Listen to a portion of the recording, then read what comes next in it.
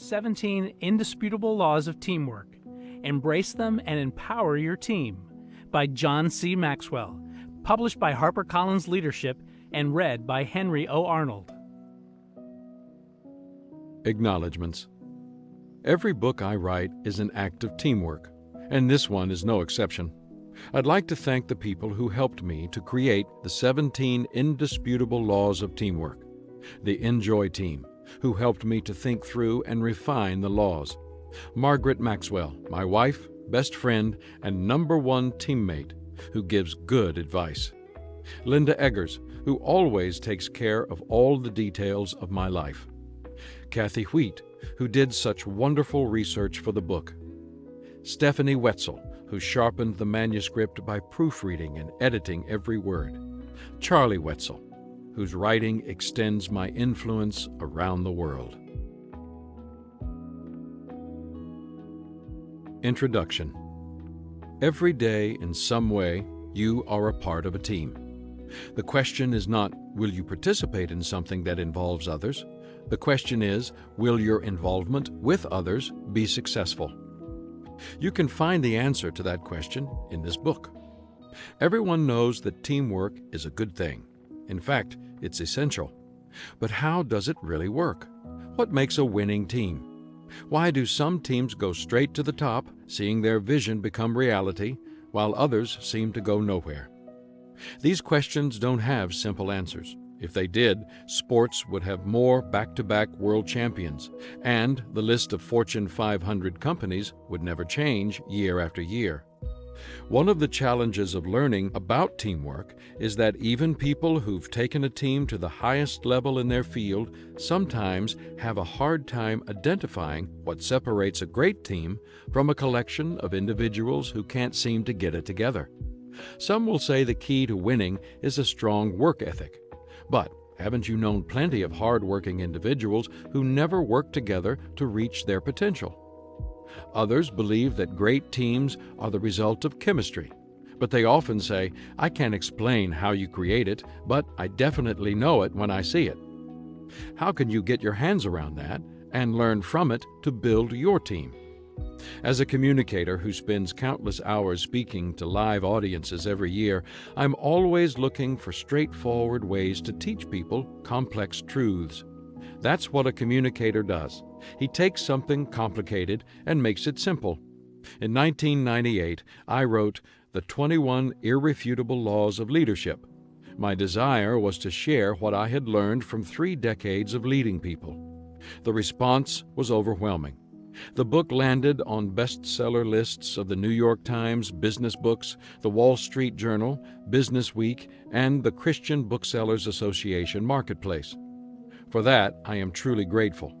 But more important, during the last several years, as I have taught the laws throughout the United States and on 5 continents, I have had the delight of seeing people connect with the laws, apply them to their lives, and improve their leadership. Learning the laws changed people's lives, and I knew that I had found an effective handle for helping people learn leadership. My desire is to make team building as simple to grasp, retain, and put into practice as leadership. I want to take the mystery out of it. That's why I've worked hard to identify the laws of teamwork. The wonderful thing about a law is that you can depend on it. No matter who you are, what your background is, or what circumstances you face, you can take a law to the bank. As I teach you the laws, you will find that I often approach the subject of teamwork from a leader's point of view. That makes sense, since leaders are the ones who bring teams together and lead them to victory. But you don't have to be a leader to benefit from this book. Just about everything you do depends on teamwork. It doesn't matter whether you are a leader or a follower, coach or player, teacher or student, parent or child, CEO or nonprofit volunteer worker. No matter who you are, if you learn and apply the laws, your teamwork capacity will increase. The greater the number of laws that you and your teammates learn, the more likely you are to be transformed from a group of individuals into a winning team. Teams come in all shapes and sizes. If you're married, you and your spouse are a team. If you are employed by an organization, you and your colleagues are a team. If you volunteer your time, you and your fellow workers are a team. As Dan Devine joked, a team is a team is a team. Shakespeare said that many times. Although the gifted playwright might not have said exactly that, the concept is nonetheless true. That's why teamwork is so important. At a recent conference where I was teaching, a young leader who was just getting started in his career came up to me and asked, "John, what's the one thing I need to know about teamwork?" "One thing?" I replied. "That's not an easy answer to come up with." He persisted, "But just get me started. I want only the thing that's most important." "All right, if you insist," I said. "The one thing you need to know about teamwork is that there is more than one thing you need to know about teamwork." At first he looked at me questioningly. Then he became a bit irritated, but then I could see a sudden understanding in his eyes. "Oh, I get it," he said. "It's a process. Okay, I'm ready to dive in. I'm willing to take the time to learn." I want to encourage you to do the same, to devote yourself to the process of learning to be a great team member and team builder. As you hear about the laws of teamwork and begin to apply them, I think you will find that they have a positive impact on every aspect of your life. As you proceed, also remember this: none of the laws stand alone, but they all stand together really well. The greater number of laws you learn, the better you will become. Enjoy the process, give it your best, and never forget that no matter what you want to do in life, it takes teamwork to make the dream work. Law 1. The Law of Significance. 1 is too small a number to achieve greatness. Who are your personal heroes? Okay, maybe you don't have heroes exactly. Then let me ask you this. Which people do you admire most? Who do you wish you were more like? Which people fire you up and get your juices flowing? Do you admire business innovators such as Jeff Bezos, Fred Smith, or Bill Gates? Great athletes such as Michael Jordan, Marion Jones, or Mark McGuire? Creative geniuses such as Pablo Picasso, Buckminster Fuller, or Wolfgang Amadeus Mozart? Pop culture icons such as Madonna, Andy Warhol, or Elvis Presley? Spiritual leaders such as John Wesley, Billy Graham, or Mother Teresa? Political leaders such as Alexander the Great, Charlemagne, or Winston Churchill? Film industry giants such as D.W. Griffith, Charlie Chaplin, or Steven Spielberg? Architects and engineers such as Frank Lloyd Wright, the Starrett brothers, or Joseph Strauss? Revolutionary thinkers such as Marie Curie, Thomas Edison, or Albert Einstein? Or maybe your list includes people in a field I didn't mention.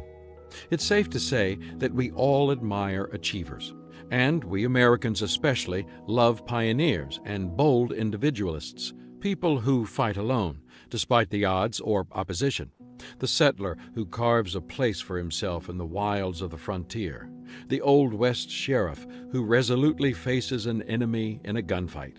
The pilot who bravely flies solo across the Atlantic Ocean. And the scientist who changes the world through the power of his mind. The myth of the Lone Ranger. As much as we admire solo achievement, the truth is that no lone individual has done anything of value. The belief that one person can do something great is a myth. There are no real Rambos who can take on a hostile army by themselves. Even the Lone Ranger wasn't really a loner. Everywhere he went, he rode with Tonto. Nothing of significance was ever achieved by an individual acting alone. Look below the surface and you will find that all seemingly solo acts are really team efforts. Frontiersman Daniel Boone had companions from the Transylvania Company as he blazed the wilderness road.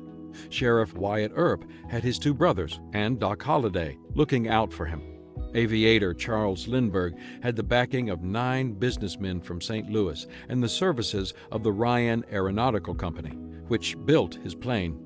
Even Albert Einstein, the scientist who revolutionized the world with his theory of relativity, didn't work in a vacuum.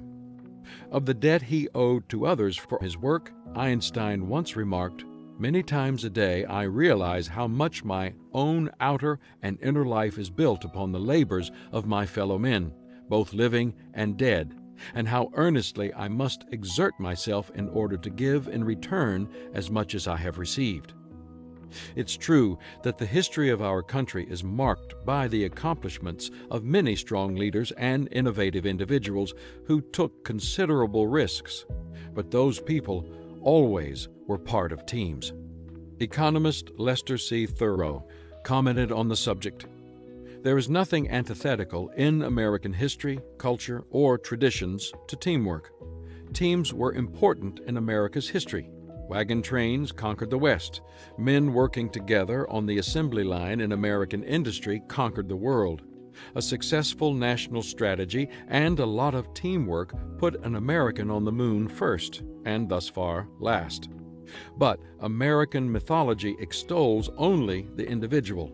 In America, halls of fame exist for almost every conceivable activity, but nowhere do Americans raise monuments in praise of teamwork."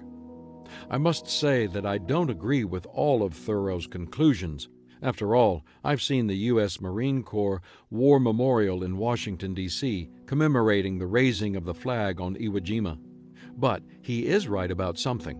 Teamwork is and always has been essential to building this country, and that statement can be made about every country around the world. The value of teamwork.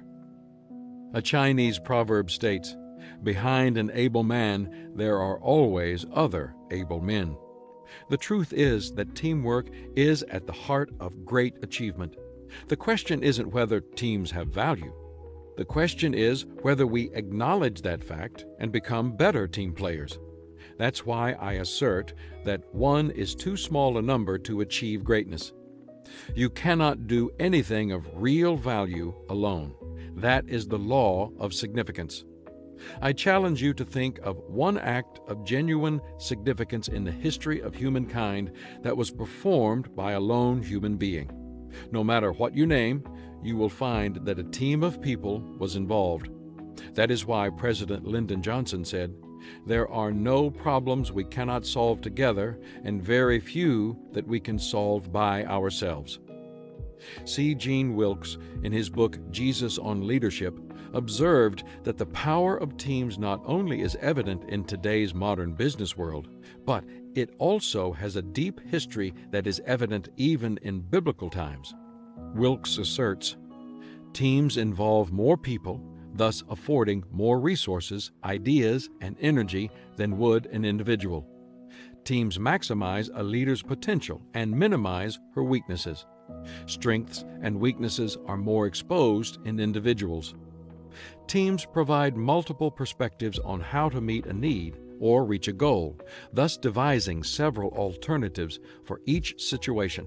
Individual insight is seldom as broad and deep as a group's when it takes on a problem. Teams share the credit for victories and the blame for losses. This fosters genuine humility and authentic community. Individuals take credit and blame alone. This fosters pride and sometimes a sense of failure. Teams keep leaders accountable for the goal. Individuals connected to no one can change the goal without accountability. Teams can simply do more than an individual. If you want to reach your potential or strive for the seemingly impossible, such as communicating your message 2,000 years after you are gone, you need to become a team player. It may be a cliché, but it is nonetheless true. Individuals play the game, but teams win championships. Why do we stand alone? Knowing all that we do about the potential of teams, why do some people still want to do things by themselves? I believe there are a number of reasons. 1. Ego. Few people are fond of admitting that they can't do everything, yet that is a reality of life. There are no supermen or superwomen. As Carrie Walls, one of the people on my Enjoy group team, says, spinning more plates doesn't increase your talent, it increases your likelihood of dropping a plate. So, the question is not whether you can do everything by yourself, it's how soon you're going to realize that you can't. Philanthropist Andrew Carnegie declared, "It marks a big step in your development when you come to realize that other people can help you do a better job than you could do alone." To do something really big, let go of your ego and get ready to be part of a team. 2. Insecurity. In my work with leaders, I've found that some individuals fail to promote teamwork because they feel threatened by other people. 16th century Florentine statesman Niccolò Machiavelli probably made similar observations, prompting him to write, "The first method for estimating the intelligence of a ruler is to look at the men he has around him." I believe that insecurity, rather than poor judgment or lack of intelligence, most often causes leaders to surround themselves with weak people. As I stated in the 21 Irrefutable Laws of Leadership, only secure leaders give power to others. That is the law of empowerment. On the other hand, insecure leaders usually fail to build teams because of one of two reasons. Either they want to maintain control over everything for which they are responsible, or they fear being replaced by someone more capable. In either case, leaders who fail to promote teamwork undermine their own potential and erode the best efforts of the people with whom they work. They would benefit from the advice of President Woodrow Wilson. We should not only use all the brains we have, but all that we can borrow. Number 3. Naivete. Consultant John Geoghegan keeps a sign on his desk that says, "If I had it to do all over again, I'd get help." That remark accurately represents the feelings of the third type of people who fail to become team builders. They naively underestimate the difficulty of achieving big things. As a result, they try to go it alone. Some people who start out in this group turn out okay in the end. They discover that their dreams are bigger than their capabilities. They realize they won't accomplish their goals solo, and they adjust. They make team building their approach to achievement. But some others learn the truth too late, and as a result, they never accomplish their goals, and that's a shame. 4. Temperament. Some people aren't very outgoing and simply don't think in terms of team building and team participation. As they face challenges, it never occurs to them to enlist others to achieve something. As a people person, I find that hard to relate to. Whenever I face any kind of challenge, the very first thing I do is to think about the people I want on the team to help with it. I've been that way since I was a kid. I've always thought, why take the journey alone when you can invite others along with you? I understand that not everyone operates that way, but whether or not you are naturally inclined to be part of a team is really irrelevant. If you do everything alone and never partner with other people, you create huge barriers to your own potential. Dr. Alan Fromm quipped, "People have been known to achieve more as a result of working with others than against them." What an understatement. It takes a team to do anything of lasting value. Besides, even the most introverted person in the world can learn to enjoy the benefits of being on a team. That's true even if someone isn't trying to accomplish something great. A few years ago, my friend Chuck Swindoll wrote a piece in The Finishing Touch that sums up the importance of teamwork. He said, "Nobody is a whole team. We need each other. You need someone, and someone needs you. Isolated islands we're not. To make this thing called life work, we gotta lean and support, and relate and respond, and give and take, and confess and forgive, and reach out and embrace and rely. Since none of us is a whole, independent, self-sufficient, super-capable, all-powerful hotshot, let's quit acting like we are. Life's lonely enough without our playing that silly role. The game is over. Let's link up." For the person trying to do everything alone, the game really is over. If you want to do something big, you must link up with others. One is too small a number to achieve greatness. That's the law of significance. You can see the difference. When you look at the way people conduct their lives, you can tell fairly quickly who recognizes and embraces the truth of the law of significance. That is certainly true of Lily Tartikoff. I don't know whether Lily always knew the value of teamwork, but I suspect she learned it early since she was once a professional ballet dancer. If dancers don't work together, then their performances never reach the caliber of Lily's. Beginning at age 7, she spent 10 hours a day, 6 days a week, practicing or performing ballet. As a result, she became a member of the New York City Ballet Company and performed with them from 1971 to 1980. At a tennis party in Los Angeles in 1980, Lily met Brandon Tartikoff, the newly named president of entertainment for NBC. At that time, he was the youngest network president in history, at age 30. They soon became friends. Then they began to see each other romantically. In 1982, they were married, and that started a whole new life for Lily. She went from a non-television watcher to the spouse of a network executive immersed in the LA culture of the entertainment industry. But that adjustment was nothing compared to the other challenge she faced that year. For the second time in his life, Brandon was diagnosed with Hodgkin's disease. Amazing science. On the advice of a physician friend, Brandon went to see a young oncological researcher at UCLA named Denny Slayman. In August 1982, Dr. Slayman started Brandon on 2 kinds of treatment, one of which was experimental. Brandon would usually be treated on a Friday, and afterward, Lily would drive him home and take care of him while he suffered from horrible side effects all weekend. They followed that pattern for a year, and all the while Brandon continued in his role of network president. It was a difficult time for them, but they chose to face the cancer as a team, and in time, Brandon recovered. Out of that ordeal came many things. For one, Brandon's network, NBC, went from worst to first in the ratings. In his autobiography, he wrote, "Cancer helps you see things more clearly. The disease, I've found, can actually help you do your job. And there's a very simple reason why. There's nothing like cancer to keep you focused on what's important." That focus enabled him to air some of the most popular and groundbreaking shows in television's history: The Cosby Show, Cheers, Hill Street Blues, Miami Vice, The Golden Girls, The A-Team, St. Elsewhere, and others. For Lily, though, there was a different outcome. Once Hodgkin's disease had been driven from her husband's body, she didn't simply move on.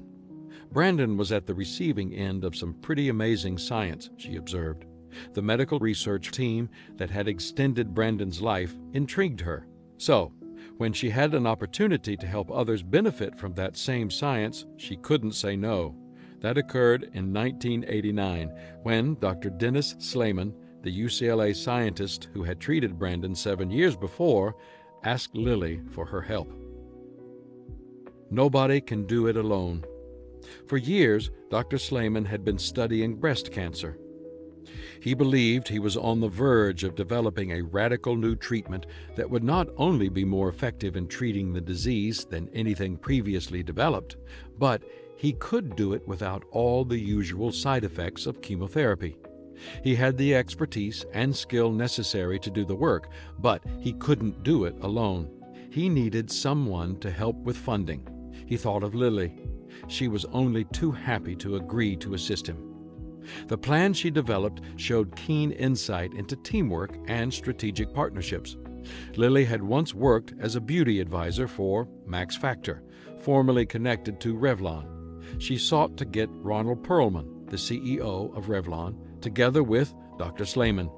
At first, that wasn't easy, but once Perlman realized the potential of Slayman's research, he pledged $2.4 million to the scientist's work with no restrictions.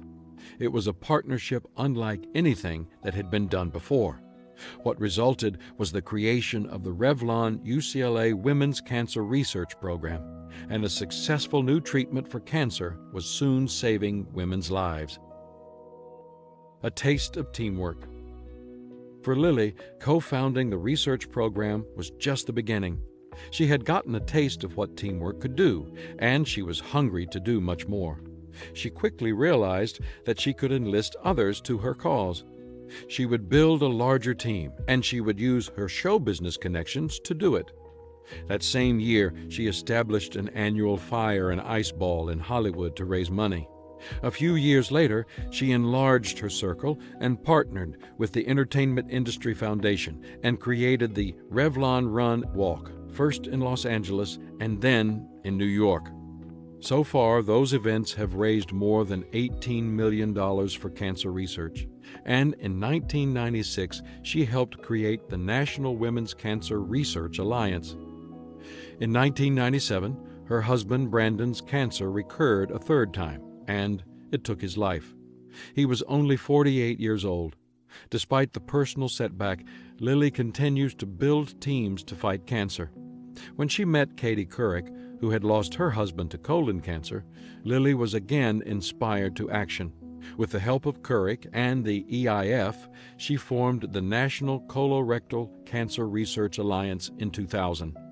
"When I sat down with Katie," said Lily, "to hear that with an early diagnosis, you could turn the cancer around and literally it's 90% curable and preventable.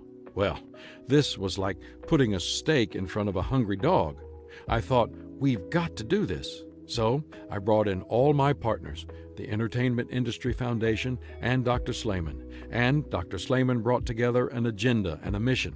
So we created the NCCRA, National Colorectal Cancer Research Alliance. You have no idea how exciting and gratifying it is. An individual cannot do the incredible, significant task that Lily Tartikoff and her partners are trying to accomplish. No single person can take on cancer, but that's true of anything worth doing. If it's significant, it takes a team. That's something Lily realized, put into practice, and now lives by every day. One is too small a number to achieve greatness. That is the law of significance. Teamwork thought. You may be good, but you're not that good. Becoming a better team member. What major goals are you working toward achieving right now? Take the time to write them down in a notebook. Now, reflect on how you are working toward these goals. What approach have you been taking to achieve them? Are you going it alone, or are you building a team to accomplish them? If you're not trying to be part of a team, figure out why. Is it a matter of ego? Are you insecure? Have you misjudged the size of the challenges? Or does your temperament incline you to work alone? If you answer yes to one of these questions, work to overcome the difficulty immediately. The sooner you become a team player, the sooner you will be able to achieve your dreams. Becoming a better team leader. Think about the greatest dream you have for your life. Now, ask yourself, is it bigger than I am? Does it benefit others as well as myself? Is it worth dedicating part of my life to? If you answer yes to all of these questions, then think about what kinds of people should join you to achieve that dream. Make a list of the like-minded people you know who might want to join you in the process. Then invite them to take the journey with you. And be on the lookout for others who would benefit from being part of the team. Law 2. The law of the big picture.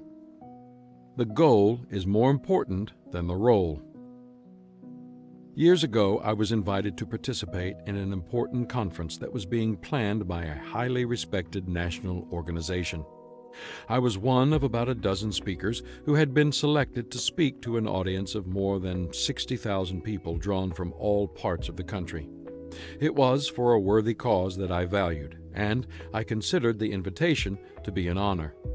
Several weeks before the conference was to occur, all the speakers were scheduled to meet together along with the founder of the organization to talk strategy, discuss the topics about which we would speak, and give one another support and suggestions. I was really excited about it because the group included some extraordinary leaders. It promised to be an electric time, but the reality of the meeting turned out to be different from what I expected. When we all got into a room together, it didn't feel like a strategy and support session. As we discussed the upcoming day, a few of the speakers seemed to be jockeying for position. Because they were good communicators, they understood that the speaking order, the time of day, and the amount of time allotted would make a big difference in how their messages would be received. The role each speaker was to play seemed to be of more interest than the goal of the conference. But I also noticed something else. When one speaker briefly informed us about his topic, I sensed immediately that his speech would be the real hinge-pin of the whole conference. All of the other messages would be subordinate to it. Yet the man was not fighting for the best place. He wasn't jockeying. He didn't seem to want any part of that kind of maneuvering.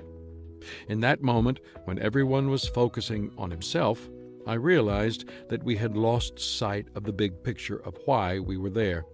So I said to the group about this speaker, I believe his message will be the difference maker in the lives of the people attending this conference, and I think the audience will receive it better if it's delivered when I'm slated to speak. Please, I said to the person who wasn't trying to promote himself, take my spot. It was almost as if somebody had struck each person in the room. Suddenly, everybody regained perspective. After that, instead of looking out for themselves and protecting turf, all of the speakers were willing to give everything for the common good. We all remembered that the goal was more important than our individual roles. That is the essence of the law of the big picture. What's in it for me? In a culture that sings the praises of individual gold medals and where a person fights for rights instead of focusing on taking responsibility, people tend to lose sight of the big picture. In fact, some people seem to believe that they are the entire picture. Everything revolves around their needs, their goals, and their desires. I saw a message on a t-shirt that expresses the attitude well. My idea of a team is a whole lot of people doing what I tell them to do. A team isn't supposed to be a bunch of people being used as a tool by one individual for selfish gain. Members of a team must have mutually beneficial shared goals. They must be motivated to work together, not manipulated by someone for individual glory.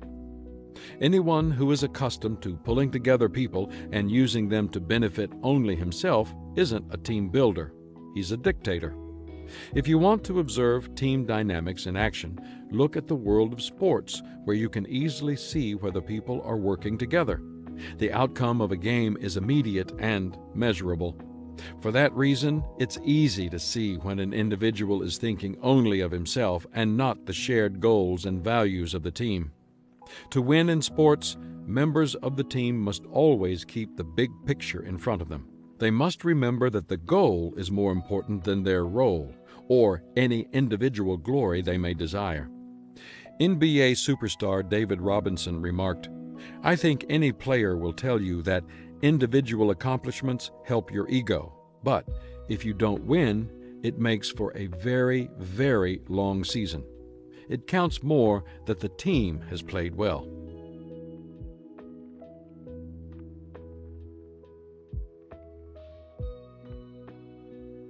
It's all about the team.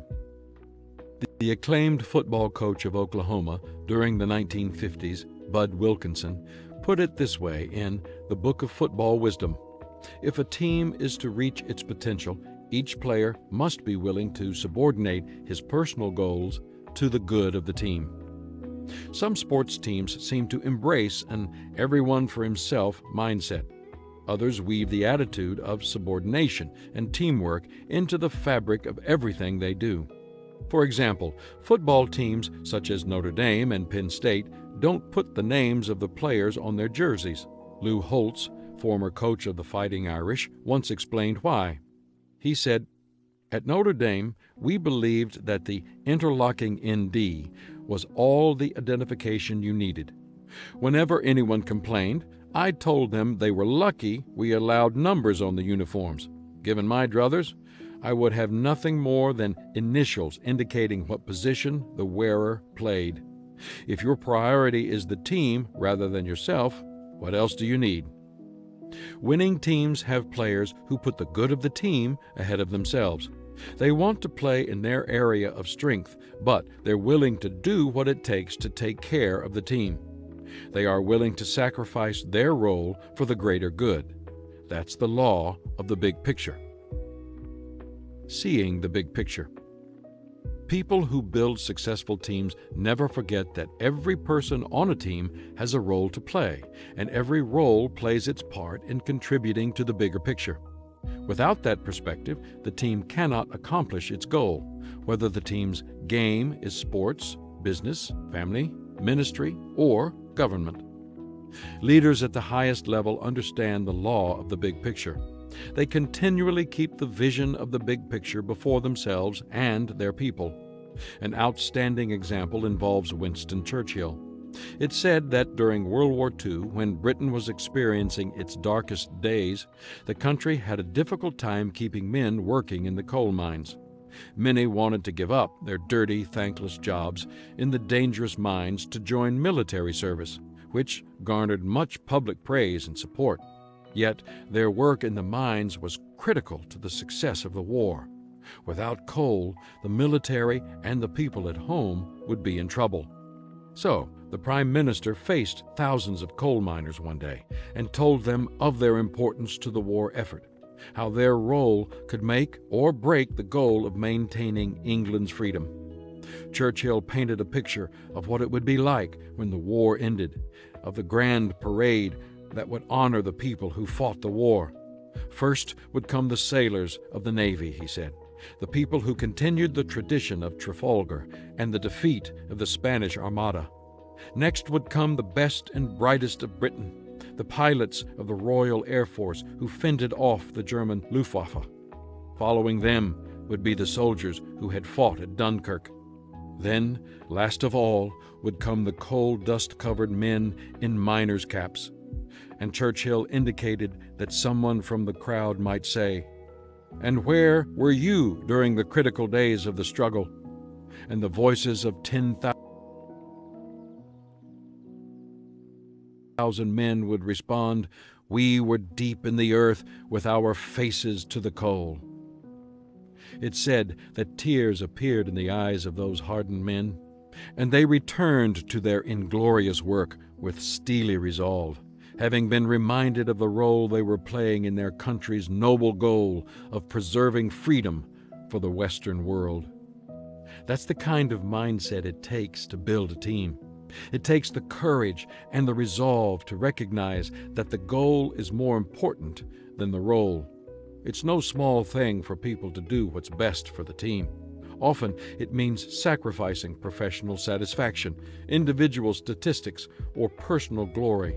But, as NBA star turned successful businessman Irvin Magic Johnson says, everybody on a championship team doesn't get publicity, but everyone can say he's a champion. What's up with big picture teams? So, how do people start to become a more unified team? How do individuals make the shift from independent people to team players who exemplify the law of the big picture?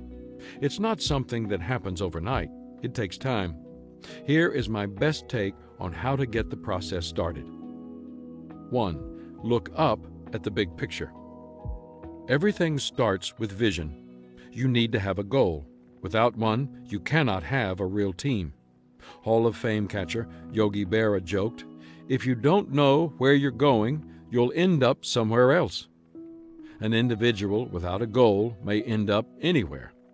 A group of individuals without a goal can go nowhere. On the other hand, if everyone in a group embraces the vision for achieving the big picture, then the people have the potential to become an effective team. Leaders usually have the role of capturing and communicating vision. They must see it first and then help everyone else to see it. That was what Winston Churchill did when he spoke to the coal miners during the war. That was what Dr. Martin Luther King Jr. did as he spoke to people about his dream from the steps of the Lincoln Monument in Washington, D.C. That was what GE CEO Jack Welch did when he let his people know that a division of GE that couldn't be first or second in its market wouldn't be part of GE. The people on a team will sacrifice and work together only if they can see what they're working toward. If you are the leader of your team, your role is to do what only you can do. Paint the big picture for your people. Without the vision, they will not find the desire to achieve the goal. 2. Size up the situation. One value of seeing the big picture is that it helps you recognize how far you really are from achieving it.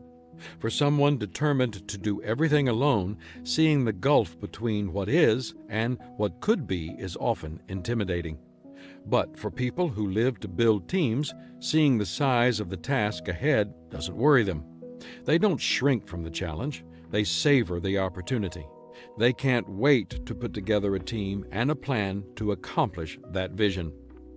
At a meeting of all 3 divisions of the Enjoy Group, CEO Dave Sutherland stood before our people and outlined a few of our goals for the coming year. Some of those goals were huge. During that process, Dave said, "Some people see the size of the goal and they get scared. That doesn't bother me a bit. We've already got a great team. To make it to the next level, we just need a few more people like the ones we already have." That's the mindset of a team builder. 3. Line up needed resources. Holly R. Everhart believes it's all right to aim high if you have plenty of ammunition. That's what resources are, ammunition to help you reach a goal. It doesn't matter what kind of team you're on. You cannot make progress without the support of the appropriate equipment, facilities, funds, and so forth. Whether your goal is climbing a mountain, capturing a market, or creating a ministry. The better resourced the team is, the fewer distractions the players will have as they try to achieve their goal. 4. Call up the right players. When it comes to building a successful team, the players are everything. You can have a distinct vision, a precise plan, plenty of resources, and incredible leadership, but if you don't have the right people, you're not going to get anywhere. I'll talk more about this in several of the other laws. You can lose with good players, but you cannot win with bad ones. 5. Give up personal agendas. Teams that win have players who continually ask themselves, what's best for the rest? They continually set aside their personal agendas for the good of the team. Their motto can be expressed by the words of Ray Kroc, founder of McDonald's, who said, "No one of us is more important than the rest of us."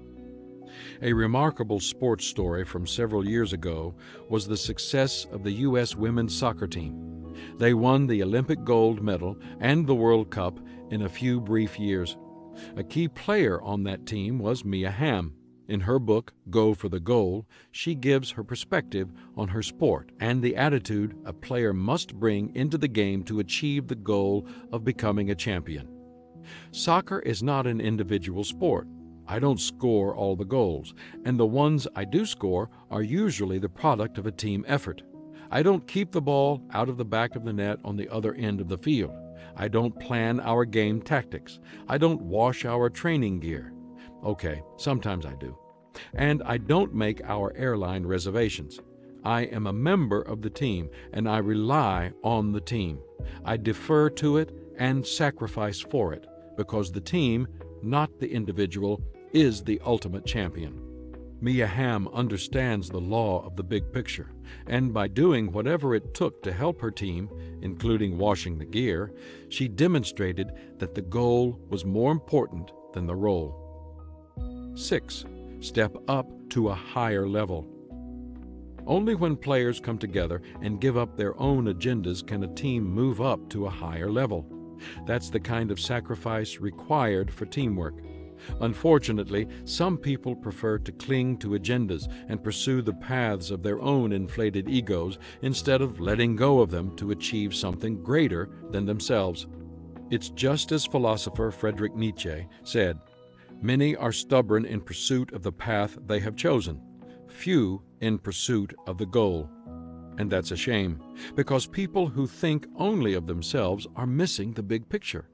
As a result, their potential goes untapped, and the people who are depending on them are bound to be let down. Subordinate role for the team's success.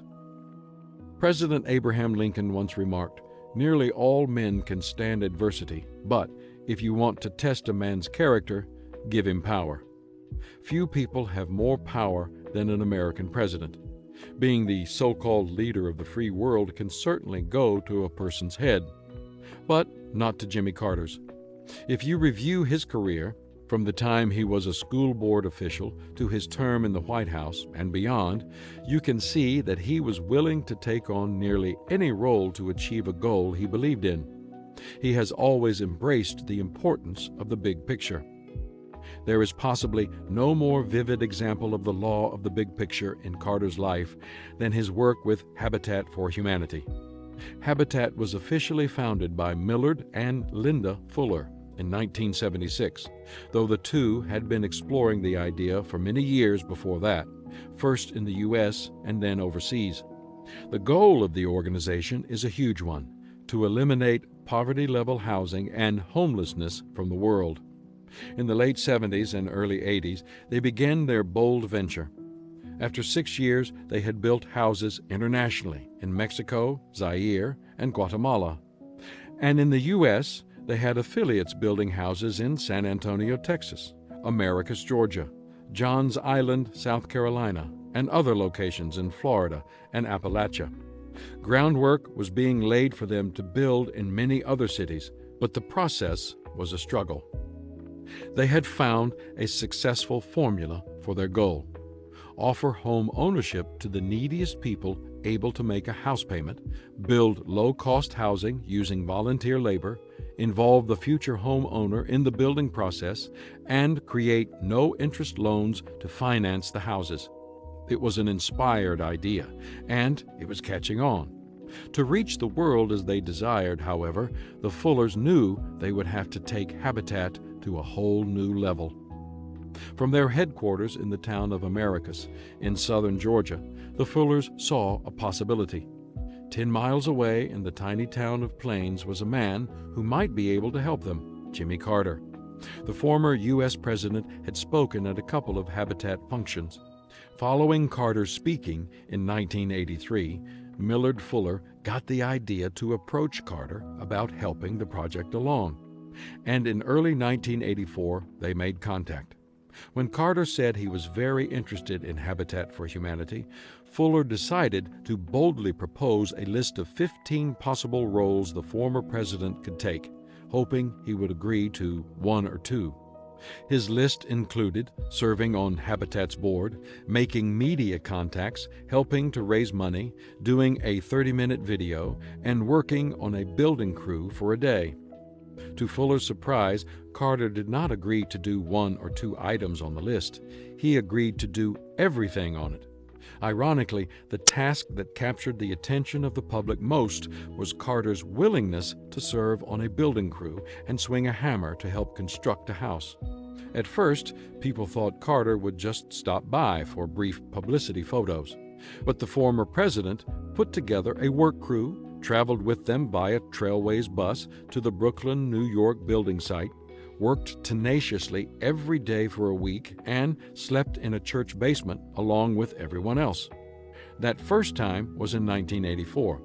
Carter has raised a team and served in similar fashion every year since then, and his dedicated service has attracted people from every walk of life to serve in similar roles. A shared goal. Habitat for Humanity is the brainchild of the Fullers, and its success is the result of the efforts of hundreds of thousands of people from around the globe. But Jimmy Carter is the one who put it on the map. His selfless service inspired people, rich and poor, famous and obscure, powerful and not so powerful, to see the huge goal of helping people at the lowest level of society by providing them with a decent place to live. And he inspired them to get involved. So far, Habitat and its volunteers have built more than 100,000 houses sheltering more than 500,000 people all over the world. Why? Because they, like Carter, wanted to be part of something bigger than themselves. They understood that the goal was more important than the role. They embraced the truth of the law of the big picture. Teamwork thought. When you see the big picture correctly, you serve the team more quickly. Becoming a better team member. What goal in your life is bigger than you are? Are you currently participating in something greater than yourself? If not, set aside some time to spend alone reflecting on your goals and priorities. If you are trying to accomplish something big, then ask yourself what you are willing to do to accomplish it. Are you willing to take a subordinate role if necessary for the good of the team, as President Carter did? If not, you may become a hindrance to the success of the team. Becoming a better team leader. Think about a team you are currently part of, preferably one with a big goal. What kind of attitude do team members have when it comes to the big picture? Are they team players who desire to do whatever it takes for the team to succeed? Or do they desire to benefit only themselves? Begin to foster a team mindset in others by modeling a willingness to serve the big picture rather than yourself. Then think about ways you can help your teammates to embrace the law of the big picture. Motivate people by painting the big picture. Publicly honor team play and give rewards to people who sacrifice for the good of the team. Law 3. The law of the niche. All players have a place where they add the most value. On January 26, 2001, the United States experienced a historic first. An African American assumed the post of Secretary of State, the highest cabinet post in the United States government. The man who took that position was Colin Powell. Columnist Carl Rowan remarked of the appointment, "To understand the significance of Powell's elevation to this extremely difficult and demanding post, you must realize that only a generation ago it was an unwritten rule that in the foreign affairs fields blacks could serve only as ambassador to Liberia and minister to the Canary Islands." Powell's appointment was remarkable, but not just because it was groundbreaking. It was significant because, to put it simply, Colin Powell was the best individual in all of the United States to take on the role of Secretary of State. George W. Bush, the president who appointed him, stated, "In this cause, I know of no better person to be the face and voice of American diplomacy than Colin Powell," citing his directness of speech, his towering integrity, his deep respect for our democracy, and his soldier's sense of duty. Bush recognizes that all players have a place where they add the most value. Powell's is running the State Department. That's the law of the niche. A place for him. A soldier's sense of duty has been a vital part of the character of Colin Powell since he was in his early 20s. Something of a late bloomer, Powell entered college uncertain of what he wanted to do with his life. But it didn't take him long to find his identity in an ROTC unit called the Pershing Rifles at the City College of New York. It was there that he discovered real teamwork for the first time in his life. In My American Journey, Powell wrote, "My experience in high school, on basketball and track teams, and briefly in Boy Scouting, had never produced a sense of belonging or many permanent friendships. The Pershing Rifles did. For the first time in my life, I was a member of a brotherhood. The discipline, the structure, the camaraderie, the sense of belonging were what I craved. I became a leader almost immediately. I found a selflessness among the ranks that reminded me of the caring atmosphere within my family. Race, color, background, income meant nothing. The PRs, Pershing rifles, would go to the limit for each other and for the group. If this was what soldiering was all about, then maybe I wanted to be a soldier. As he got closer to graduation from college, there was no doubt in his mind. He gladly chose military life. No ordinary journey. In the Army, Powell seemed to achieve success everywhere he went and quickly rose in rank. His love was commanding troops, and when he received those assignments, he did well. Yet he was constantly tapped for special jobs and responsibilities. When that happened again and again, keeping him from leading soldiers in the field, he became frustrated. But a mentor, General John Wickham, wisely told him, "You're not going to have a conventional Army career. Some officers are just not destined for it." Wickham was right. Powell's career did turn out to be unusual, and it ultimately prepared him for a cabinet post, sharpening his gifts and giving him broad experience. As an infantry officer who did tours around the globe, including 2 in Vietnam, Powell learned command and leadership. His work with soldiers also taught him to communicate and connect with people. As a White House fellow, he got his first exposure to American politics and world governments. Besides his interaction with high-level U.S. officials, he met with leaders of Japan, the Soviet Union, China, Poland, Bulgaria, and West Germany. Powell moved to a whole new level in his post at the Pentagon during the Carter and Reagan administrations. It was there that he learned how to work with civil servants, and he expanded his understanding of government and military politics. As the senior military assistant to Secretary of Defense Caspar Weinberger, Powell traveled the world and attained in-depth comprehension of the complex relationships between the United States and foreign powers. But in the office of the National Security Advisor, Powell stepped into the big leagues. As the Deputy Assistant to the President for National Security Affairs, he gained valuable experience in foreign policy. In fact, he was so adept that when his boss, Frank Carlucci, was asked to be Secretary of Defense, Powell stepped into Carlucci's former position as National Security Advisor. There, he not only advised President Reagan, but Powell worked side by side with Secretary of State George Shultz as the statesman negotiated nuclear missile treaties with the USSR, organized summits between heads of state, and worked with Soviet President Mikhail Gorbachev to end the Cold War. Command performance. How does someone like Colin Powell top off a successful term as the nation's first African-American National Security Advisor?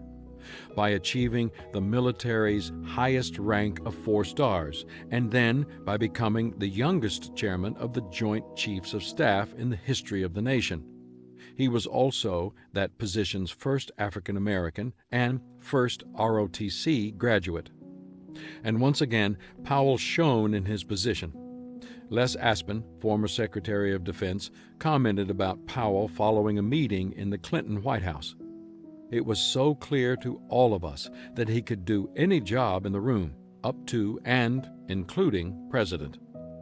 When President-elect Bush approached him about becoming a cabinet member, there was only one logical place for him to serve, the place where he would add the most.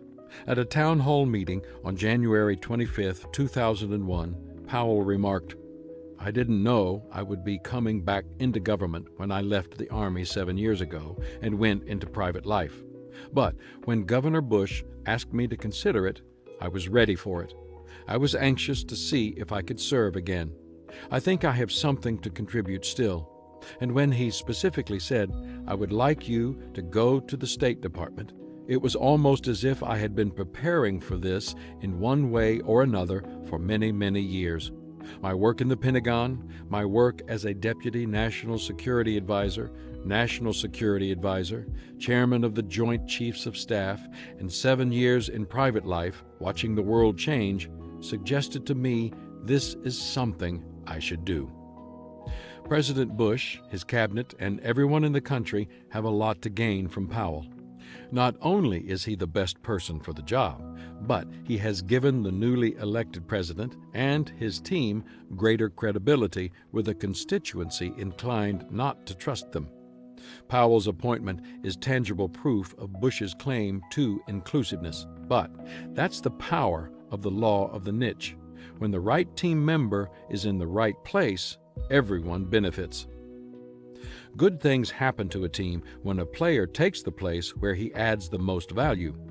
Great things happen when all the players on the team take the role that maximizes their strengths, their talent, skill, and experience. That's the power of the law of the niche. When people are in the wrong place. Just about everyone has experienced being on some kind of team where people had to take on roles that didn't suit them. An accountant forced to work with people all day, a basketball forward forced to play center, a guitarist filling in on keyboard, a teacher stuck doing paperwork, a spouse who hates the kitchen taking on the role of cook. What happens to a team when one or more of its members constantly play out of position? First, morale erodes because the team isn't playing up to its capability. Then people become resentful. The people working in an area of weakness resent that their best is untapped. And other people on the team who know that they could better fill a mismatched position on the team resent that their skills are being overlooked. Before long, people become unwilling to work as a team. Then everyone's confidence begins to erode. And the situation just keeps getting worse. The team stops progressing, and the competition takes advantage of the team's obvious weaknesses. As a result, the team never realizes its potential. When people aren't where they do things well, things don't turn out well. That's the law of the niche. Having the right people in the right places is essential to team building. A team's dynamic changes according to the placement of people. The wrong person in the wrong place equals regression. The wrong person in the right place equals frustration. The right person in the wrong place equals confusion. The right person in the right place equals progression. The right people in the right places equals multiplication. It doesn't matter what kind of team you're dealing with, the principles are the same. David Ogilvy was right when he said, "A well-run restaurant is like a winning baseball team. It makes the most of every crew member's talent and takes advantage of every split-second opportunity to speed up service." I was reminded of the law of the niche by something I did a few years ago. I'd been asked to write a chapter for a book called Destiny and Deliverance, which was tied to the DreamWorks movie The Prince of Egypt. It was a wonderful, delightful experience. During the writing process, I was invited to go to California and view parts of the movie while it was still in production. That made me want to do something I had never done before, attend a movie premiere in Hollywood. My publisher managed to get me a pair of tickets for the premiere, and when the time arrived, my wife, Margaret, and I flew out to the movie capital. Movie stars and movie makers, along with many other people in the industry, attended the high-energy event. Margaret and I enjoyed the movie and the whole experience immensely. In short, we had a blast. Now, anybody who's gone to a movie, show, or sporting event with me knows my pattern. As soon as I am pretty certain about the outcome of a ball game, I hit the exit to beat the crowds. When the Broadway audience is giving the ovation, I'm gone.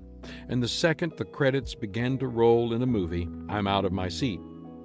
As The Prince of Egypt came to a close, I started to get up, but not a person in the theater moved. And then something really surprising happened. As the credits rolled, people began to applaud the lesser-known individuals whose names appeared on the screen: the costume designer, the gaffer, the key grip, the assistant director.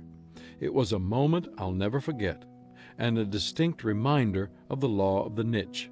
All players have a place where they add the most value. When each person does the job that's best for him, everybody wins. Put people in their place. NFL champion coach Vince Lombardi observed, The achievements of an organization are the results of the combined effort of each individual. That is true, but creating a winning team doesn't come just from having the right individuals. You may have a group of talented individuals, but if each person is not doing what adds the most value to the team, you won't achieve your potential as a team. That's the art of leading a team. You've got to put people in their places, and I mean that in the most positive way. To be able to put people in their places that utilize their talents and maximize the team's potential, you need three things.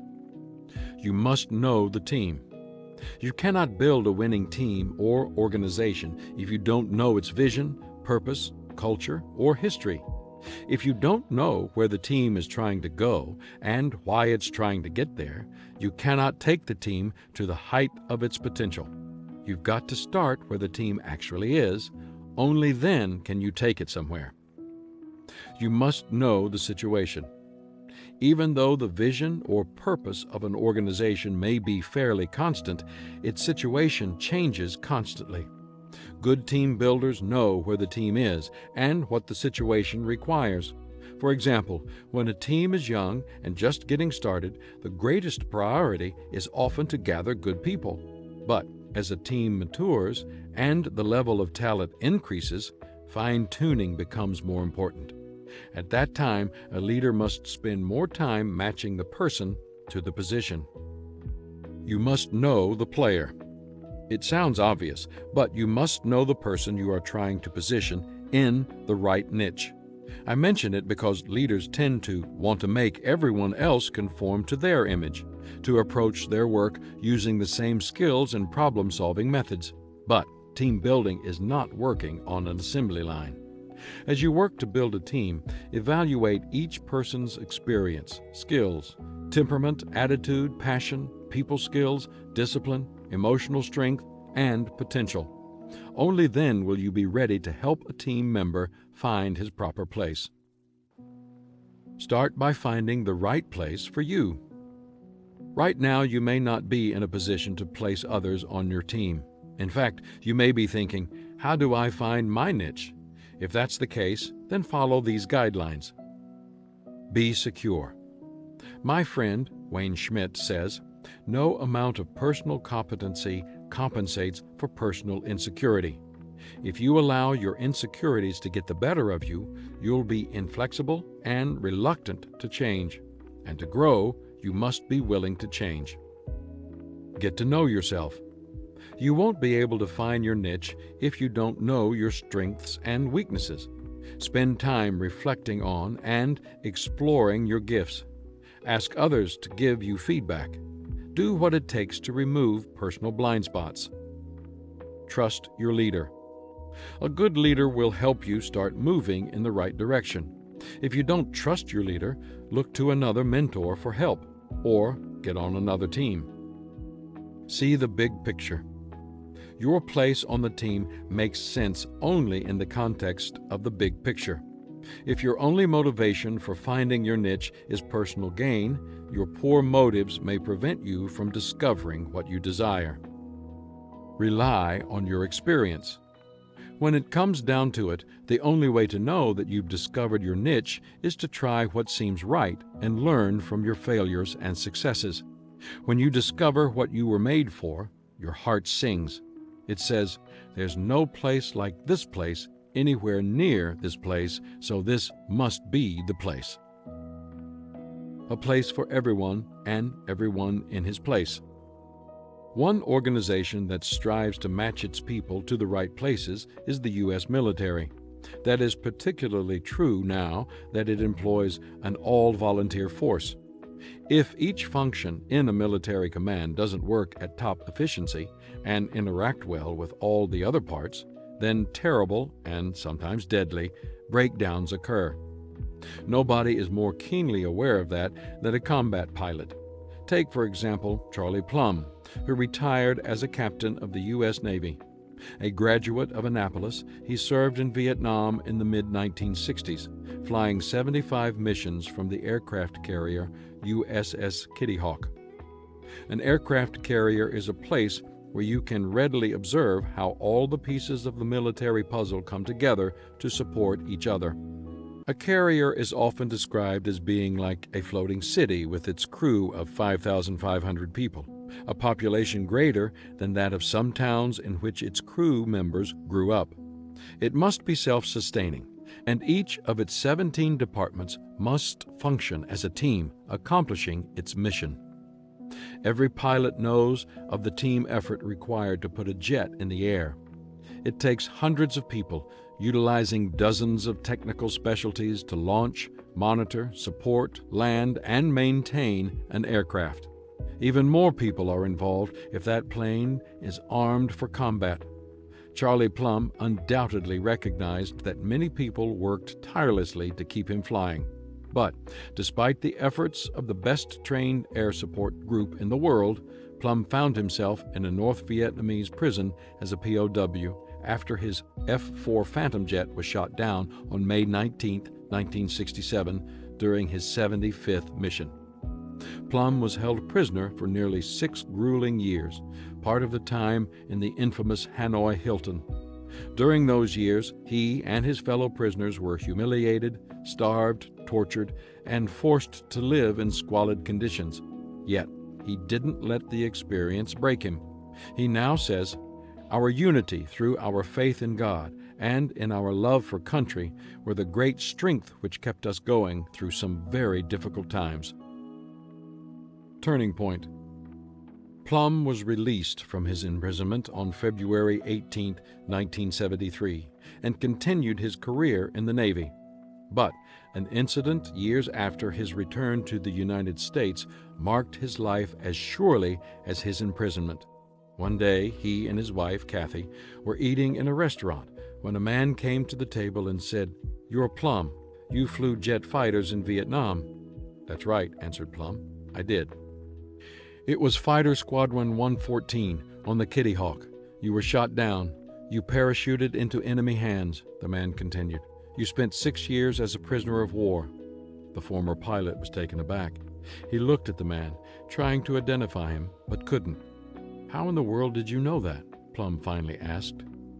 "I packed your parachute." Plumb was staggered. All he could do was struggle to his feet and shake the man's hand.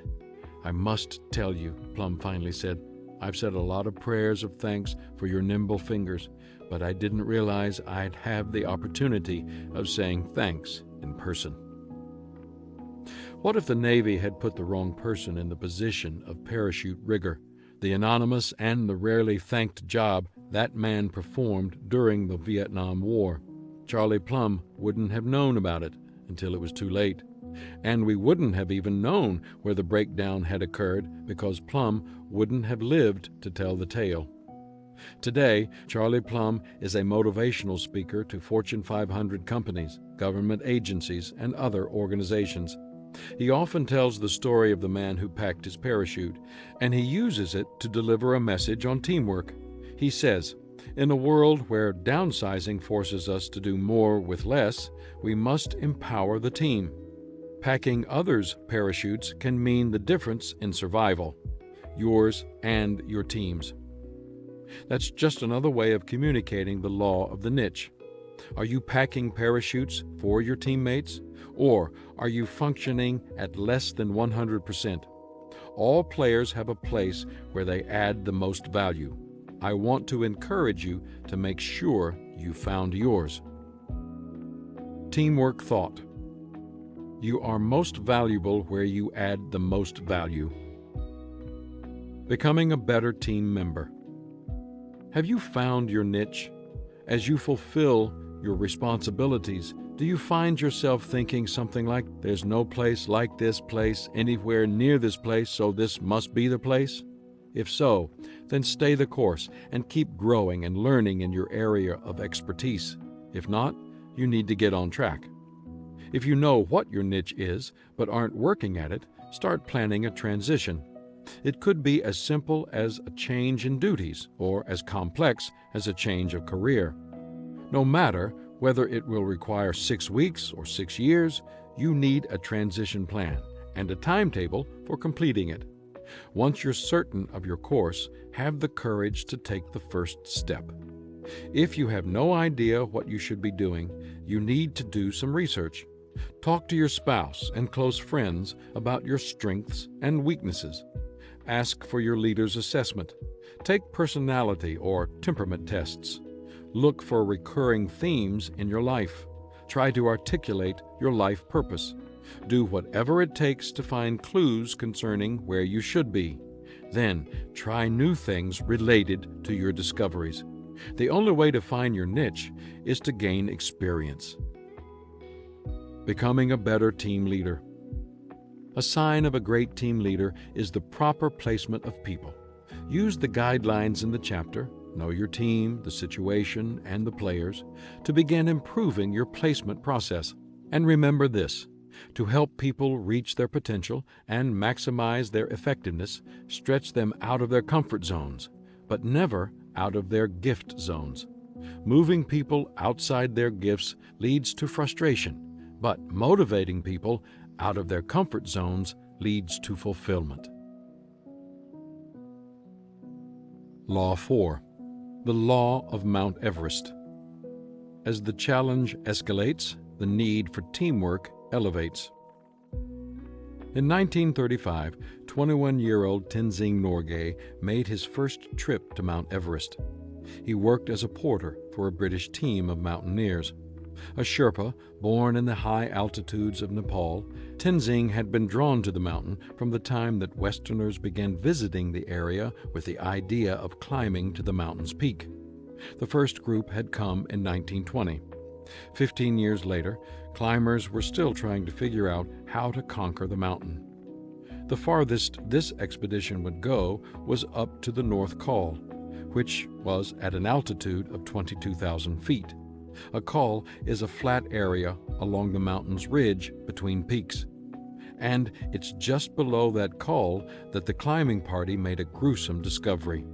They came across a wind-shredded tent, and in the tent was a skeleton with a little frozen skin stretched over the bones.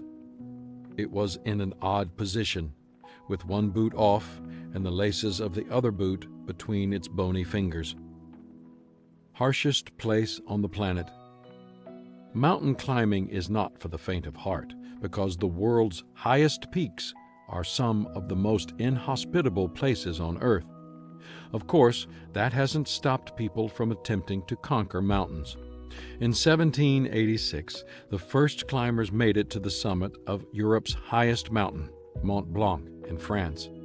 That was quite a feat, but there's a big difference between climbing the highest of the Alps at 15,771 feet and climbing Everest, the world's highest peak, at 29,035 feet, especially in the days before high-tech equipment.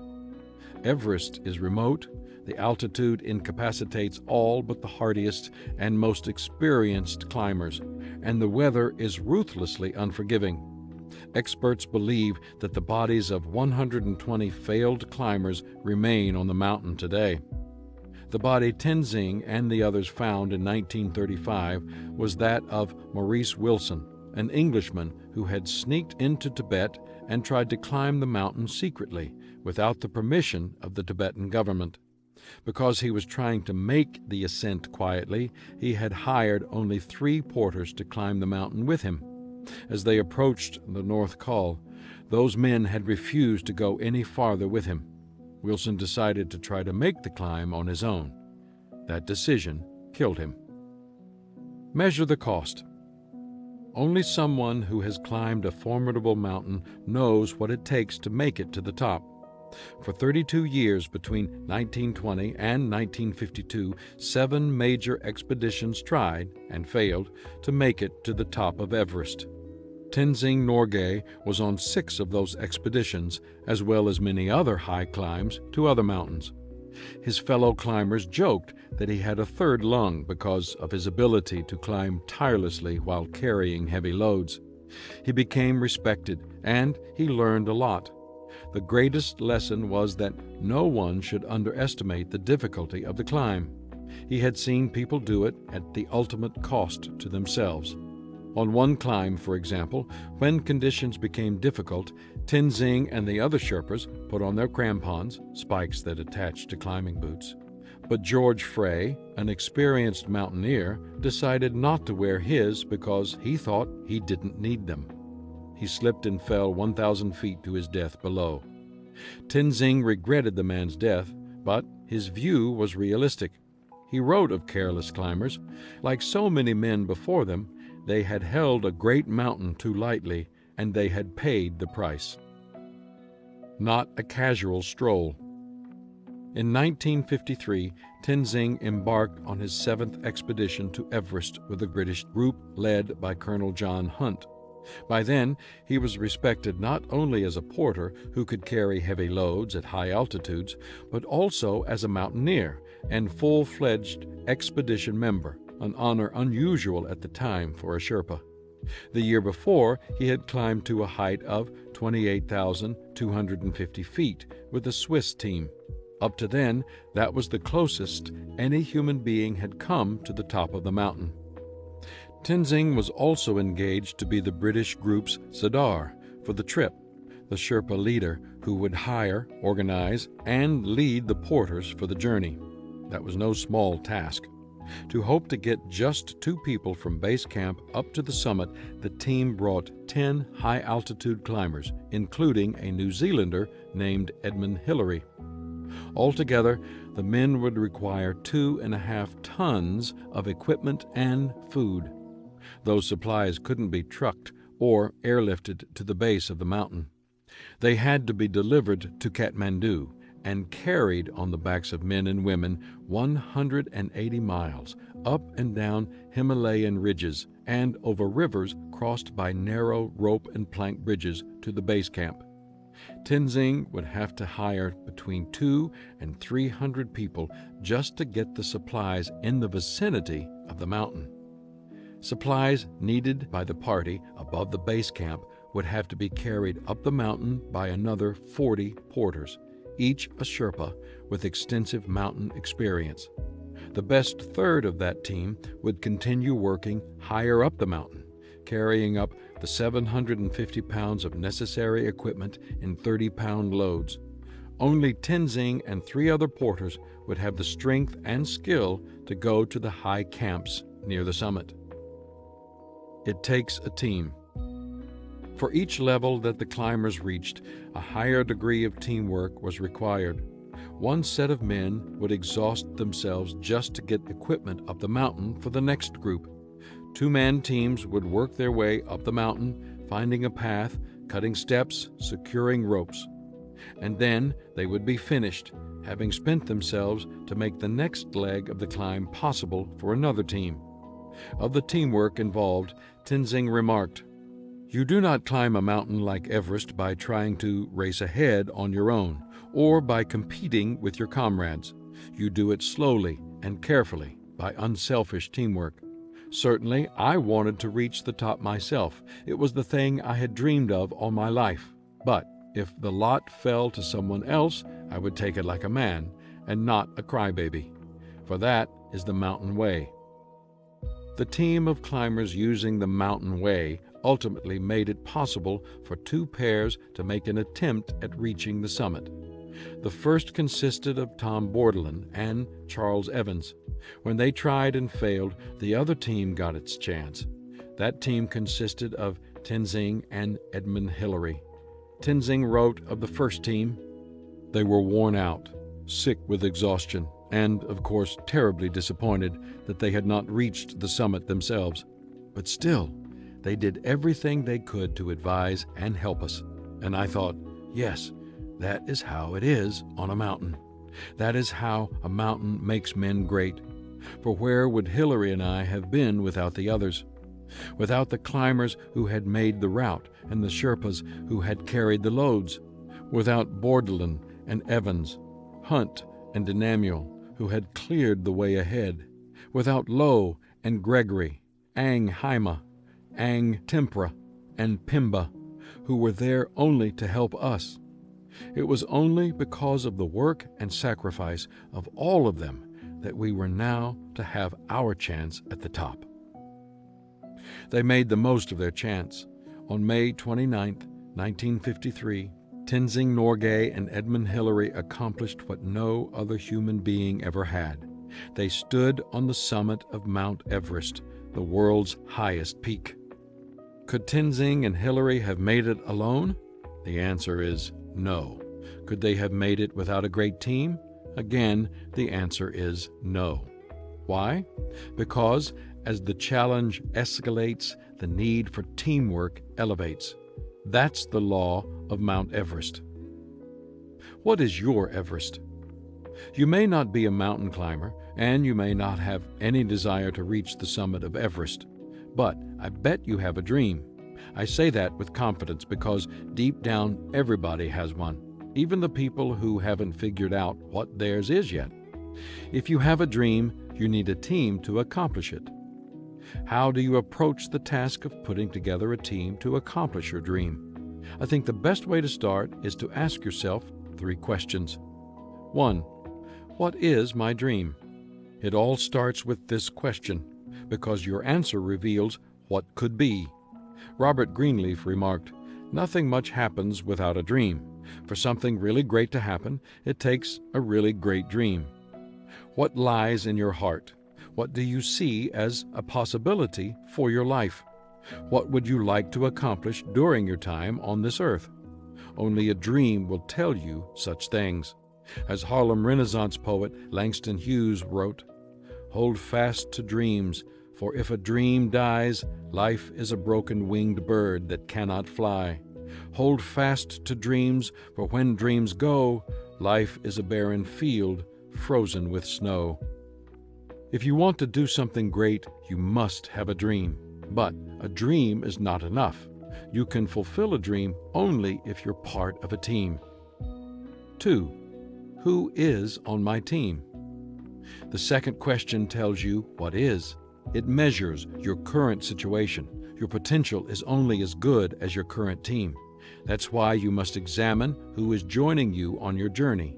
A mountain climber like Maurice Wilson, who had only 3 half-hearted companions, was never able to accomplish his dream of climbing the mountain. However, someone like Tenzing Norgay, who always climbed Everest with the best mountaineers in the world, was able to make it to the top. A great dream with a bad team is nothing more than a nightmare. 3. What should my dream team look like? The truth is that your team must be the size of your dream. If it's not, then you won't achieve it. You simply cannot achieve an ultimate number 10 dream with a number 4 team. It just doesn't happen. If you want to climb Mount Everest, you need a Mount Everest-sized team. There's no other way to do it. It's better to have a great team with a weak dream than a great dream with a weak team.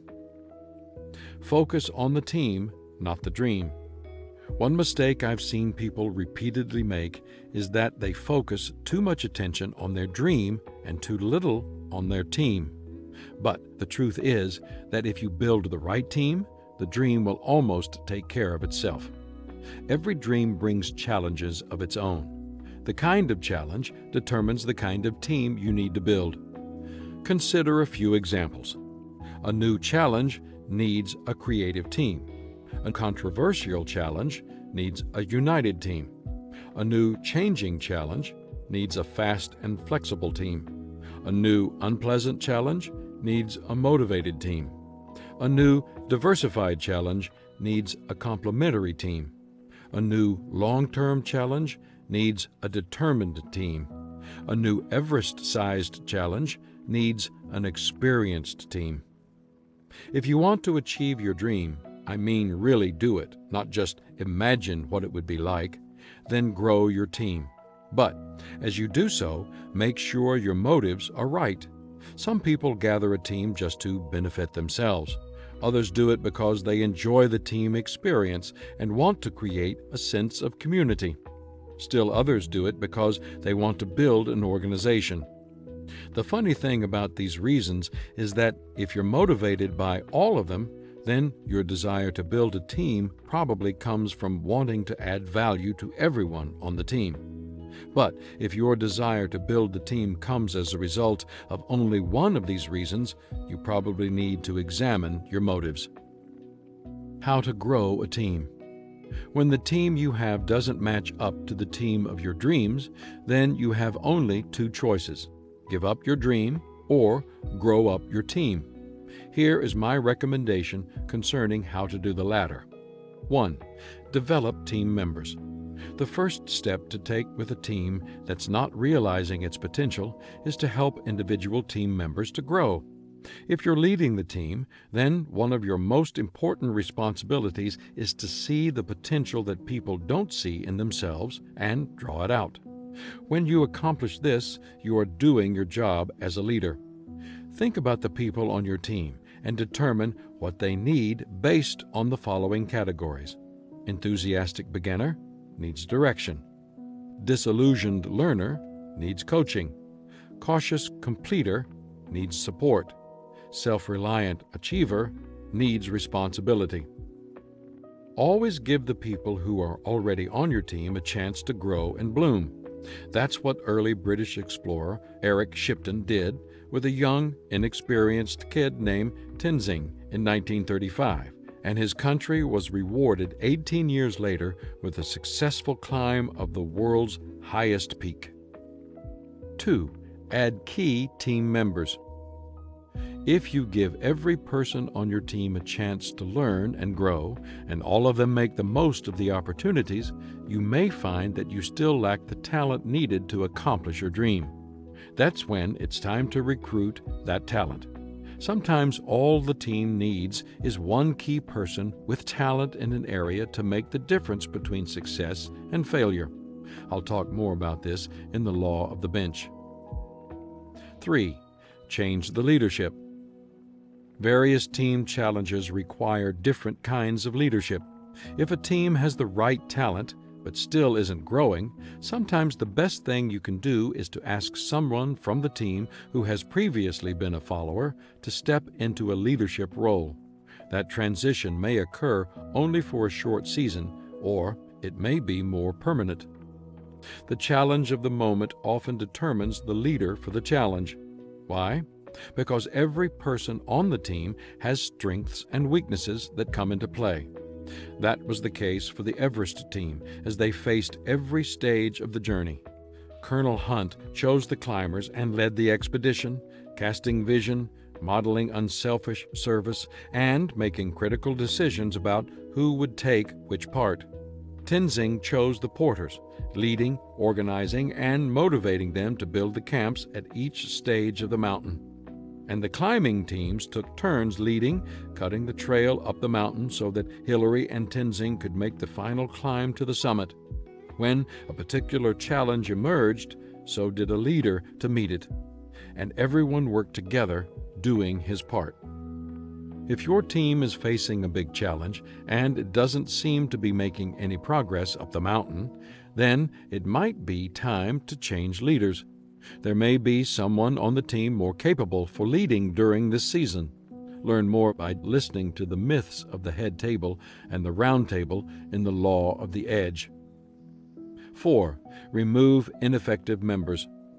Sometimes a team member can turn a winning team into a losing one, either through lack of skill or a poor attitude. In those cases, you must put the team first and make changes for the greater good. Tenzing faced that situation during the Everest expedition of 1953. During early days of travel, there were continual flare-ups between the porters and the British team of climbers, and as a Sardar, Tenzing was constantly stuck in the middle trying to work things out. After repeatedly negotiating the peace between the two parties, Tenzing discovered that the source of the problem was two Sherpas who were stirring up dissension. He promptly fired them and sent them home. Peace was quickly restored. If your team keeps breaking down or falling short, you may need to make changes in your team. Growing a team is demanding and time-consuming, but if you want to achieve your dream, you have no other choice. The greater the dream, the greater the team. As the challenge escalates, the need for teamwork elevates. That is the law of Mount Everest. Not every challenge is a dream. The challenges that our teams face are not always ones we select. Sometimes they are thrust upon us, and we have no choice but to do the best we can with the team we have, or give up and suffer the consequences. That was certainly the case for the crew and support team for Apollo 13. If you saw the movie Apollo 13, starring Tom Hanks, or remember some of the coverage on television during the actual flight, as I do, then you know the basic story. On April 13, 1970, at 10:07 p.m. Eastern Standard Time, an oxygen tank in the service module of the Odyssey spacecraft exploded, causing the ship to lose its oxygen supply and all normal power. In addition, the ship's main engine was rendered non-functional. Since the ship was 200,000 miles away from Earth and on a course that would put it into a permanent orbit around the Moon, it was a potentially disastrous and possibly fatal challenge. The astronauts in the Odyssey, James Lovell, John Swigert Jr., and Fred Hayes, would not be able to make it back to Earth on their own. Their survival depended on teamwork at a level that the space program had never experienced, and it was used to having people work together like a well-oiled machine. Teamwork at a new level. The flight control team on the ground immediately instructed the command crew to shut down the Ailing command capsule and to move into the lunar module, Aquarius, for their safety. That put the crew out of harm's way for the moment, but they still faced two major challenges. One, getting the command module, Odyssey, and the lunar module, Aquarius, on the quickest course home. Two, conserving the consumables that kept the astronauts alive: power, oxygen, and water. Accomplishing both would severely test everyone's abilities and know-how. During a typical Apollo mission, Houston's Mission Control employed 4 teams of controllers, each designated by a color: white, black, gold, and maroon. Each team had technicians responsible for various specific areas required to keep the ship on course. The usual procedure was for each team to take a 6-hour shift under the guidance of one of 3 flight directors. But with the lives of 3 astronauts on the line, every member of every team jumped in to help, and one team was pulled from the usual rotation by Gene Kranz, the lead flight director, and dubbed the Tiger Team. Those 15 men worked as a crisis management team. As Kranz gathered them together, he told them, "For the rest of the mission, I'm pulling you men off console. The people out in that room, the other teams, will be running the flight from moment to moment. But it's the people in this room who will be coming up with the protocols they're going to be executing. For the next few days, we're going to be coming up with techniques and maneuvers we've never tried before.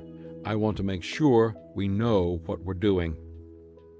In addition, NASA promptly sent word out to contractor representatives, such as the people at Grumman Aerospace, who had built the lunar module. And when word got out that there was trouble with Apollo 13, virtually everyone in the organization showed up at the facility in the middle of the night to pitch in. They also pulled in every top specialist and experienced astronaut they had, quickly building a coast-to-coast network of simulators, computers, and experts. NASA records state, astronauts Alan Shepard and Ed Mitchell operated one of the LM simulators at the Manned Spacecraft Center in Houston, and Gene Cernan and David Scott worked in the other. At Cape Kennedy, astronaut Dick Gordon simulated emergency procedures in a third LM. One team of simulator specialists worked around the clock without a break. No procedure, no maneuver instruction, no checklist was relayed to the crew that hadn't been thoroughly proved out. As easy as 1, 2, 3. The team's first task was to figure out how to get the lunar module, which had been designed to support 2 men for 49.5 hours, to sustain 3 men for 84 hours. They did that by determining how to get the ship to run using the bare minimum number of systems, which would use less than 1/4 of its normal power. Next, they had to get the spacecraft on a course that would return it to Earth. That was no simple task, since they would have to use the lunar module's tiny engine and the guidance systems were offline. But between the efforts of the crew, the expertise of the lunar module's manufacturer, and the calculations of Tiger Team, they were able to do it. And they also boosted the craft's speed to shorten the flight time. That would preserve precious water and energy. The third major challenge the team faced was making the air that the crew was breathing safe. Oxygen was not a problem because the small lunar module was well supplied. But carbon dioxide was building up to dangerous levels because the small craft intended to land on the moon had not been designed to remove so much of it.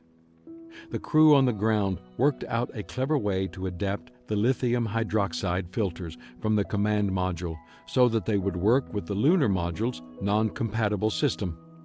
Each time NASA's massive team faced an obstacle that threatened to leave the crew stranded in space, their pooled ingenuity, inherent tenacity, and incredible cooperation enabled them to overcome it. As a result, on April 17, 1970, the crew of the Odyssey made it safely home. NASA likes to call the mission a successful failure. I call it a lesson in the law of Mount Everest.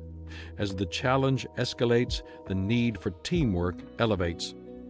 Putting men on the moon is an incredible challenge, but getting them home when things go wrong 200,000 miles away from Earth is an even greater one.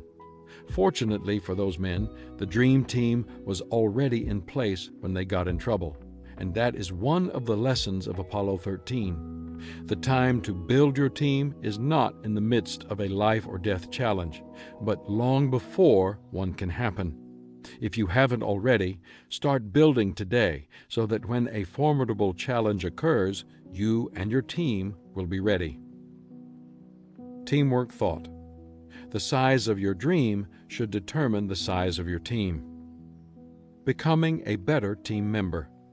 What is your natural first reaction when a challenge becomes more difficult?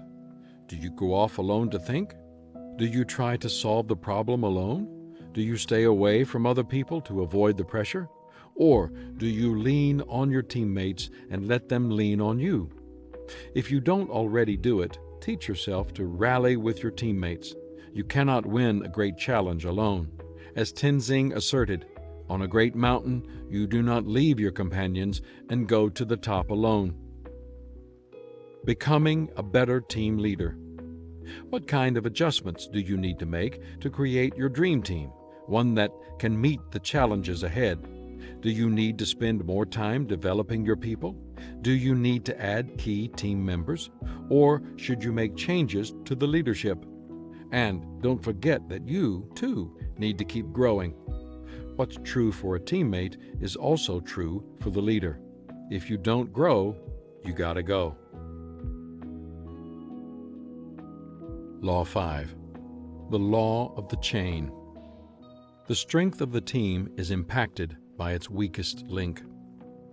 On March 24, 1989, the news broke that an environmental disaster had occurred in Alaska's Prince William Sound. The oil tanker, Exxon Valdez, had run aground on the Bligh Reef, damaging the hull of the ship and rupturing 8 of the vessel's 11 cargo tanks. As a result, 10.8 million of the ship's approximately 53 million gallons of oil poured out of the ship and into the sea. The negative impact on the area was immense. Fishing and tourism came to a halt, harming the local economy. The environment suffered. Experts estimate wildlife losses at 250,000 seabirds, 2,800 sea otters, 300 harbor seals, 250 bald eagles, 22 killer whales, and billions of eggs for food fish species such as salmon and herring. Though it wasn't the largest oil spill on record, experts consider it to be the worst spill in history in terms of the damage done to the environment. Of course, Exxon, the company that owns the ship, also paid a price. The company's representatives estimated that the incident cost Exxon $3.5 billion, $2.2 billion in cleanup costs, $300 million in claims paid, and $1 billion in state and federal settlements. But that's not all. In addition to what Exxon has already paid, the company stands to lose an additional $5 billion in punitive damages, a judgment it is still attempting to reverse through the appellate process more than a decade after the incident. What was the cause of such an expensive and far-reaching accident? The answer can be found in the law of the chain. The broken chain. When the Exxon Valdez cast off from the Alaska pipeline terminal on the evening of March 23rd, the voyage began routinely. An expert ship's pilot guided the vessel through the Valdez Narrows and then returned control of the ship to its captain, Joe Hazelwood. The captain ordered that the ship be put on a particular course, turned control over to third mate Gregory Cousins, and left the bridge. 35 minutes later, the Exxon Valdez was stranded on a reef and leaking tons of oil into the sea. Investigation following the accident painted an ugly picture.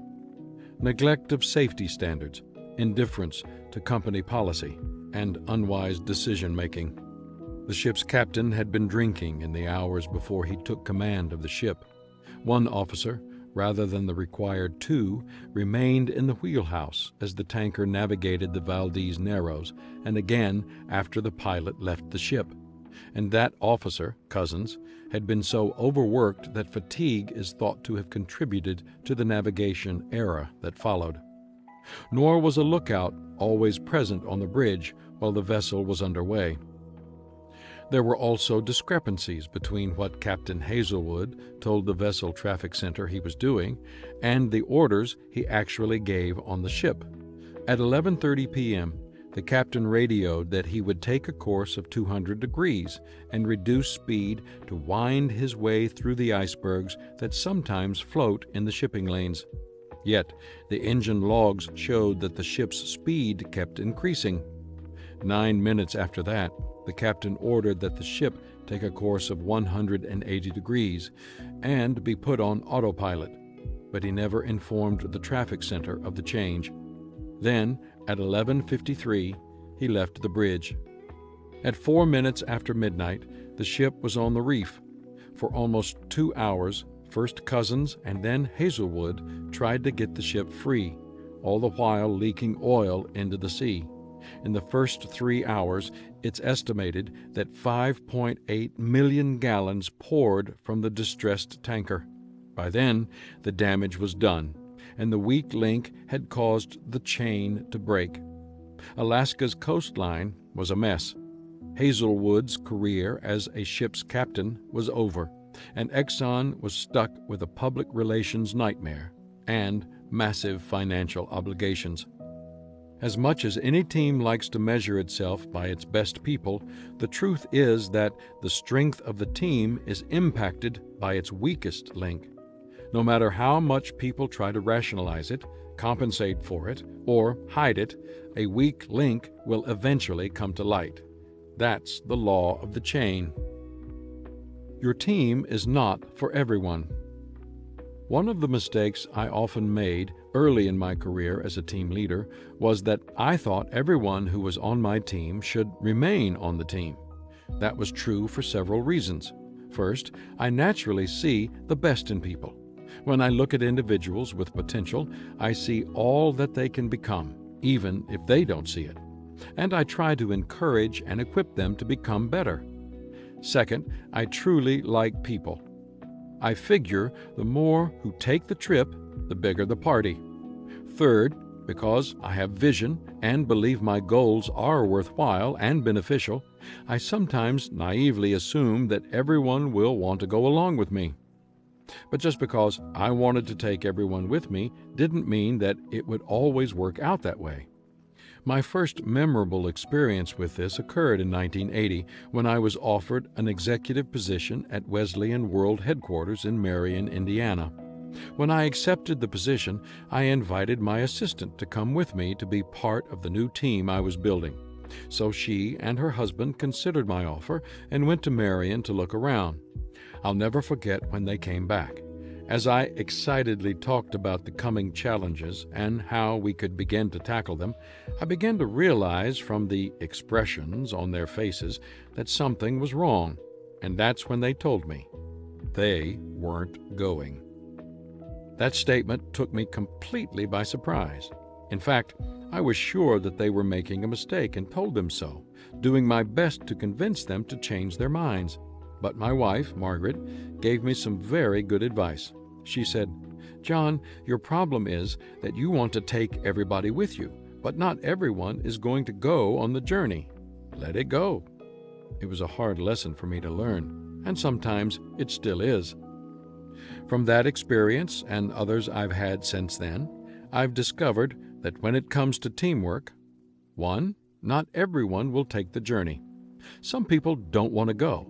My assistant and her husband wanted to stay in Lancaster, Ohio, where they had built relationships for many years. For other people, the issue is their attitude. They don't want to change, grow, or conquer new territory. They hold fast to the status quo. All you can do with people in this group is kindly thank them for their past contributions and move on. 2. Not everyone should take the journey. Other people shouldn't join a team because it's a matter of their agenda. They have other plans, and where you're going isn't the right place for them. The best thing you can do for people in this category is wish them well, and as far as you are able, help them on their way so that they achieve success in their venture. 3. Not everyone can take the journey. For the third group of people, the issue is ability. They may not be capable of keeping pace with their teammates or helping the group get where it wants to go. How do you recognize people who fall into this category? They're not very hard to identify. They can't keep pace with other team members. They don't grow in their area of responsibility. They don't see the big picture. They won't work on personal weaknesses. They won't work with the rest of the team. They can't fulfill expectations for their area. If you have people who display one or more of those characteristics, then you need to acknowledge that they are weak links. That's not to say that they are necessarily bad people. In fact, some teams exist to serve weak links or help them become stronger. It depends on the team's goals. For example, when I was a senior pastor, we reached out to people in the community with food and assistance. We helped people with addictions, divorce recovery, and many other difficulties. Our goal was to serve them. It's good and appropriate to help people who find themselves in those circumstances. But putting them on the team while they are still broken and weak doesn't help them, and it hurts the team, even to the extent of making the team incapable of accomplishing its goal of service. What can you do with people on your team who are weak links? You really have only two choices. You need to train them or trade them. Of course, your first priority should always be to try to train people who are having a hard time keeping up. Help can come in many forms: giving people books to read, sending them to conferences, presenting them with new challenges, pairing them with mentors. I believe that people often rise to your level of expectations. Give them hope and training, and they usually improve. But what should you do if a team member continually fails to meet expectations, even after receiving training, encouragement, and opportunities to grow? My father used to have a saying, "Water seeks its own level." Somebody who is a weak link on your team might be capable of becoming a star on another team. You need to give that person an opportunity to find his level somewhere else. The impact of a weak link. If you are a team leader, you cannot avoid dealing with weak links. Team members who don't carry their own weight slow down the team, and they have a negative effect on your leadership. Several things may happen when a weak link remains on the team. 1. The stronger members identify the weak one. A weak link cannot hide. except in a group of weak people. If you have strong people on your team, they always know who isn't performing up to the level of everyone else. 2. The stronger members have to help the weak one. If your people must work together as a team to do their work, then they have only 2 choices when it comes to a weak teammate. They can ignore the person and allow the team to suffer, or they can help him and make the team more successful. If they are team players, they will help. 3. The strong members come to resent the weak one. Whether strong team members help or not, the result will always be the same: resentment. No one likes to lose or fall behind consistently because of the same person. 4. The stronger members become less effective. Carrying someone else's load in addition to your own compromises your performance. Do that for a long time and the whole team suffers. 5. The stronger members question the leader's ability. Anytime the leader allows a weak link to remain a part of the team members, forced to compensate for the weak person, begin to doubt the leader's courage and discernment. You lose the respect of the best when you don't deal properly with the worst. Many team members may be able to avoid the hard decision of dealing with subpar members, but leaders can't. In fact, one of the differences between leaders and followers is action. Followers often know what to do, but they are unwilling or unable to follow through. But know this: if other people on the team make decisions for you because you are unwilling or unable to make them, then your leadership is being compromised and you're not serving the team well. Strengthening the chain. Weak team members always take more of the team's time than strong ones. One reason is that the more competent people have to give their time to compensate for those who don't carry their share of the load. The greater the difference in competence between the more accomplished performers and the less accomplished ones, the greater the detriment to the team. For example, if you rate people on a scale from 1 to 10, with 10 being the best, a 5 among 10s really hurts the team, where an 8 among 10s often does not. Let me show you how this works. When you first put together a group of people, their talents come together in a way that is analogous to addition. So, visually, a 5 among 10s looks like this: 10 plus 10 plus 10 plus 10 plus 5 equal 45. The difference between this team and great ones with 5 10s is like the difference between 50 and 45. That's a difference of 10%. But once a team comes together and starts to develop chemistry, synergy, and momentum, it's analogous to multiplication. That's when a weak link really starts to hurt the team. It's the difference between this: 10 times 10 times 10 times 10 times 10 equals 100,000. And this: 10 times 10 times 10 times 10 times 5 equals 50,000. That's a difference of 50%. The power and momentum of the team may be able to compensate for a weak link for a while, but not forever. A weak link eventually robs the team of momentum and potential. Ironically, weak links are less aware than stronger members of their weaknesses and shortcomings. They also spend more time guarding their turf, saving their positions, and holding on to what they have. And know this: when it comes to interaction between people, the weaker person usually controls the relationship.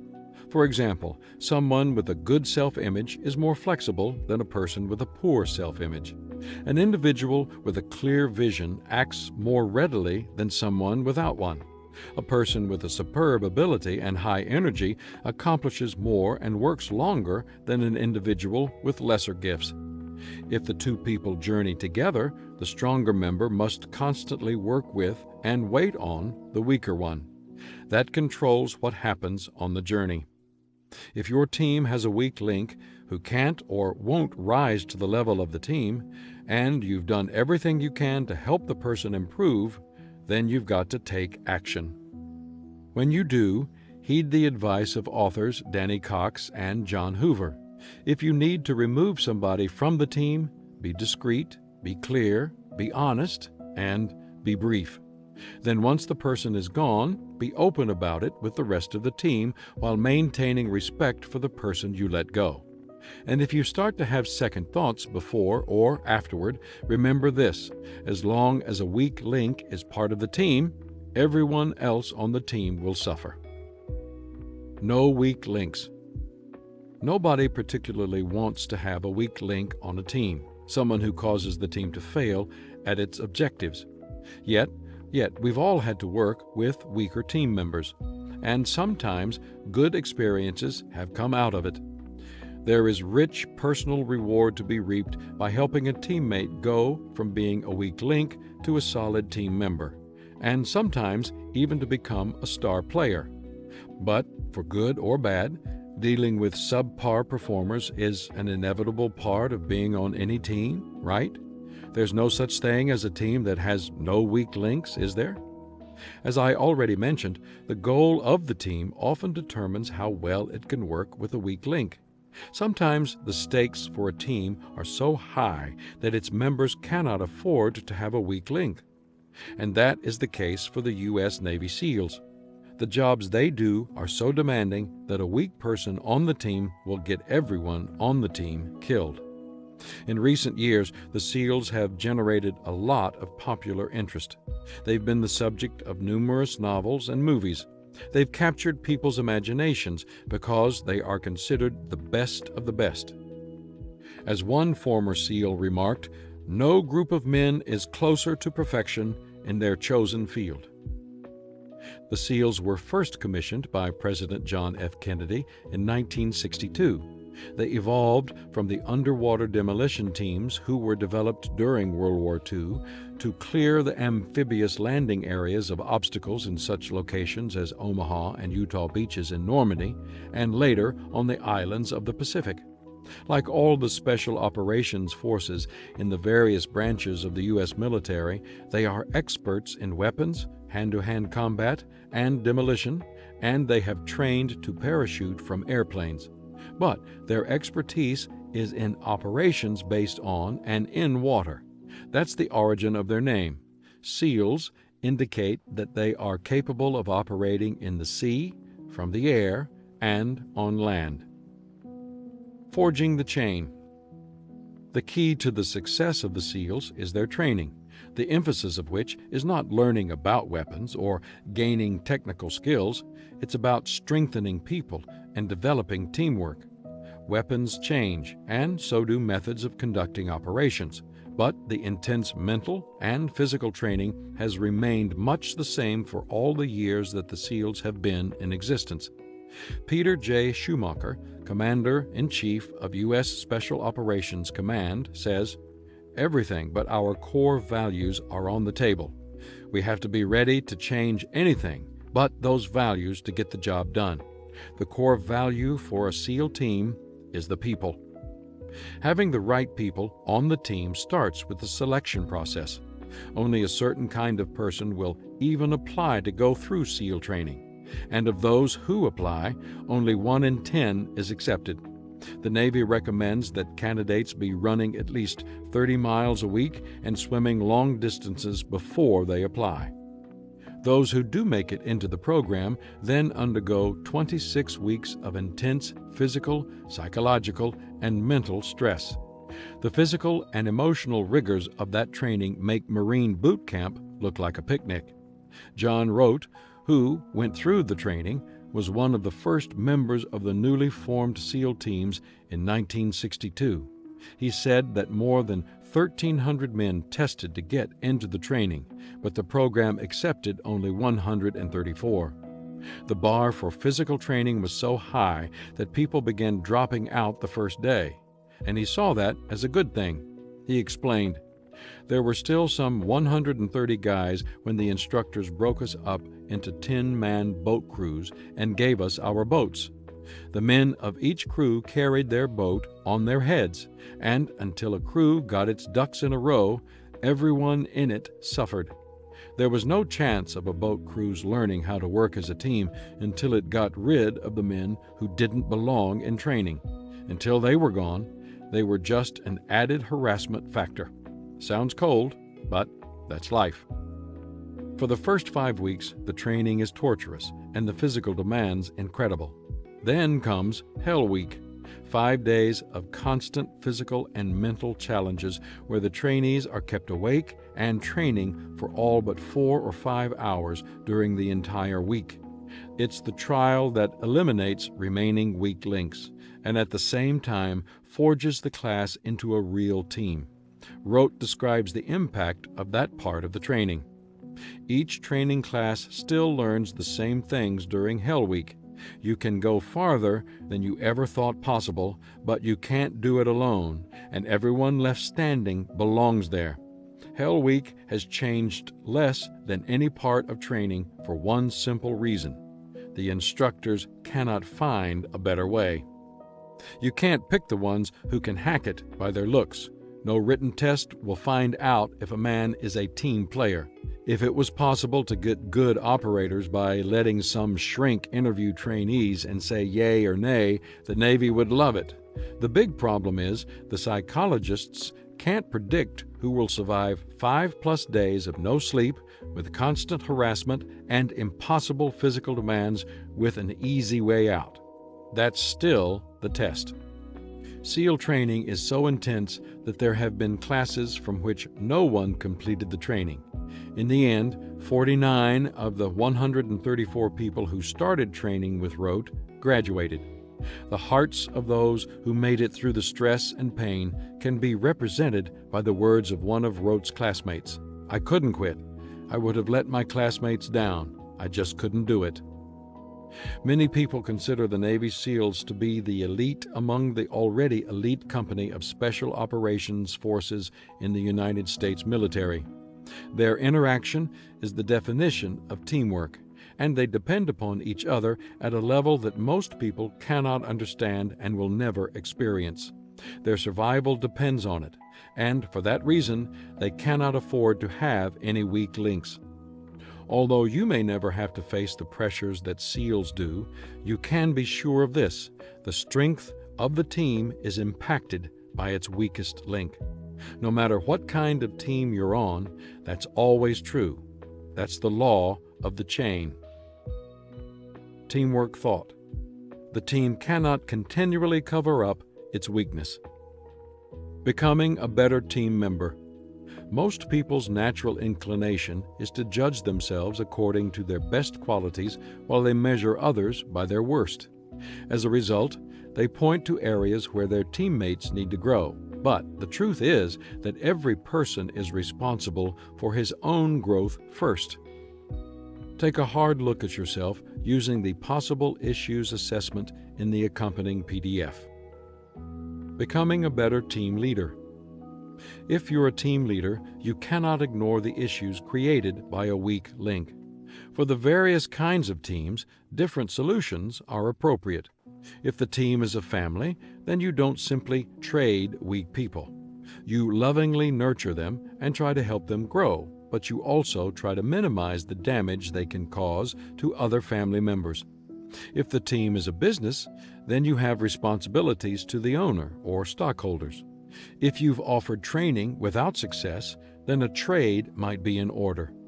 If the team is a ministry and training has made no impact, then it might be appropriate to ask the weak people to sit on the sidelines for a while. Or they might need some time away from the team to work on emotional or spiritual issues. No matter what kind of situation you face, remember that your responsibilities to people come in the following order: to the organization, to the team, and then to the individual. Your own interests and comfort come last. Law 6. The Law of the Catalyst. Winning teams have players who make things happen. Most teams don't naturally get better on their own. Left alone, they don't grow, improve, and reach championship caliber. Instead, they tend to wind down. The road to the next level is always uphill, and if a team isn't intentionally fighting to move up, then it inevitably slides down. The team loses focus, gets out of rhythm, decreases in energy, breaks down in unity, and loses momentum. At some point, it also loses key players, and it's only a matter of time before it plateaus and ultimately declines into mediocrity. That's why a team that reaches its potential always possesses a catalyst. The definition of a catalyst. Catalysts are what I call get it done and then some people. The most outstanding one I've ever had the privilege of seeing in action is Michael Jordan.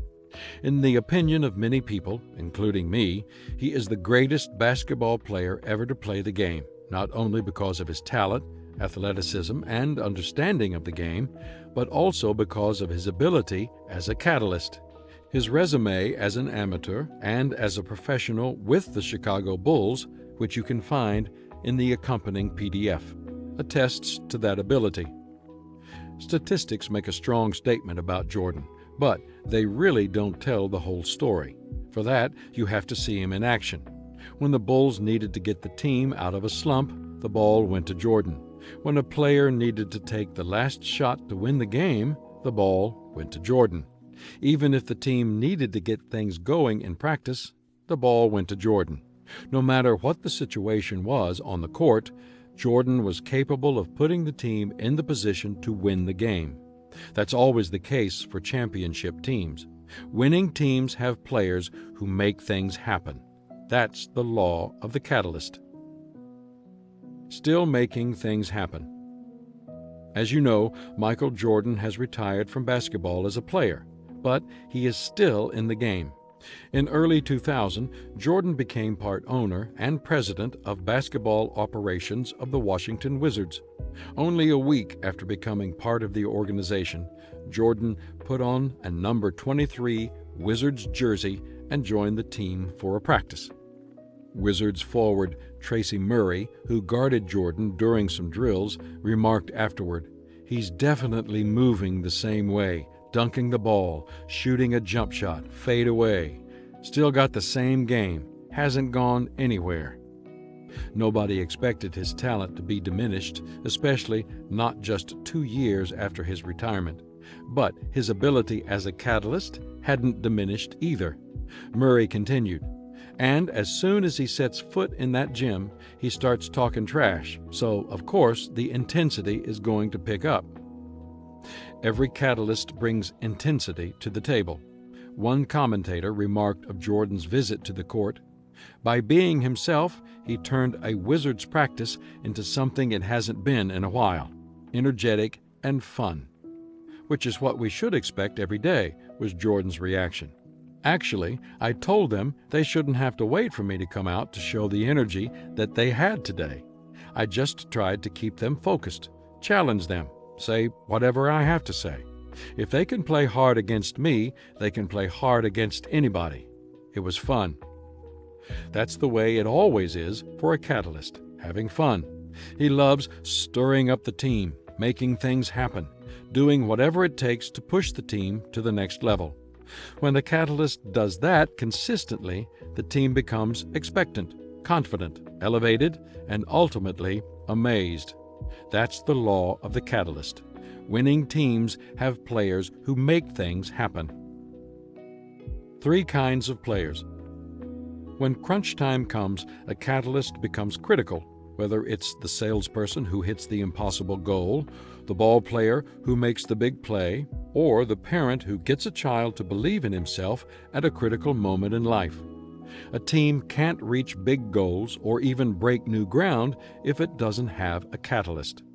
My experience with teams has taught me that what is true for sports is also the case for business, ministry, and family relationships.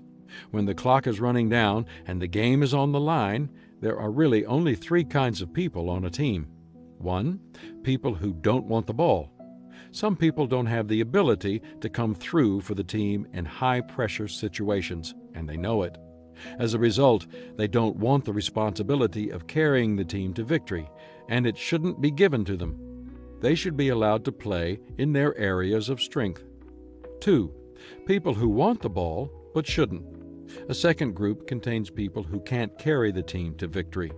The problem is that they don't know that they can't. often the cause is that these players' egos are greater than their talent. These people can be dangerous to a team. 3. People who want the ball and should. The final group, which is by far the smallest, consists of people who want to be go-to players at crunch time and who can actually deliver. They are able to push, pull, or carry the team to new levels when the going gets tough. They are the catalysts. Every team needs catalysts if it wants to have any hope of winning consistently. Without them, even a team with loads of talent cannot go to the highest level. I saw an illustration of this in the late 1990s and again in 2000 with the Atlanta Braves. They had the best starting pitchers in baseball. They had strong hitters, Gold Glove fielders, and talent in the bullpen. They possessed team members who had been league MVP or Rookie of the Year. But they lacked the catalytic players they needed to become World Series champions. Characteristics of a catalyst. It's easy to point out a team's catalyst after he has made an impact on the group and spurred the members on to victory, especially in the world of sports. You can point to particular moments when the person went to a whole new level and took the team there at the same time. But how do you recognize a catalyst before the fact? How do you look for catalytic people for your current team? No matter what kind of game you're playing or what kind of team you're on, you can be sure that catalysts have certain characteristics that make them different from their teammates. I've observed that these 9 are often present in the catalysts with whom I interacted. They are: 1. Intuitive. Catalysts sense things that others don't sense. They may recognize a weakness in an opponent. They may be able to make an intuitive leap that turns disadvantage into an advantage. They are able to use whatever it is they sense to help the team succeed. For different kinds of teams, the way the intuition plays out changes. That makes sense because the goal of the team determines what the team values. Another reason is that people are most intuitive in their areas of natural strength. So, for a small business, the catalyst may be an entrepreneur who can smell an opportunity when no one else is aware of it. For a ministry or other nonprofit organization, the catalyst may be a person who intuitively recognizes leadership and recruit talented volunteers. For a football team, it may be a quarterback who senses that a defense isn't adjusting well and calls the play that wins the game. In each case, the situation is different, but the result is the same. A catalyst senses an opportunity, and as a result, the team benefits. 2. Communicative. Catalysts say things that other team members don't say in order to get the team moving.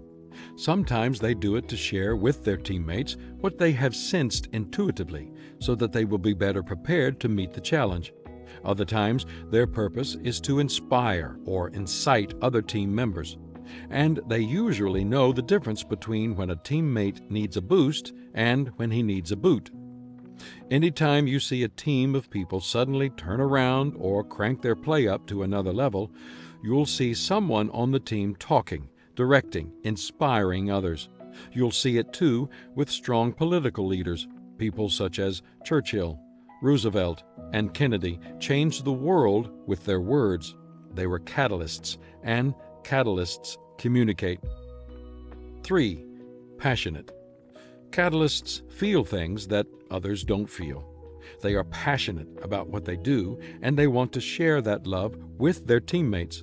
Sometimes the passion explodes as a controlled fury to achieve goals in their area of passion. Other times it manifests itself as a contagious enthusiasm. But however it comes out, it can inspire a team to success. Legendary baseball player Pete Rose of the Cincinnati Reds has experienced his share of problems, but he was certainly one of the great catalysts of his sport in the 20th century. He was once asked which goes first on a baseball player, his eyes, his legs, or his arm. Rose's response was telling. He said, "None of these things. It's when his enthusiasm goes that he's through as a player, and he's also through as a catalyst. 4. Talented. Catalysts are capable of doing what others cannot do because their talent is as strong as their passion. People rarely become catalysts outside an area of expertise and gifting. That's the case for two main reasons. First, talent knows what it takes to win. You can't take the team to the next level when you haven't mastered the skills it takes to succeed on a personal level. It just doesn't happen. The second reason people must have talent in an area where they desire to be a catalyst is that part of being a catalyst is influencing other team members. You can't do that if you have no credibility with them because of your own poor performance. Part of being a catalyst is sharing your gift with others to make them better. You can't give what you don't have. 5. Creative. Another quality commonly found in catalysts is creativity. Catalysts think things that others do not think. While most team members may do things by rote or by rut, catalysts think differently from their teammates. They are constantly looking for fresh, innovative ways to do things. Business and sports team consultant Carl Mays asserts that creativity involves taking what you have, where you are, and getting the most out of it. Sometimes what they come up with can change the tempo of a game. Other times their ability to rewrite the rules changes the whole way the game is actually played. 6. Initiating. I enjoy creative people, and I've worked with many through the years. In fact, I consider myself to be creative, especially in the areas of writing and teaching. But my experience with creative people has taught me something about them. While all creative people have more than enough ideas, not all of them are good at implementing those creative thoughts. Catalysts don't have this problem. They do things that others cannot do. Not only are they creative in their thinking, but they are disciplined in their actions. They delight in making things happen. That initiative can take almost any form. A baseball manager arguing with an umpire to stir up his players. A parent changing jobs or moving the family to help a struggling child. Or a business owner putting up financial incentives for employees to break through barriers. So they initiate. And as a result, they move the team as they move themselves. 7. Responsible. Catalysts carry things that others do not carry. My friend, Turret Cathy, the founder of Chick-fil-A, has a saying, "If it's to be, it's up to me." That could very well be the motto for all catalysts. Not long ago, a commercial appeared on television that showed a pair of consultants giving a company's CEO advice on how he could take his business to the next level. They explained how the company's computer system should be overhauled, how the distribution system could be improved, and how marketing channels could be changed to make the company much more effective and profitable.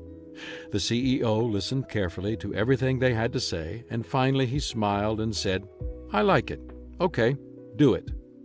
The consultants looked confused for a moment, and one of them stammered, "We don't actually do what we recommend." Catalysts are not consultants. They don't recommend a course of action.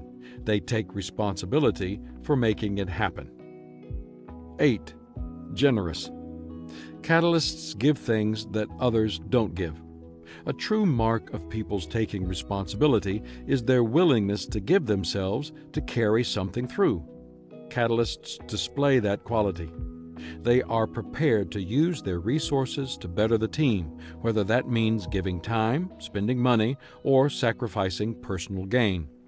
A vivid example of someone giving of himself for the team can be found in the life of New York businessman Eugene Lang. On June 25, 1981, Lang stood before 61 graduating sixth graders in PS 121, the East Harlem Elementary School from which he had graduated decades before. He knew that statistically, 75% of the children would probably drop out of school during the next 6 years and would never graduate from high school. and he wanted to try to do something to change that. He began by encouraging them to work hard, telling them that if they did, success would follow. But then, on the spur of the moment, Lang moved from consultant to catalyst. He promised to those kids that if they would stick with it and graduate from high school, he would provide each of them with scholarship money for college. That promise was the start of what became the I Have a Dream program. 4 years later, all 61 students were still in school. 6 years later, 90% of the 54 kids who remained in touch with Lang graduated from high school, and 2/3 of them went on to college. Today, I Have a Dream sponsors 160 projects in 57 cities, and it touches the lives of 10,000 kids, all because Lang decided to become a catalyst. 9. Influential. Catalysts are able to lead teammates in a way that others cannot. Team members will follow a catalyst when they won't respond to anyone else. In the case of a highly talented team member who is not especially gifted in leadership, he may be an effective catalyst in an area of expertise. But people with natural leadership ability will have influence far beyond their own team. Michael Jordan, once again, is a wonderful example. Obviously, he had influence with his teammates in Chicago, but his influence stretched far beyond the Bulls. I got a taste of that firsthand at the NBA 2001 All-Star Game. I had the pleasure of speaking at the chapel for players and officials before the game, and later I got to spend time with the referees who had been picked to officiate. During my talks with them, I asked what player they respected the most in terms of his honesty. Their answer was Michael Jordan. One ref then recounted that in a close game, Danny Ainge, whose team was playing against the Bulls, made a shot near the three-point line. The officials had given Ainge only 2 points for the basket, since they were not sure whether he was outside the three-point line. During the timeout immediately after the shot, one of the refs asked Jordan whether his opponent's score had been a valid three-point shot. Jordan indicated that it was. They gave Ainge the 3 points. Jordan's integrity and influence caused them to reverse their call. When you see many of those 9 qualities in someone on your team, then take heart. When crunch time comes, he is likely to step up to a whole new level of performance and attempt to take the team there, too. My own go-to guy. At my company, the Enjoy Group, a number of team members are catalysts within the organization, but none are stronger than Dave Sutherland, the CEO. Dave came on board in 1994 as the president of ISS, the division of the Enjoy Group that helps churches with fundraising through capital campaigns. Just prior to his coming on board, I had given serious thought to shutting down that arm of the organization. ISS wasn't supporting itself financially. It was draining time and resources from other more productive areas of the company, and it wasn't having the positive influence I had hoped for. But I believed that Dave Sutherland's leadership could make a difference. And soon after I hired him, I began seeing progress at ISS. The second year that Dave was with me, the company had some pretty aggressive goals. That year, the company's goal had been to partner with 80 churches, more than twice as many as it had the previous year. And each partnership could come only after a personal presentation to a church's board and their acceptance of our offer to help. One day during the first week of December, I stopped by Dave's office and spoke to his wife, Roxine, who works with Dave as his assistant. I hadn't seen Dave in a while, and I asked where he was.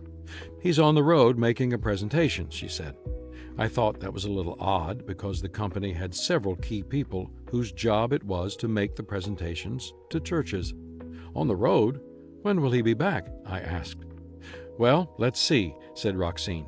"When he left the Monday after Thanksgiving, we still needed 24 more churches to reach our goal. Dave said he won't be home until we reach it." And reach it he did. Dave was on the road until December 19th. But that was no great surprise. My writer, Charlie Wetzel, told me that in a sales and marketing career that spans 3 decades, Dave has never missed a goal, not once. His tenacity and ability served Dave well, but they also served the team well. By reaching that goal, Dave made every person on the team a winner that year, and everyone in the company used the momentum he created to take ISS to a whole new level. A year later, ISS became the second largest company of its type in the world, and by the end of the year 2000, it had helped more than 1,000 churches across America raise more than $1 billion. When you have a Michael Jordan or a Eugene Lang or a Dave Sutherland, your team always has a chance to win. They are get-it-done and then some people. Why is that important? Because winning teams have players who make things happen. Without them, a team will never reach its potential. That is the truth of the law of the catalyst. Teamwork thought. Games are won by get-it-done and then some people. Becoming a better team member. How are you when it comes to crunch time on your team? Do you want the ball, or would you rather it was in someone else's hands? If there are more talented and effective catalysts on your team, then you should not want to be the go-to player in a pinch. In those cases, the best thing to do is to get an assist by helping to put those people into a position to benefit the team. But if you avoid the spotlight because you're afraid, or because you haven't worked as hard as you should to improve yourself, then you need to change your mindset. Start to put yourself on the road to improvement by doing the following things. 1. Find a mentor. Players become catalysts only with the help of people better than themselves. Find someone who makes things happen to help you along the way. 2. Begin a growth plan. Put yourself on a program that will help you develop your skills and talents. You cannot take the team to a higher level if you haven't gotten there. 3. Get out of your comfort zone. You won't know what you're capable of until you try to go beyond what you've done before. If you follow these 3 guidelines, you still may not become a catalyst, but you will at least become the best you can be, and that's all that anyone can ask of you. Becoming a better team leader. If you lead a team, you need catalysts to push the team to its potential.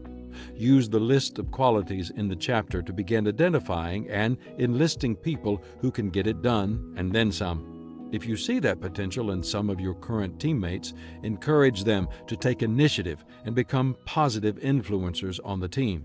If the people on the team can't or won't step up to that level of play, then start recruiting people from outside the team. No team can go to the highest level without a catalyst.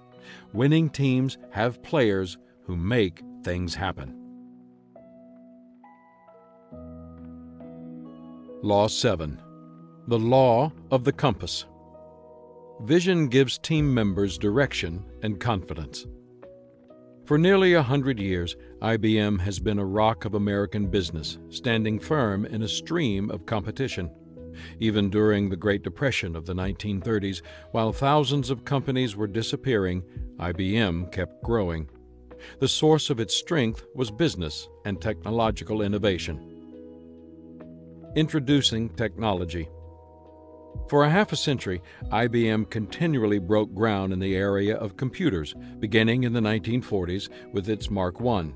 In the 1950s and 1960s, the firm introduced innovation after innovation. By 1971, IBM was receiving $8 billion in annual revenues and employed 270,000 people. When people thought of blue-chip companies, IBM is likely the first one they pictured. But for all its history of advances, by the late 1980s and early 1990s, the company was struggling. For a decade, IBM had been slow to react to technological changes. As a result, by 1991, it suffered $8 billion in losses every year. And even though IBM fought to regain ground technologically, consumers' favorable perceptions of the company were at an all-time low. Where IBM had once been seen as dominant, people looked upon it as hopelessly behind the times, a slow-moving dinosaur among new companies that moved like cheetahs. If something didn't change, IBM was going to be in big trouble. In 1993, IBM got a new CEO, Lou Gerstner. He quickly began recruiting key members for his team, IBM's executive committee. Perhaps the most important addition was Abby Konstam, whom he invited to be IBM's Senior Vice President of Marketing. Introducing a compass. Konstam was eager to get started. She believed the company's products were strong enough, but its marketing was weak. When she arrived at IBM, what she found was much worse than she had expected. Not only was IBM failing to reach customers effectively, when it came to the marketing department, employees weren't even sure who did what or why. For example, when Konstam asked how many employees were in the marketing area, she couldn't get the same answer from any 2 employees. Greg Farrell of USA Today described the situation. The company was a fragmented, decentralized organization with more than a dozen quasi-autonomous businesses and 70 ad agency partners worldwide. Konstam immediately dismissed all those agencies and hired one to replace it, Ogilvy and Mather Worldwide. Her desire was to give the entire IBM team a single unifying theme for the hardware, software, and services they had to offer. Before long, she had found it. The company adopted the concept of e-business. Konstam asserts e-business is the single focal point for the company and is the single largest marketing effort ever undertaken by IBM. The vision seems to be working. Steve Garner, an ad agency owner who once promoted Compaq, says, "The most stunning thing about e-business was that it transformed IBM from perceived laggard to leader in the internet space without any real change in its lines of products or services. That's an astonishing achievement." Where once IBM was struggling, it now has renewed direction and confidence. Bill Etherington, Senior Vice President and Group Executive over Sales and Distribution, notes that the marketing focus has had an incredibly positive effect on IBM's employees. And he should know, he's been with IBM for 37 years. He says, "We all had enthusiasm for this wonderful campaign. It had an edge to it and portrayed the company in a much more modern light." Maureen McGuire, Vice President of Marketing Communications, agrees. "The campaign has galvanized employees. We're trying to get all those people to sing the same song, read from the same book. For a company that hadn't sung for a long time, that's a momentous achievement. And it just goes to show you, vision gives team members direction and confidence. That's the power of the law of the compass." Don't get lost. Have you ever been part of a team that didn't seem to make any progress? Maybe the group had plenty of talent, resources, and opportunities, and team members got along, but the group just never went anywhere. If you have, there's a strong possibility that the situation was caused by lack of vision. Great vision precedes great achievement. Every team needs a compelling vision to give it direction. A team without vision is, at worst, purposeless. At best, it is subject to the personal and sometimes selfish agendas of its various teammates. As the agendas work against each other, the team's energy and drive drain away. On the other hand, a team that embraces a vision becomes focused, energized, and confident. It knows where it's headed and why it's going there. Field Marshal Bernard Montgomery, a leader of troops during World War II who was called a soldier's general, wrote that every single soldier must know, before he goes into battle, how the little battle he is to fight fits into the larger picture, and how the success of his fighting will influence the battle as a whole. People on the team need to know why they're fighting. Otherwise, the team gets into trouble. The leader's responsibility. Field Marshal Montgomery was adept at connecting with the soldiers on his team and casting vision for their battles. That ability brought him and them success. He understood that leaders must be vision casters. Author Ezra Earl Jones points out, leaders do not have to be the greatest visionaries themselves. The vision may come from anyone. The leaders do have to state the vision, however. Leaders also have to keep the vision before the people and remind them of the progress that is being made to achieve the vision. Otherwise, the people might assume that they are failing and give up. If you lead your team, then you are responsible for identifying a worthy and compelling vision and articulating it to your team members.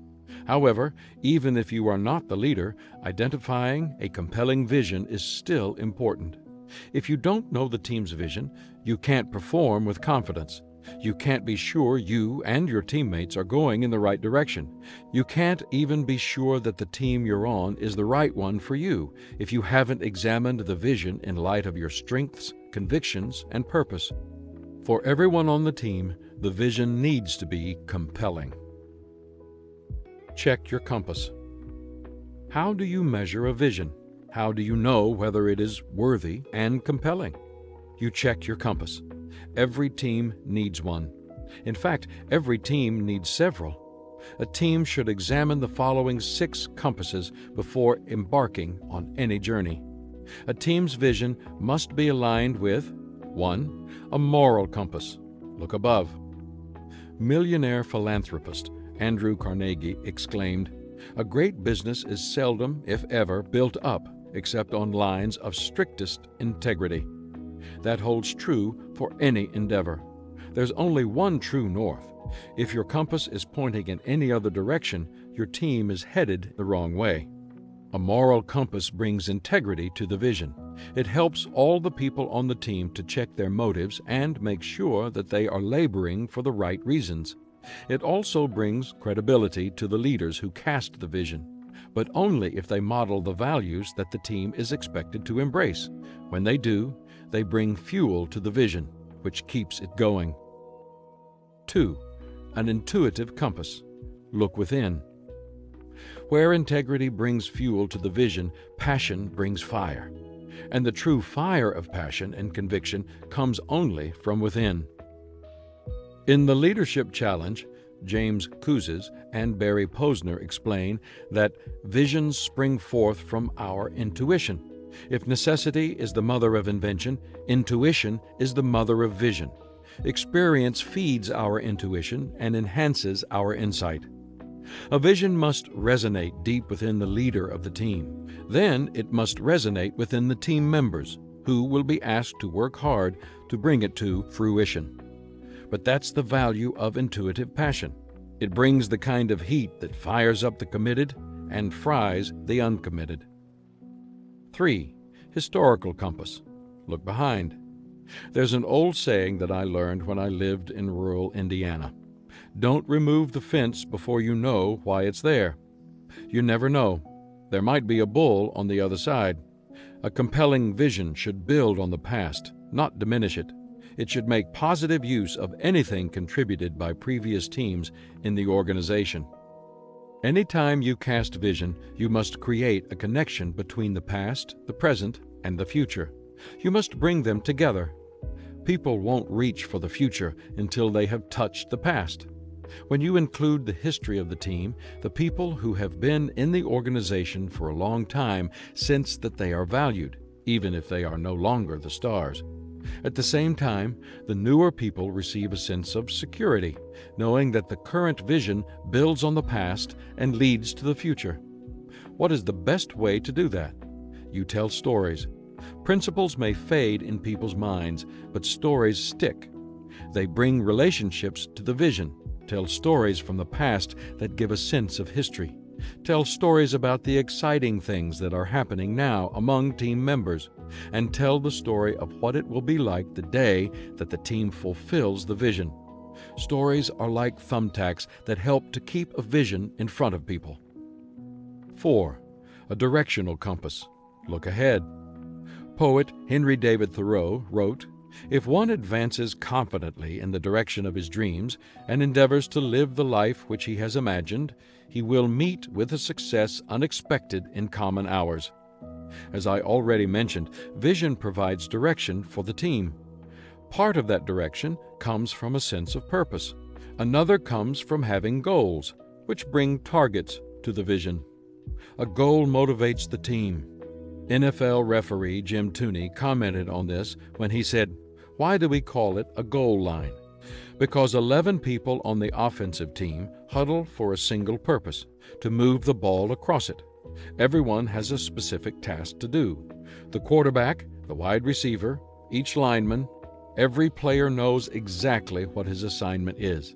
Even the defensive team has its goals too, to prevent the offensive team from achieving its goal." 5. A strategic compass. Look around. A goal won't do the team much good without steps to accomplish it. Vision without strategy is little more than a daydream. As Vince Abner remarked, vision isn't enough. It must be combined with venture. It is not enough to stare up the steps. We must step up the stairs. The value of a strategy is that it brings process to the vision. It identifies resources and mobilizes the members of the team. People need more than information and inspiration. They need instruction in what to do to make the vision become reality and a way to get there. A strategy provides that. 6. A visionary compass. Look beyond. The vision of the team must look beyond current circumstances and any obvious shortcomings of current teammates to see the potential of the team. A truly great vision speaks to what team members can become if they truly live out their values and work according to their highest standards. If you are your team's leader, getting people to reach their potential means challenging them. As you know, it's one thing to have team members show up. It's another to get them to grow up. One of the things about having a far-reaching vision is that it brings stretch to the team. Without a challenge, many people tend to fall or fade away. Charles Noble observed, "You must have a long-range vision to keep you from being frustrated by short-range failures." That's true. Vision helps people with motivation. That can be especially important for highly talented people. They sometimes fight lack of desire. That's why a consummate artist like Michelangelo prayed, "Lord, grant that I may always desire more than I can accomplish." A visionary compass answers that prayer. Someone said that only people who can see the invisible can do the impossible. That shows the value of vision. But it also indicates that vision can be an elusive quality. If you can confidently measure the vision of your team according to these 6 compasses, and you find them all aligned in the right direction, then your team has a reasonably good chance at success. And make no mistake, not only can a team fail to thrive without vision, it cannot even survive without it. The words of King Solomon of ancient Israel, reputed to be the wisest man who ever lived, are true. Where there is no vision, the people perish.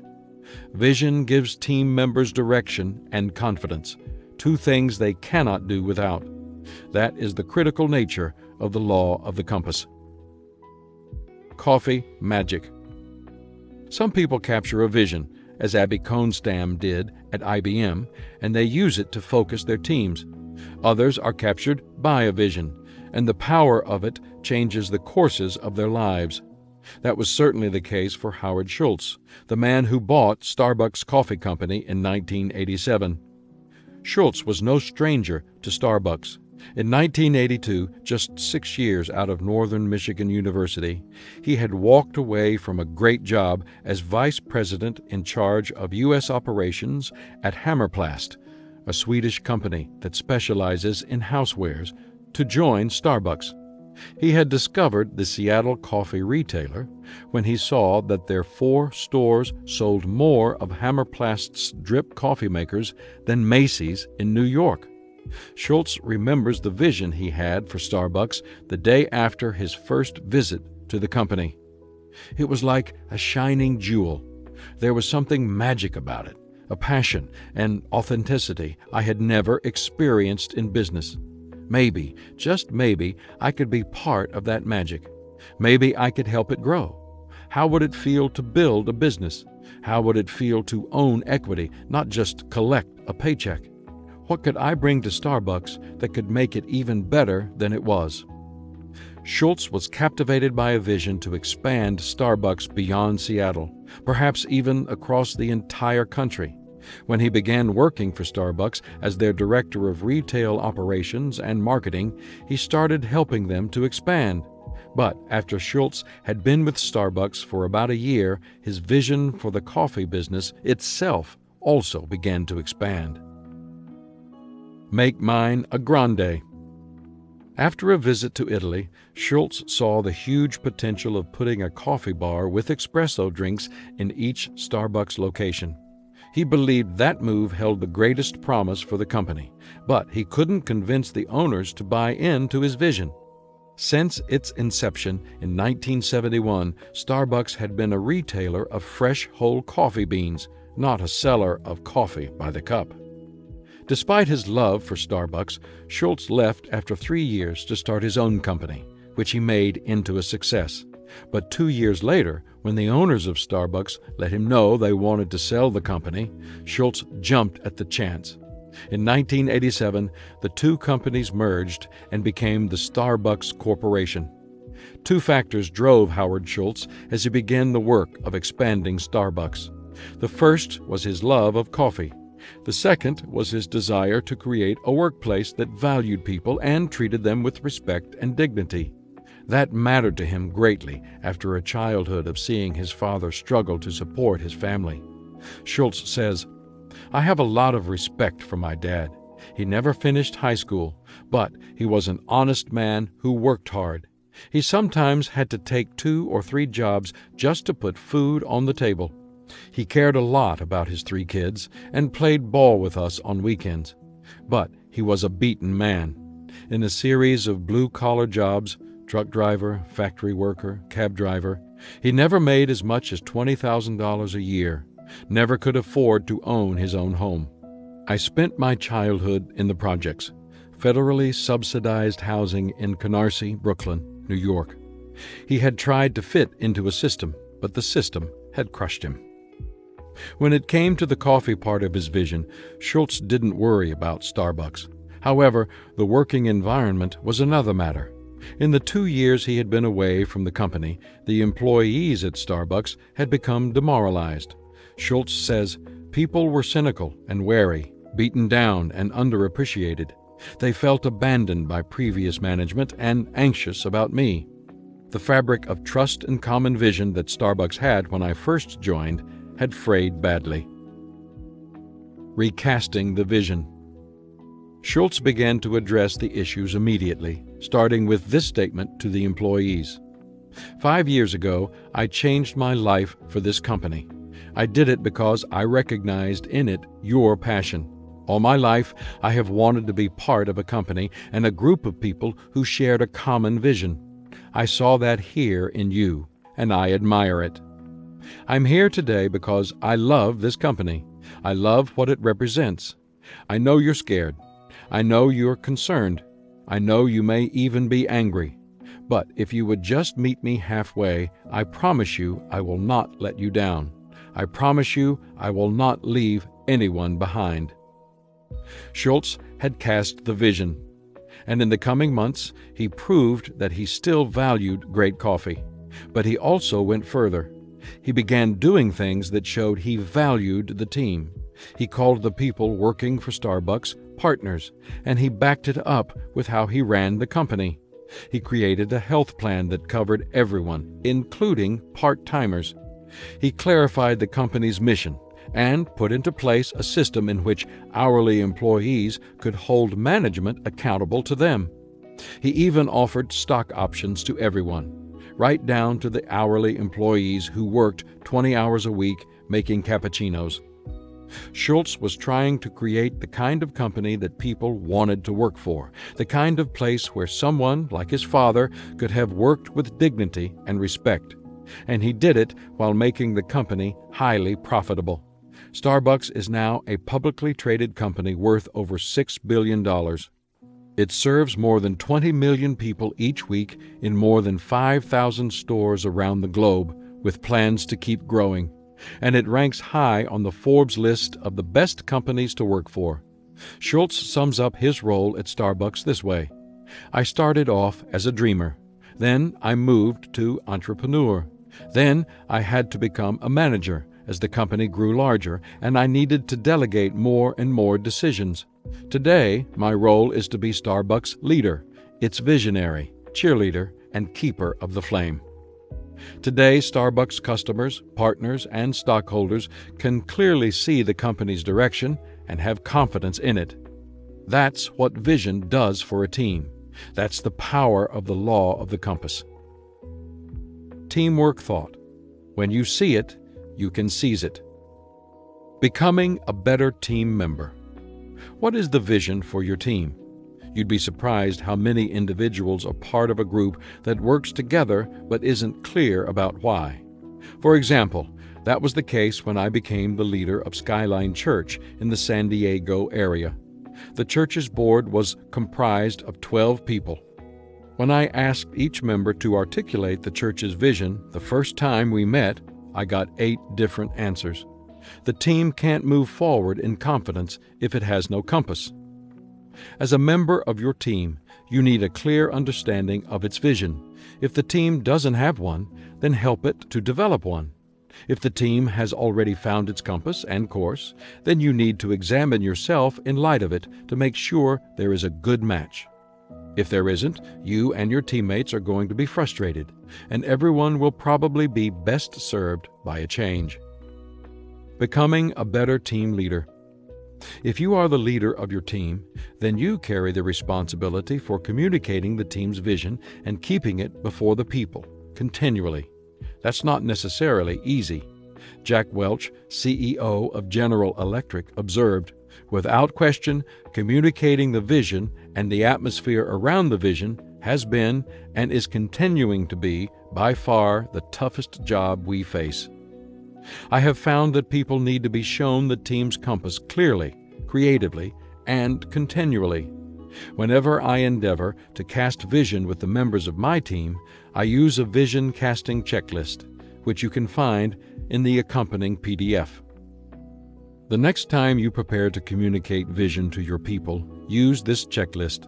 Make sure you include each component, and I believe your team members will find the vision more accessible and will more readily buy into it.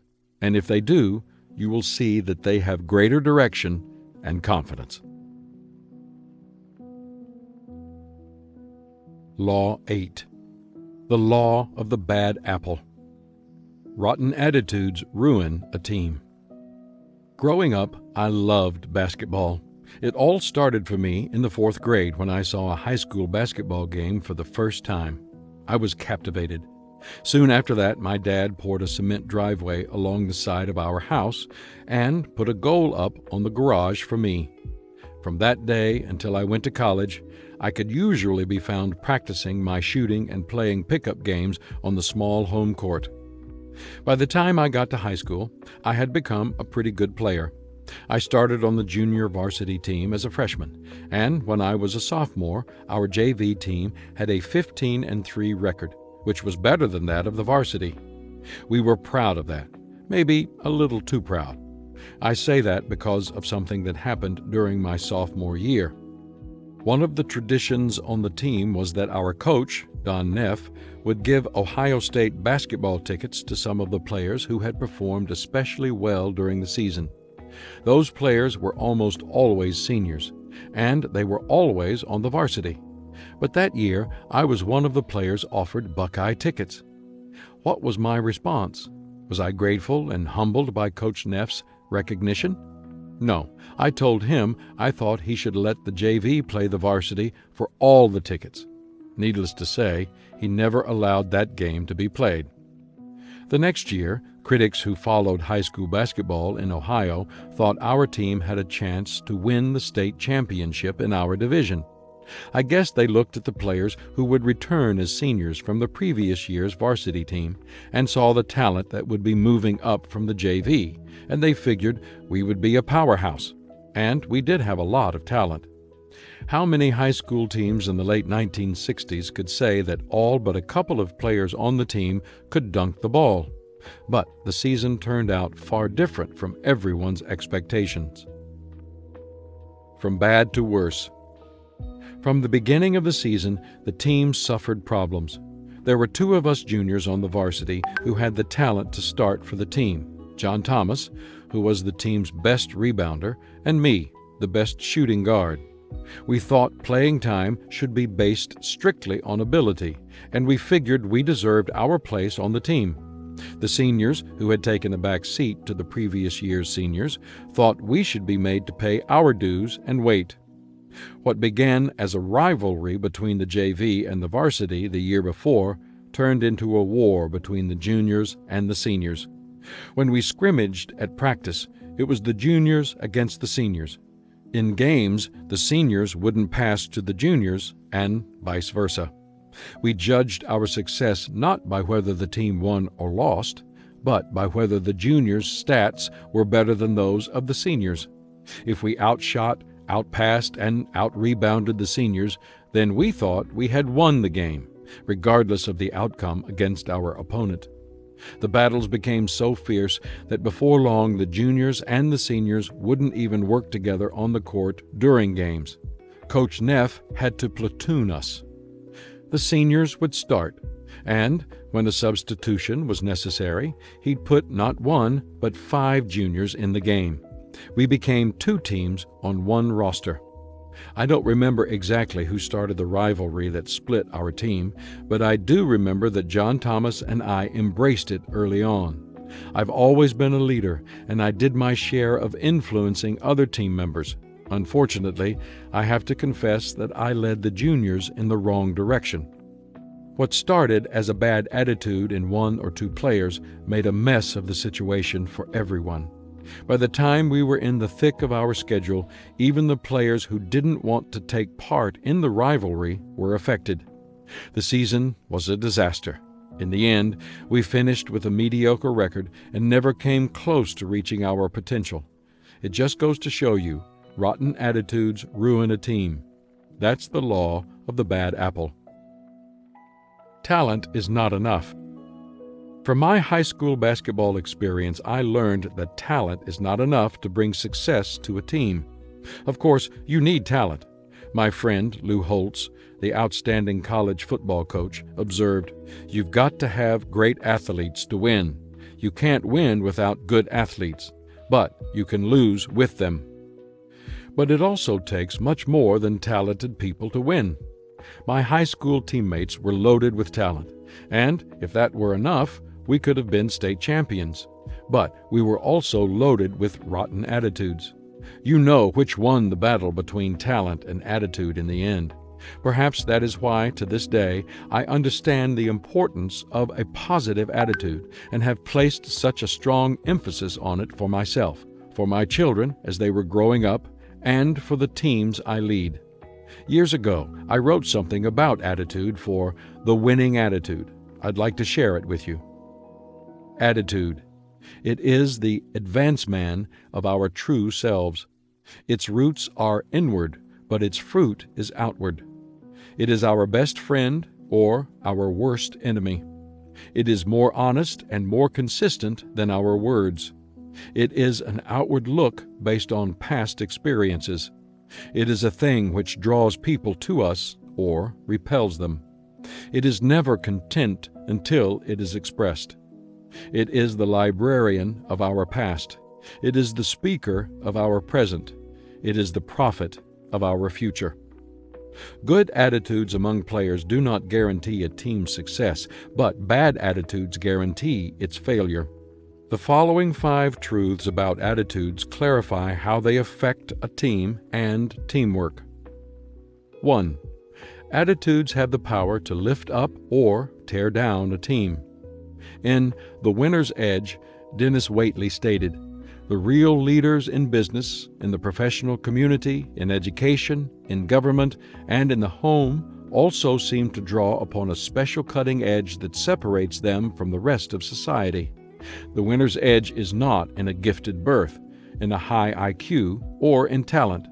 The winner's edge is in the attitude, not aptitude. Unfortunately, I think too many people resist that notion. They want to believe that talent alone, or talent with experience, is enough. But plenty of talented teams out there never amount to anything because of the attitudes of their players. Various attitudes may impact a team made up of highly talented players. Great talent plus rotten attitudes equals bad team. Great talent plus bad attitudes equals average team. Great talent plus average attitudes equals good team. Great talent plus good attitudes equals great team. If you want outstanding results, you need good people with great talent and awesome attitudes. When attitudes go up, so does the potential of the team. When attitudes go down, the potential of the team goes with it. 2. An attitude compounds when exposed to others. Several things on a team are not contagious: talent, experience, willingness to practice. But you can be sure of one thing: attitude is catching. When someone on the team is teachable and his humility is rewarded by improvement, others are more likely to display similar characteristics. When a leader is upbeat in the face of discouraging circumstances, others admire that quality and want to be like her. When a team member displays a strong work ethic and begins to have a positive impact, others imitate him. People become inspired by their peers. People have a tendency to adopt the attitudes of those they spend time with, to pick up on their mindset, beliefs, and approaches to challenges. The story of Roger Bannister is an inspiring example of the way attitudes often compound. During the first half of the 20th century, many sports experts believed that no runner could run a mile in less than 4 minutes. And for a long time, they were right. But then, on May 6, 1954, British runner and university student Roger Bannister ran a mile in 3 minutes 59.4 seconds during a meet in Oxford.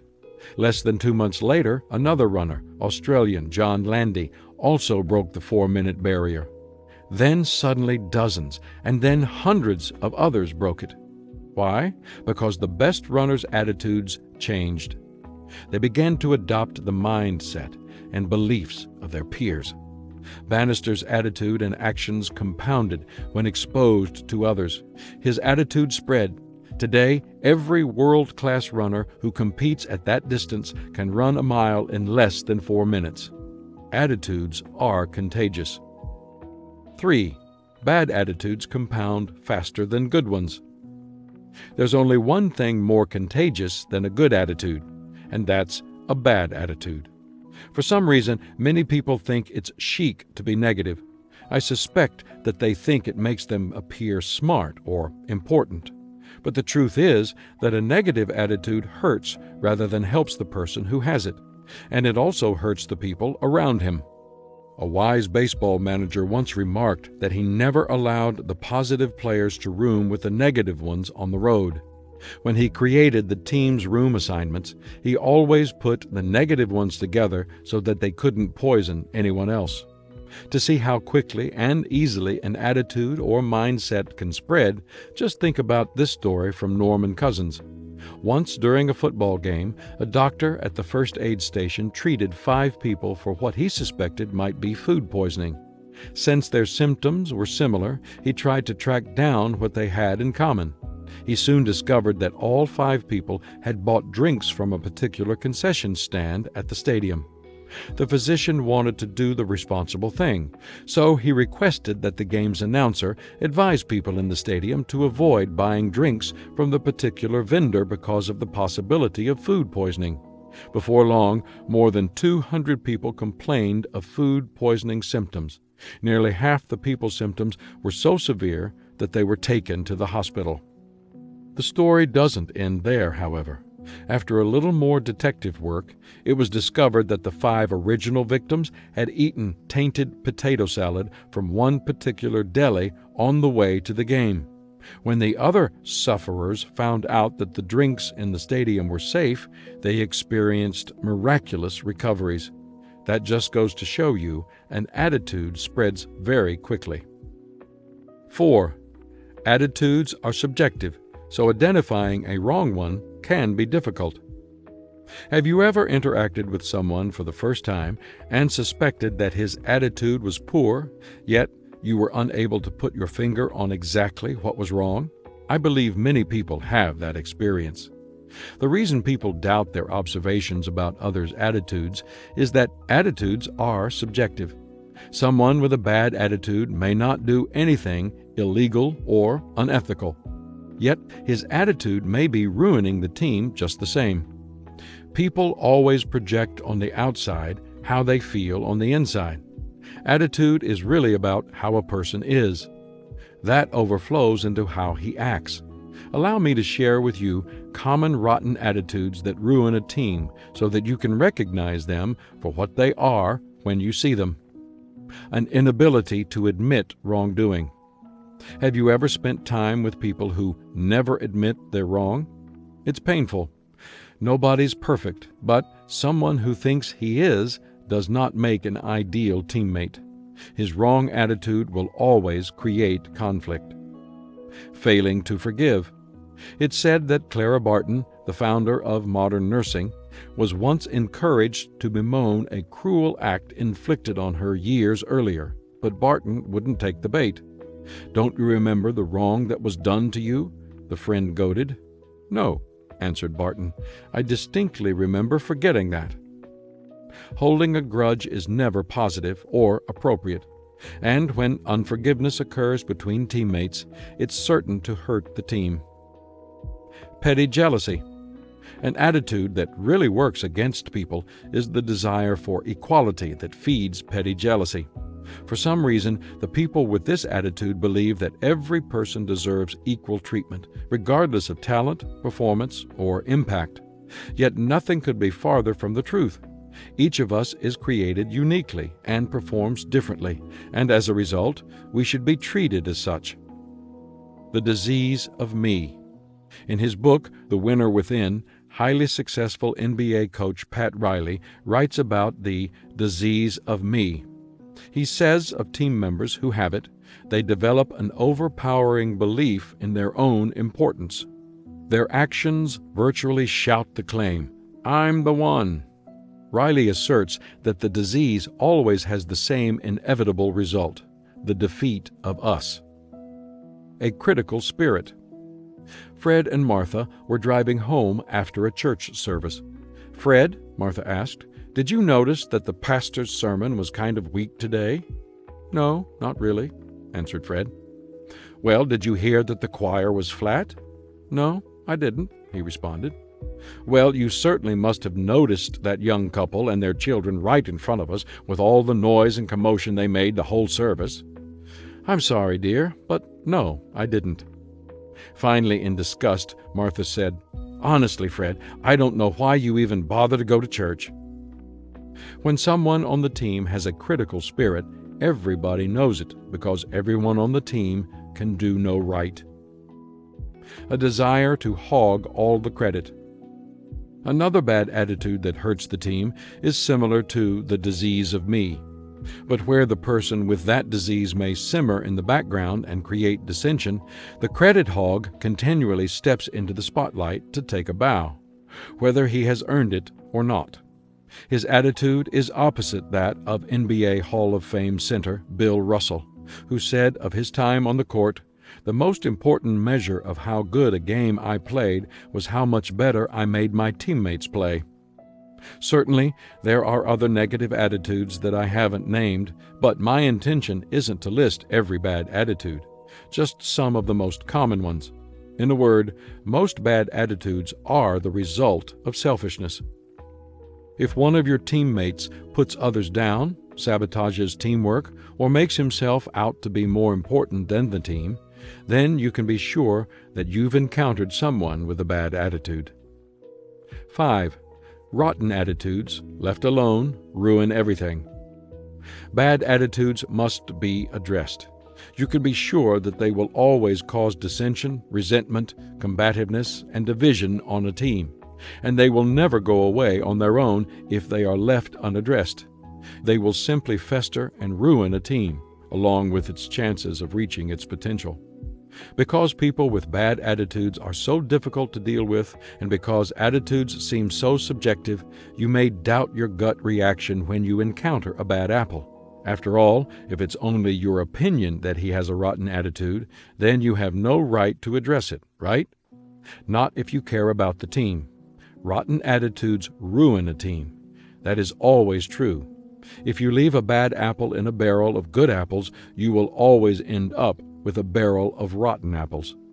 President Thomas Jefferson remarked, "Nothing can stop the man with the right mental attitude from achieving his goal. Nothing on earth can help the man with the wrong mental attitude." If you care about your team and you are committed to helping all of the players, you can't ignore a bad attitude. If you do, you will find out the hard way about the law of the bad apple. Your best friend or your worst enemy. Attitude colors everything someone does. It determines how an individual sees the world and interacts with other people. A person's attitude, positively if it's good, negatively if it's not, always impacts his performance, regardless of talent, track record, or circumstances. One of the most remarkable stories I've ever read that illustrates the law of the bad apple came out of the San Francisco Bay Area. Evidently, the principal of a school called in 3 teachers to inform them of an experiment that the district would be conducting. "Because you are the finest teachers in the system," she said, "we're going to give you 90 selected high IQ students. We're going to let you move these students through this next year at their pace and see how much they can learn." The faculty and students were delighted. During the next year, they had a wonderful experience. By the end of the last semester, the students had achieved 20 to 30% more than any other group of students in the area. After the year was completed, the principal called in the teachers and told them, "I have a confession to make.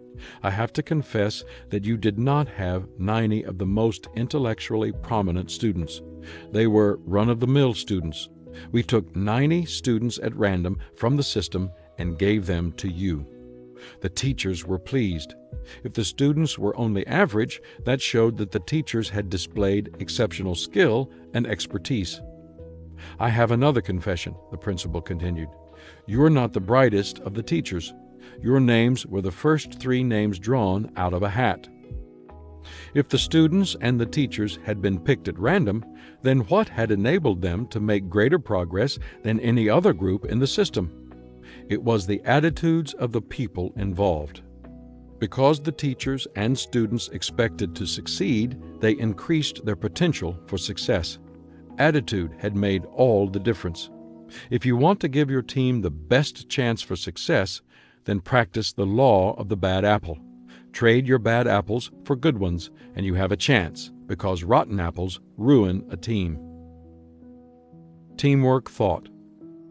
Your attitude determines the team's attitude. Becoming a better team leader. If you think you have a bad apple on your team, you need to take the person aside and discuss the situation with him. Doing it the right way is important. Take the high road. As you approach him, share what you have observed, but give him the benefit of the doubt. Assume that your perception might be wrong and you want clarification. If you have several people with bad attitudes, start with the ringleader.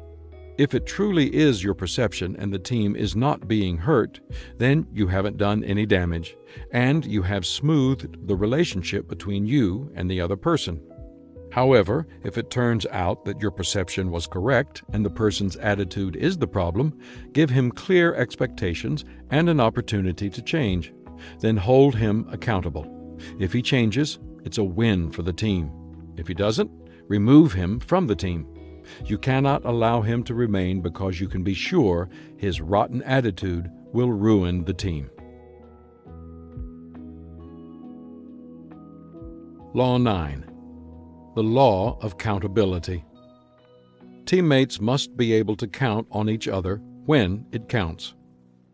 One of the many strong points of Atlanta, Georgia, where I moved my family and my companies in 1997, is that it's a sports town.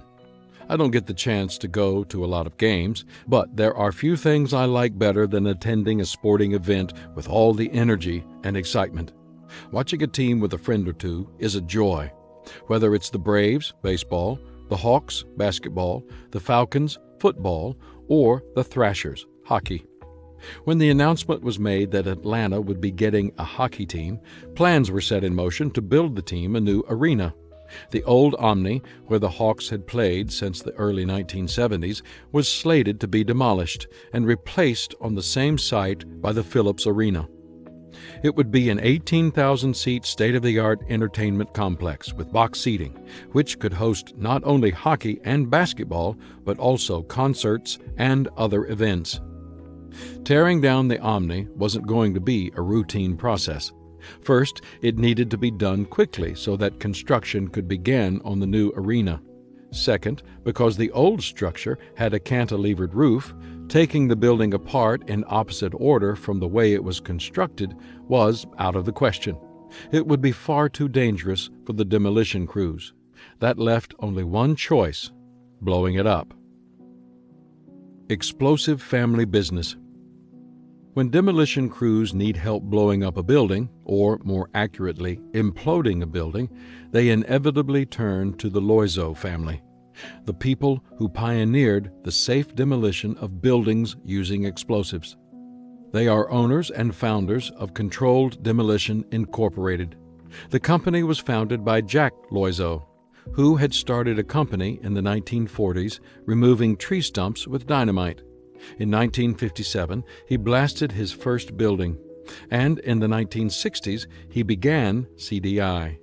Since that first demolition, an apartment building in Washington, D.C., his company has demolished more than 7,000 structures worldwide.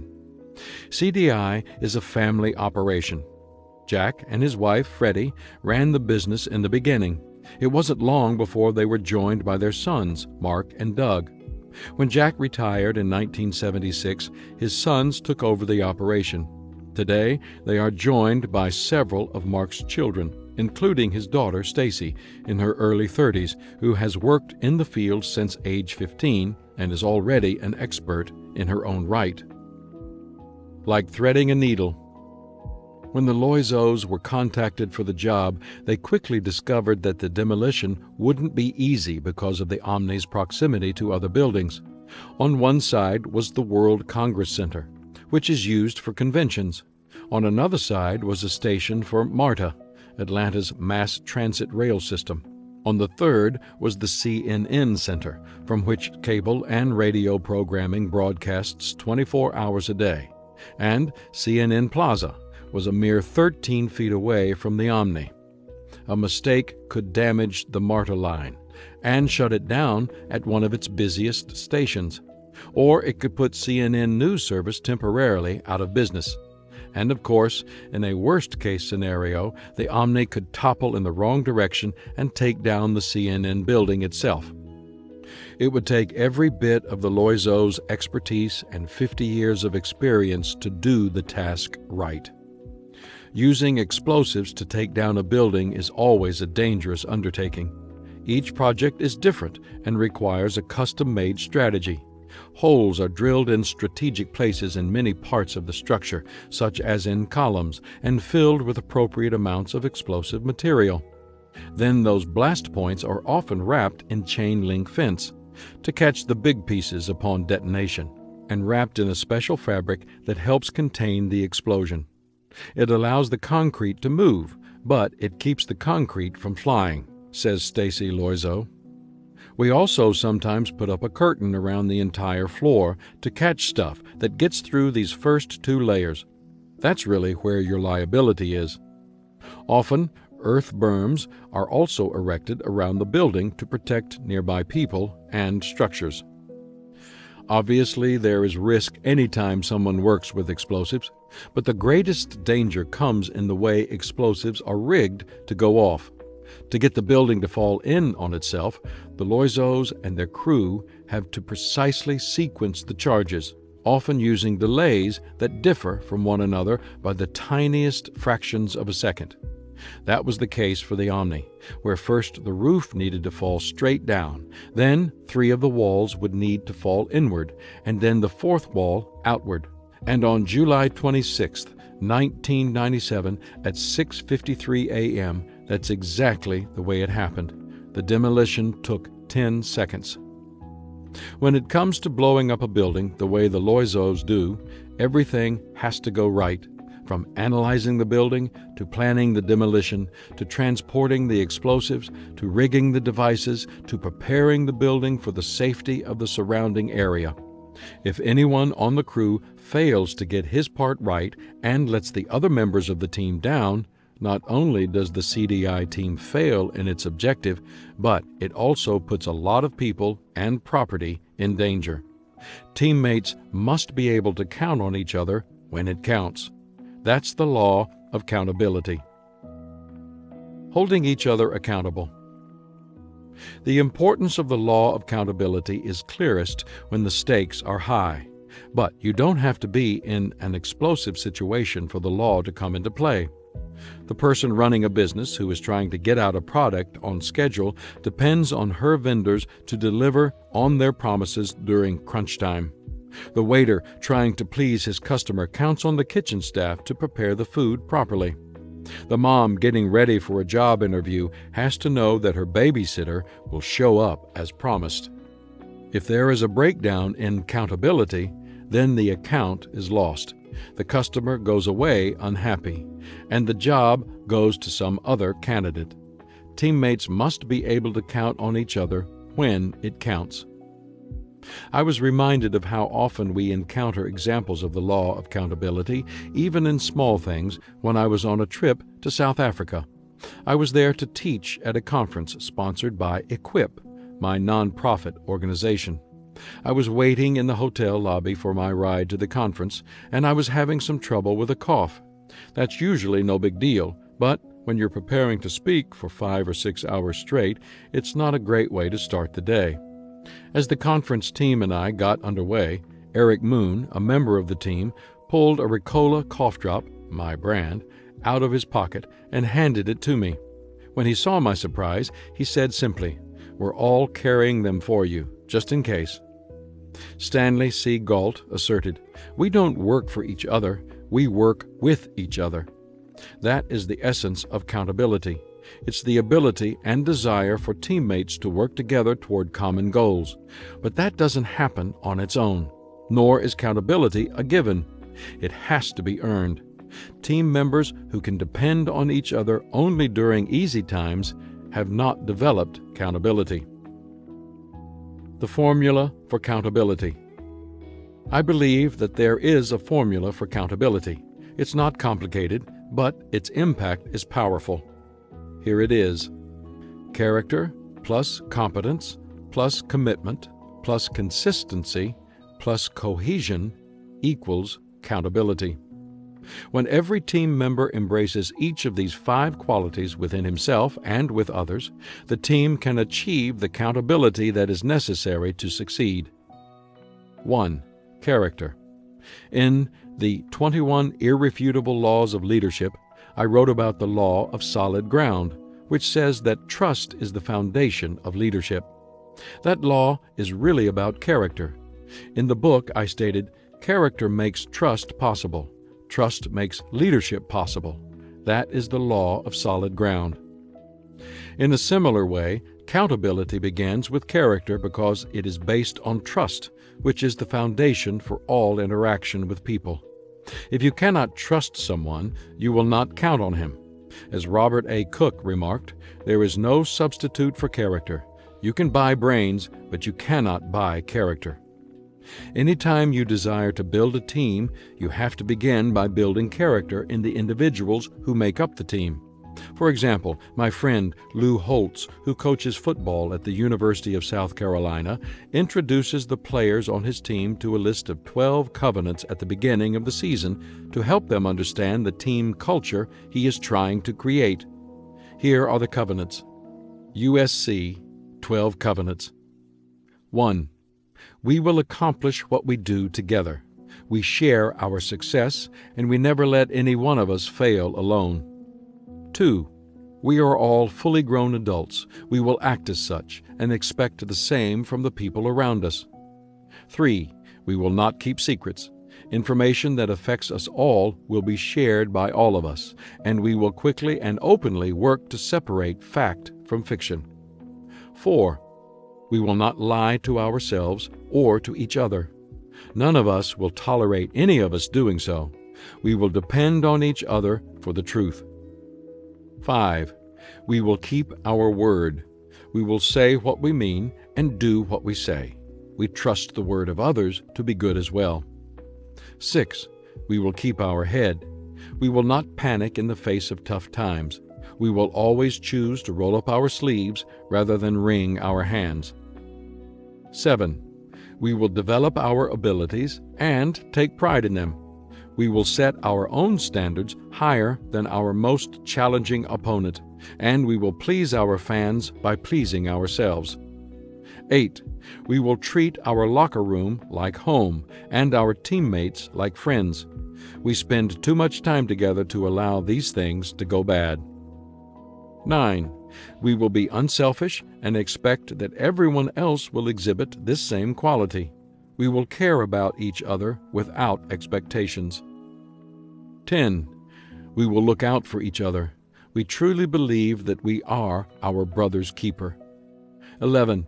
We are students at USC, and as such we will strive to graduate. We take pride in our grade point average and expect our teammates to do the same. 12. Losing cannot and will not be tolerated in anything we do. Losing to us is to be shamed, embarrassed, and humiliated. There is no excuse for losing a football game at USC. When you listened to the 12 points, did you notice anything? Most of them touch on issues of character. Holtz knows that if he doesn't lay a solid foundation of character within the young men on his team, he can't build anything of value on top of it. Barry Gibbons, in his book, The Indecision is Final, asserted, "Write and publish what you want, but the only missions, values, and ethics that count in your company are those that manifest themselves in the behavior of all the people all the time." 2. Competence. I spent over 25 years as a pastor, so I know the church world very well, and I have seen people in the religious community who act as if character is the only thing that matters. I don't think that's true. What you do is also important, as Scripture makes clear. Character is the most important thing, but it's not the only thing. If you have any doubts about that, consider this. If you had to go into surgery because of a life-threatening illness, would you be happier having a good surgeon who was a bad person or a good person who was a bad surgeon? That puts it in perspective, doesn't it? Competence matters, and if the person is going to be on the same team with you, you want competence and character. 3. Commitment. Having fair-weather team members doesn't make for a very pleasant team experience. When times are tough, you want to know that you can count on your teammates. You don't want to be wondering whether they're going to hang in there with you. Dan Ryland, who is a vice president at the Enjoy Group, shared a table with me, which you can find in the accompanying PDF, that indicates the commitment of various team members. Teams succeed or fail based on teammates' commitment to one another and the team. My friend, Randy Watts, who pastors a church in Virginia, sent me a note after a conference where I taught the law of accountability. He wrote, "Years ago, a friend of mine attended the Virginia Military Institute, known for its rugged physical, mental, and emotional training. He told me that all the incoming freshmen are separated into companies. One of their training obstacles is to race up House Mountain, which is very steep and more than a challenge.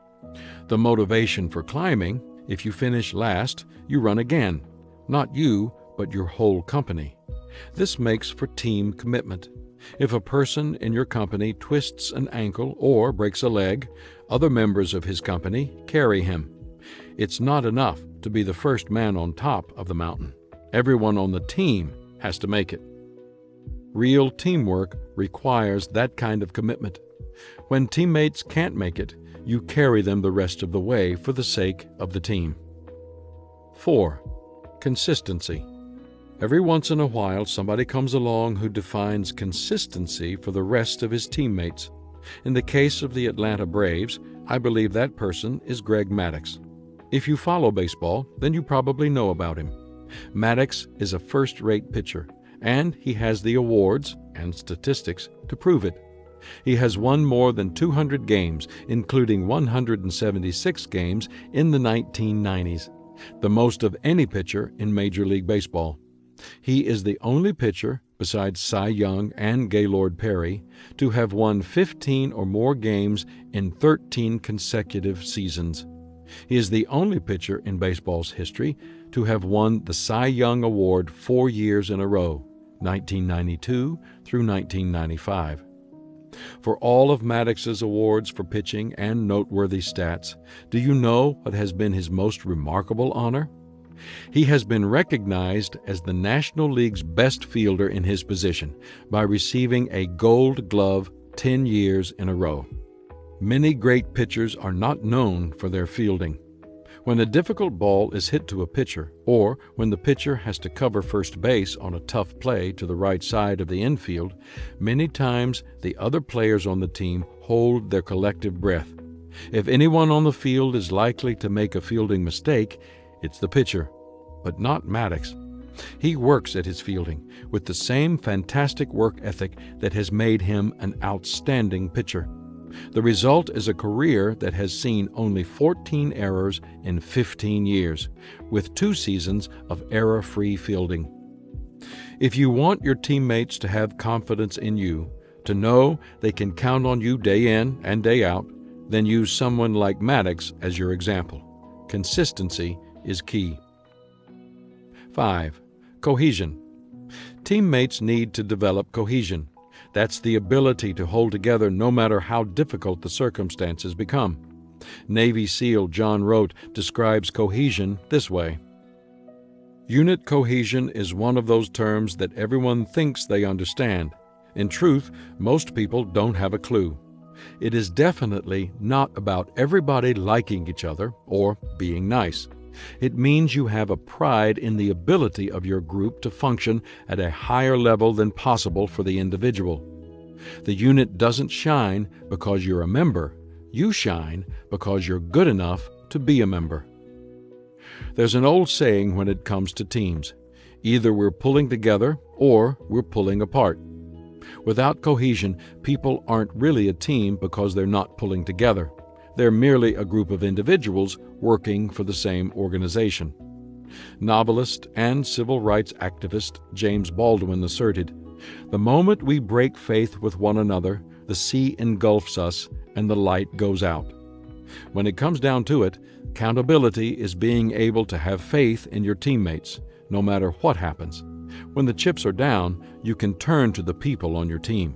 Let's face it, you can't do anything that counts unless you have accountability. Teammates must be able to count on each other when it really counts. Broken trust. When you see a major example of broken trust that destroys accountability on a team, you know it instantly. When parents run out on their children, a spouse is guilty of infidelity, or children callously deceive their parents, it is a violation of accountability in the family. When employees embezzle money or leaders abuse the power entrusted to them by people in their organization, it undermines accountability in a business.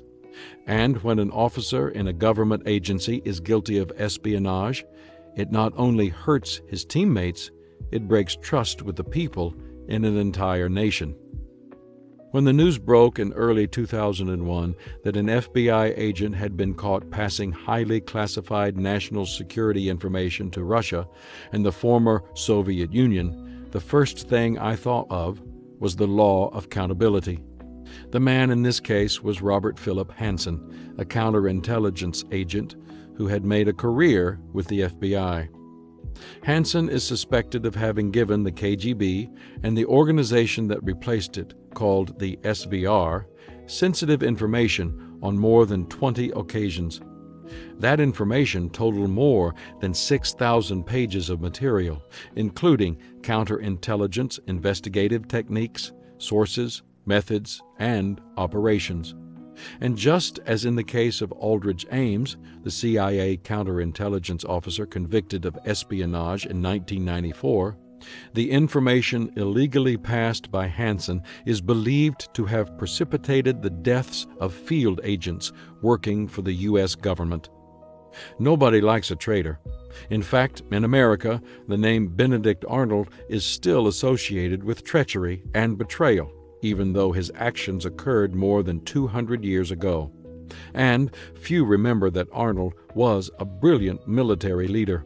But what makes Hansen's case especially distasteful is that the betrayer was a member of a team that maintains high standards of conduct because of the trust given to it by the people.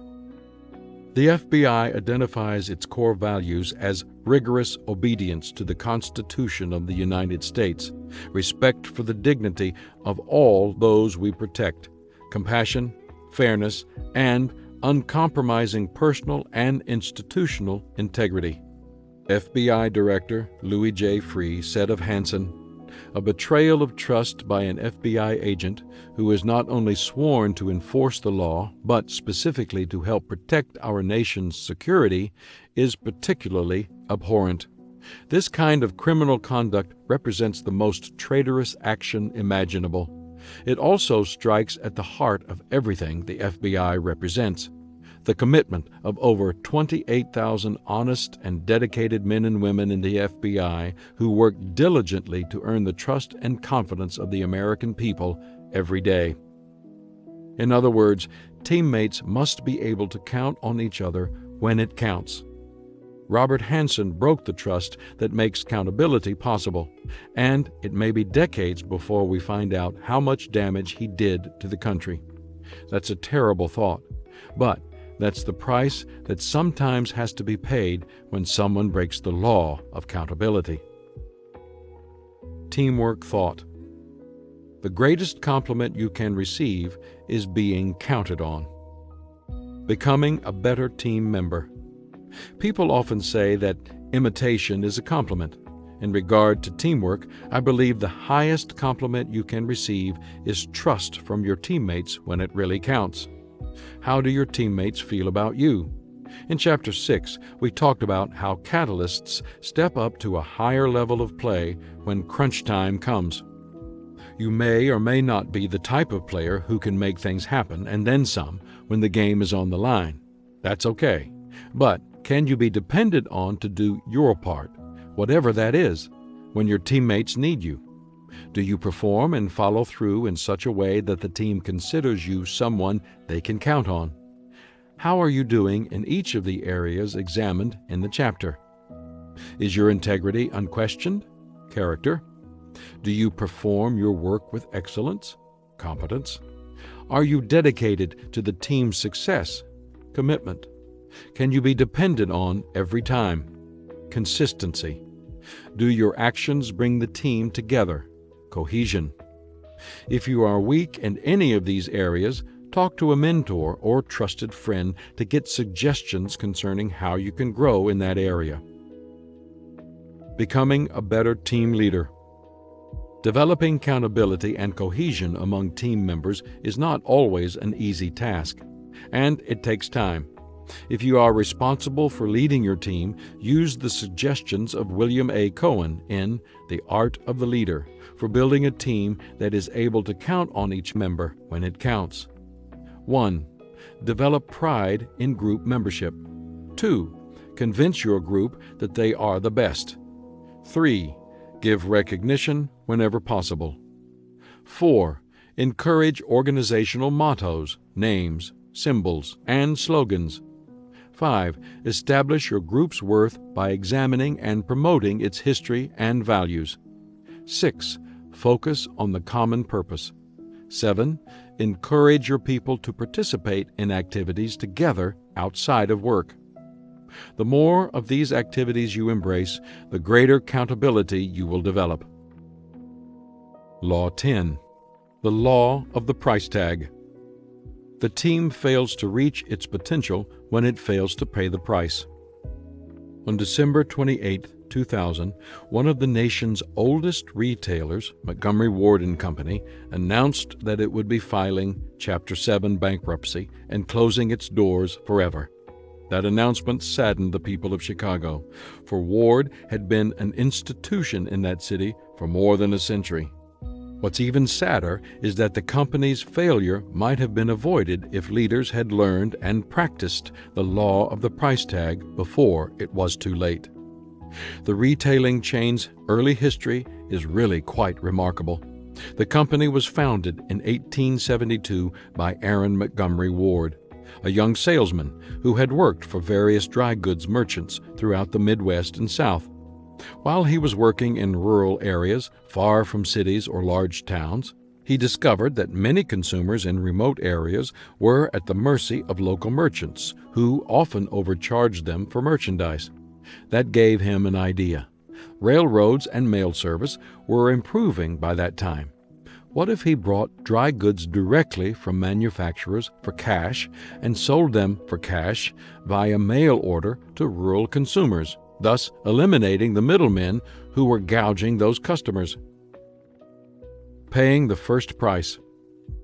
In 1871, Ward saved enough money from his work as a salesman to purchase some merchandise and print a one-page price list that he planned to mail out to a bunch of farmers who belonged to a fraternal organization. But before he could follow through with his plan, the devastating Chicago fire of 1871 destroyed his stock and price sheets. The setback didn't stop Ward. He convinced two sales colleagues to join him as partners, began rebuilding his stock, and reprinted the price sheet, which would become the world's first general merchandise mail order catalog. And in 1872, at age 28, Ward opened for business. At first, Ward was only moderately successful. In fact, a year into the business, his two partners got cold feet and asked to be bought out. Ward paid them off, then took his friend George Thorne into the business as a full partner. Together, they worked hard, taking orders and shipping out merchandise by rail. Meanwhile, in 1875, Ward and Thorne came up with a novel idea. They decided to include a new credo in their catalog. It said, "Satisfaction guaranteed or your money back." And the business took off. Ward's tenacity and willingness to pay the price twice for starting his own business came to fruition less than a decade later. The company that had begun with $1,600 of capital in 1872 had sales of $300,000 in 1878. 9 years after that, the company's sales rose to $1 million. By the turn of the century, Montgomery Ward and Company's catalog, which would come to be known as the Wish Book, grew to 500 pages and was being mailed to more than 1 million people every year. And the company's headquarters was a new building on Michigan Avenue in Chicago, the biggest skyscraper west of New York City. Stopping payment. Then, in 1901, Montgomery Ward retired in order to spend the final years of his life working to make Chicago a better place. During the first 2 decades of the new century, the company continued to thrive. But in the late 1910s, things began to change. Ward's success had prompted the start of another Chicago-based company in 1886, Sears, Roebuck and Company. It, like Montgomery Ward and Company, was a catalog-based merchant that catered to rural customers. Back when both companies began business, most of the U.S. population lived in rural areas. But the country was changing. Cities were filling up. When the 1920 census was completed, it showed that for the first time in the nation's history, the majority of the population lived in urban centers, and shopping habits were changing as a result. Robert E. Wood, a former Army quartermaster general, was brought in to run Montgomery Ward in 1919, and he saw the coming boom in retail sales. He wanted to begin opening stores in cities where people could shop in person, but the owners were unwilling to go along with the idea. They simply would not pay the price to make the change. Passed by. Knowing where the future lay in the business, Wood left Ward. In 1924, he went on staff at Sears as vice president. He convinced the people who ran Sears to take a chance on retail store sales. They agreed to open one store in Chicago as a test the following year. It was an immediate success. 2 years later, Sears had opened 27 stores. By 1929, the company had built more than 300. Even during the Depression, Sears continued to expand, and in 1931, Sears retail store sales surpassed catalog sales. Wood became the company's chairman, a position he held until 1954, and Sears became the most successful department store chain in the country. Montgomery Ward and Company never really recovered from that early era. It opened some retail stores, but it wasn't aggressive enough to overtake Sears. The team fails to reach its potential when it fails to pay the price. Time after time, Ward failed to pay the price. During the Depression, the company hoarded cash and stopped expansion while Sears gained more ground. After World War II, when other stores began moving to the suburbs, Ward failed to seize the opportunity to try to get back on top. Each time the market changed, the company's leaders didn't pay the price necessary to win a market. For the last 25 years of the 20th century, they struggled to keep their doors open. Finally, after 128 years in business, Montgomery Ward closed. That's what can happen when people violate the law of the price tag. Price points. If a team doesn't reach its potential, seldom is ability the issue. It's rarely a matter of resources either. It's almost always a payment issue. Montgomery Ward and Company had plenty of resources, and it had the talent it needed, including the leader who could move the team forward. The problem was that the company's owners were unwilling to get out of their comfort zone, take a risk, and try to break new ground. One of the reasons teams fail to pay the price to reach their potential is that they misunderstand the law of the price tag. They honestly don't know how it works. Allow me to give you 4 truths about this law that will help to clarify it in your mind. 1. The price must be paid by everyone. In Straight Talk for Monday Morning, Alan Cox observed, "You have to give up something to be a member of a team. It may be a phony role you've assigned to yourself, such as the guy who talks too much, the woman who remains silent, the know-it-all, the know-nothing, the hoarder of talented subordinates, the non-sharer of some resource such as management information systems, or whatever. You give up something, to be sure, such as some petty corner of privilege, but gain authenticity in return. The team, moreover, doesn't quash individual accomplishment. Rather, it empowers personal contributions. People who've never had the experience of being on a winning team often fail to realize that every team member must pay a price. I think some of them think that if others work hard, they can coast on their potential. But that is never true. If everyone doesn't pay the price to win, then everyone will pay the price by losing. 2. The price must be paid all the time. Many people have what I call destination disease. I describe it in my book, The 21 Indispensable Qualities of a Leader. Some people mistakenly believe that if they can accomplish a particular goal, they no longer have to grow. It can happen with almost anything: earning a degree, reaching a desired position, receiving a particular award, or achieving a financial goal. But effective leaders cannot afford to think that way. The day they stop growing is the day they forfeit their potential and the potential of their organizations.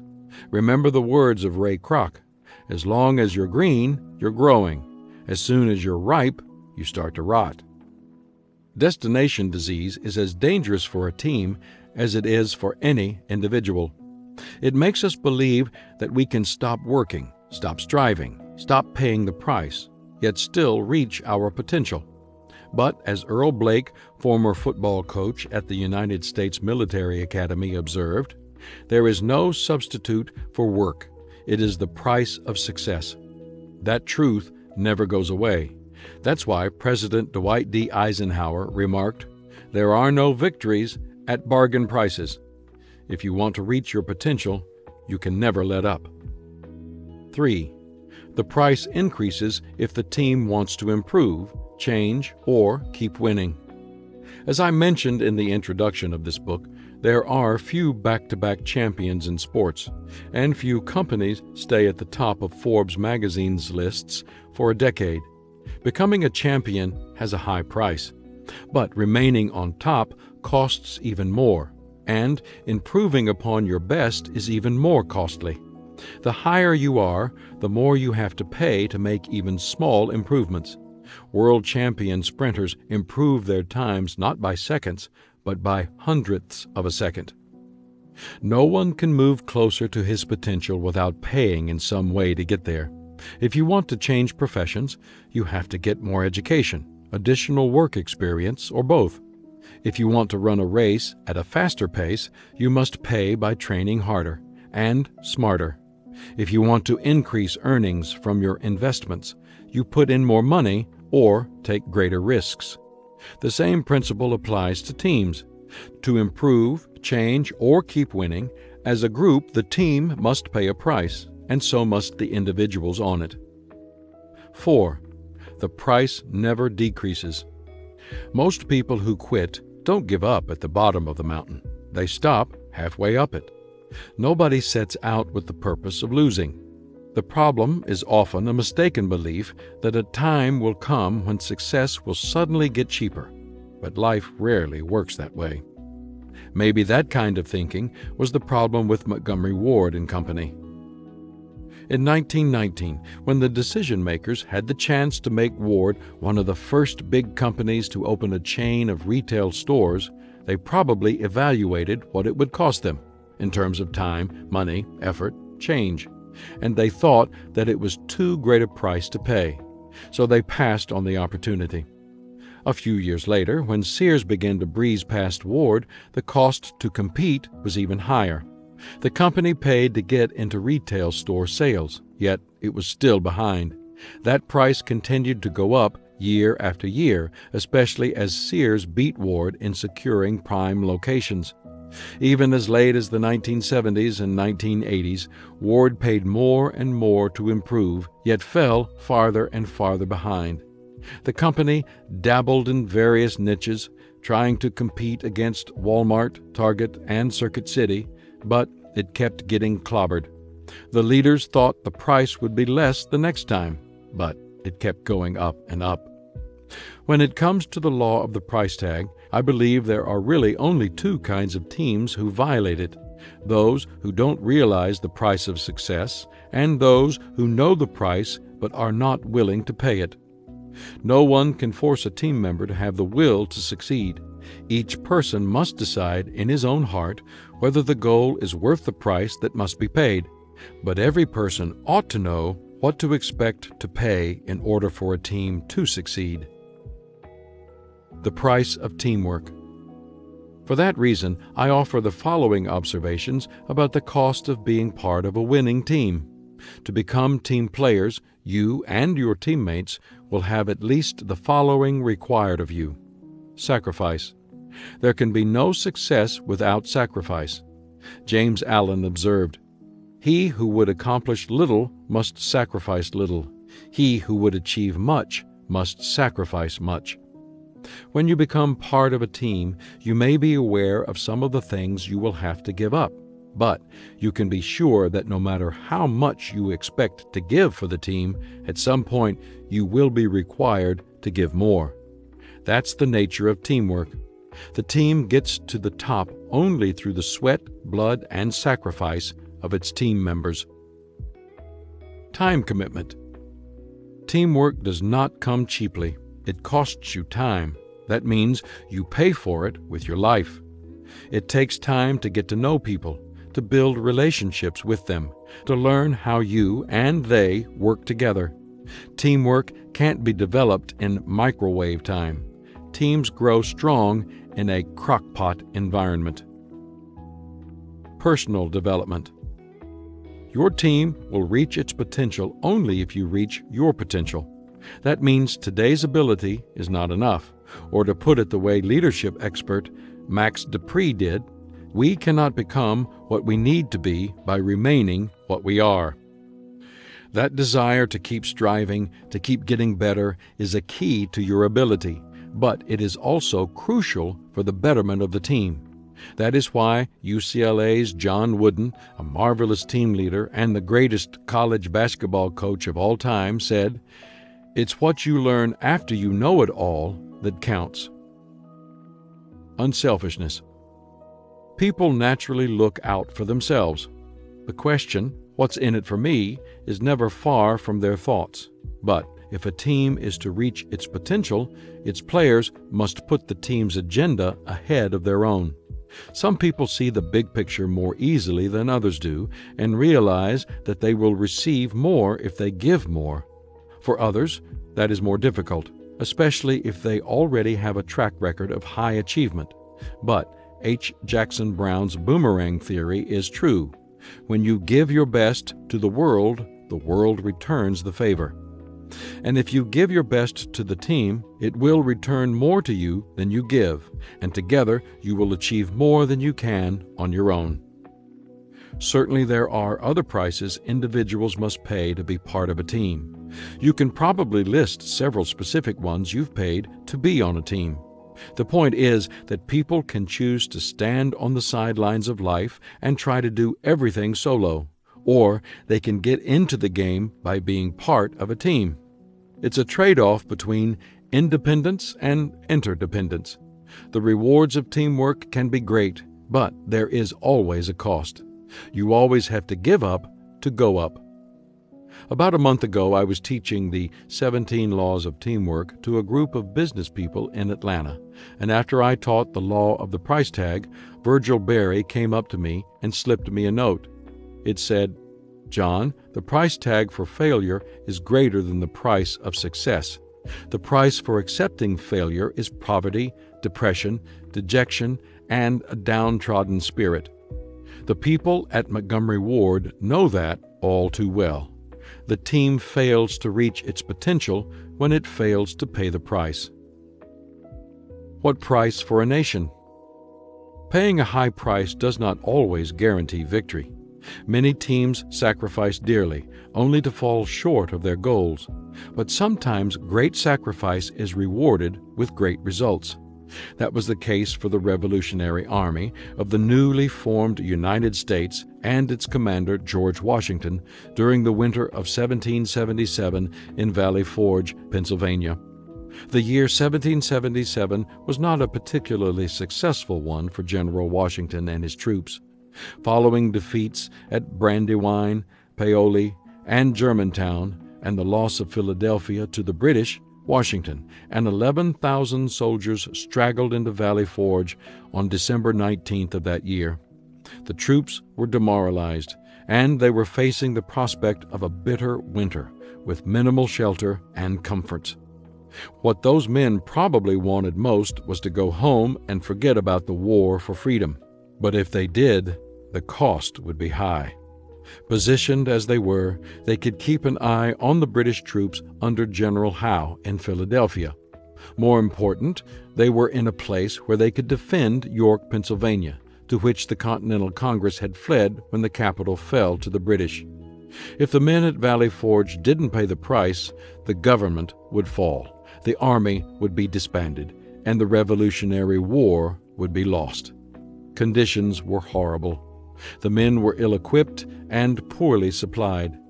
A few days after their arrival, Washington wrote to the Continental Congress saying, 2,898 men were unfit for duty because they were barefoot or otherwise naked, insufficiently clothed for the harsh weather. Things were so bad that sentries had to stand on their hats to ward off frostbite in their feet. By February 1st, 1778, only 5,000 men were available for service. Paying the price, and then some. Miraculously, the troops didn't give up. They bore the brunt of the difficult winter, but they did more than just hang on and survive. They took the time to become better soldiers. Prior to their stay at Valley Forge, they were disorganized and untrained. To remedy that, General Washington employed the talents of a former officer in the Prussian army, Baron von Steuben. First, von Steuben imposed organization on the camp and introduced improved sanitation. Then, under his instruction, one company of men was transformed into a crack team of soldiers. They, in turn, helped to train the other companies of men. Von Steuben also standardized the military maneuvers throughout the army so that the men could work better as a team, no matter which officers commanded them. By the time the army mobilized in June of 1778, it was a match for any group of soldiers, even the British, who were considered by some to be the best in the world. Washington's army went on to win battles against the British army with far superior numbers, and his soldiers fought in the Battle of Yorktown, the decisive battle that turned the war in favor of the newly formed country. Those of us who live in the United States are grateful to them, for the price they paid more than 200 years ago paved the way for us to live in a country of great freedom and opportunity. While it's true that the team fails to reach its potential when it fails to pay the price, it's also true that when the price is paid, the rewards can be abundant. That's the blessing of the law of the price tag. Teamwork thought.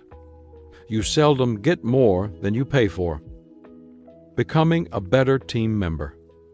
If you are an achiever, then you probably have lots of dreams and goals. Take the time to write down some of the things you desire to accomplish in the next 1 to 5 years. Now, which of them are you willing to give up? You always need to be ready to ask yourself that question when you are a part of a team. When your personal goals conflict with the greater goals of your team, you have 3 choices. 1. Put down the goal, because the team is more important. 2. Put off the goal, because it's not the right time. 3. Part with the team, because it's better for everyone. The one thing you have no right to do is to expect the team to sacrifice its collective goals for yours. Becoming a better team leader. If you lead a team, then you must convince your teammates to sacrifice for the good of the group. The more talented the team members, the more difficult it may be to convince them to put the team first. Begin by modeling sacrifice. Show the team that you are willing to make financial sacrifices for the team, willing to keep growing for the sake of the team, willing to empower others for the sake of the team, willing to make difficult decisions for the sake of the team. Once you have modeled the willingness to pay a price for the potential of the team, you have the credibility to ask others to do the same. Then, when you recognize sacrifices that teammates must make for the team, show them why and how to do it. Then praise their sacrifices to their teammates. Law 11. The law of the scoreboard. The team can make adjustments when it knows where it stands. In the previous chapter, you heard about Montgomery Ward and Company, an American business that fell on hard times because it failed to heed the law of the price tag. For a couple of decades, it looked like if another American institution was headed for a similar disaster. Walt Disney Productions. The Mouse That Roared. The company was founded by Walt Disney and his brother Roy in the 1920s. They began doing silent animation shorts and grew the company into one of the most loved and respected entertainment companies in the world. They continually broke new ground. They produced the first talking cartoon and the first color cartoon, both featuring Mickey Mouse, who has since become an American icon. Snow White, the first feature-length animated movie ever, was a radically innovative idea. While it was being made, many called it Disney's folly. When it was released in 1937, it became the most successful film ever made up to that time. Some say it's the most successful of all time. During the next 2 decades, Walt Disney Productions made wonderful movies that became classics. It expanded into television production, and it opened the world's first theme park. The name Disney became synonymous with creative family entertainment. The company that whimpered. But after Walt died in 1966, the company started down a very bumpy road. Where Walt Disney Productions had once stood for innovation, it came to be marked by imitation of its own past successes. Don Bluth, who left Disney in 1979, commented, "We felt like we were animating the same picture over and over again, with the faces changed a little." Instead of trying to look forward and break ground, Card Walker, who oversaw movie production, always asked himself, what would Walt have done? People at the studio began to joke morbidly, "We're working for a dead man." The company cranked out more formula movies that didn't make a profit, and revenues continued to shrink.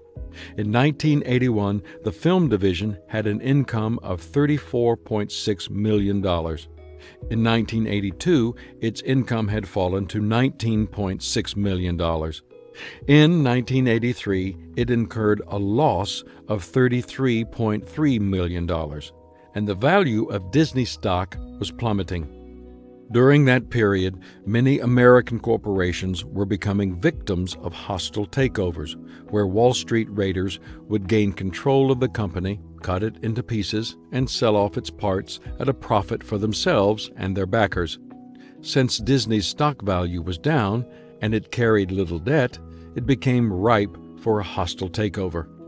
In 1984, Disney narrowly avoided one takeover attempt and was facing the threat of yet another when its board of directors finally took a realistic look at where Disney stood.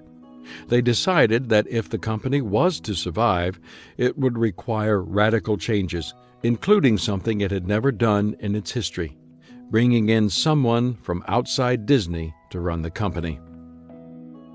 Getting back into the game. The people selected to turn around Disney were Michael Eisner as chairman and CEO, and Frank Wells as president and COO. Concerning their challenging task, Eisner remarked, "Our job wasn't to create something new, but to bring back the magic, to dress Disney up in more stylish clothes and expand its reach, to remind people why they loved the company in the first place. A brand is a living entity, and it is enriched or undermined cumulatively over time, the product of 1,000 small gestures." Eisner was writing about his work on the Disney brand, but his remarks describe the approach he and Wells took to revitalizing the entire company. That involved a variety of strategies. For one thing, they changed the name of the organization from Walt Disney Productions to the Walt Disney Company, reflecting the diversity of its interests. They brought together all of the organization's corporate executives and division heads for a weekly lunch to promote cohesiveness and to share ideas across divisions. They also hired key leaders, such as Jeffrey Katzenberg, to run their movie and television operations. Goal. In a matter of a few years, Disney once again became a vital player in the entertainment industry. The almost dead television division produced hits such as The Golden Girls and Home Improvement. The movie division, which had recently produced few movies and lost so much money, produced more movies in greater volume, with 27 of its first 33 turning a profit. Before long, the company had 4 movie divisions: Disney, Touchstone, Hollywood Pictures, and Miramax. In late 1987, Disney became the #1 studio at the box office for the first time in its history. And the animation division once again set the pace for the industry by creating films such as The Little Mermaid, Beauty and the Beast, Aladdin, and The Lion King. Eisner and Wells expanded the company's efforts into new areas. They increased land development and built numerous new hotels at Walt Disney World. In 1987, they also opened retail stores in malls for the first time. 4 years later, Disney owned 125 stores, which were generating $300 million in annual revenue. And of course, they improved the theme parks through expansion, innovation, and strategic partnerships with people such as George Lucas and Steven Spielberg. When they took over the company in 1984, the parks generated income of $250 million. By 1990, their income reached $800 million. In 2000, the Walt Disney Company had revenues of $25.4 billion with $2.9 billion in net income, more than double the figures from 1984. Disney has done more than just turn itself around. It has become an entertainment giant and one of the most powerful corporations in the world. For many of the years when the company was struggling, its team members looked at its history and the memory of its dead founder to gauge what to do. What they needed to do was to look at the scoreboard. The team can make adjustments when it knows where it stands. Eisner and Wells brought that ability to the company. They understood and implemented the law of the scoreboard. Underscoring the scoreboard. Every game has its own rules and its own definition of what it means to win. Some teams measure their success in points scored, others in profits. Still others may look at the number of people they serve. But no matter what the game is, there is always a scoreboard. And if a team is to accomplish its goals, it has to know where it stands. It has to look at itself in light of the scoreboard. Why is that so important? Because teams that succeed make adjustments to continually improve themselves and their situations. For example, think about how a football team approaches a game. Before the competition starts, the team spends a tremendous amount of time planning. Players study hours of game film. They spend days figuring out what their opponent is likely to do, and they decide the best way to win. They come up with a detailed game plan. As the game begins, the game plan is very important, and the scoreboard means nothing. But as the game goes on, the game plan means less and less, and the scoreboard becomes more and more significant. Why? Because the game is constantly changing. You see, the game plan tells you what you want to happen, but the scoreboard tells you what is happening. Why the scoreboard? No team can ignore the reality of its situation and win.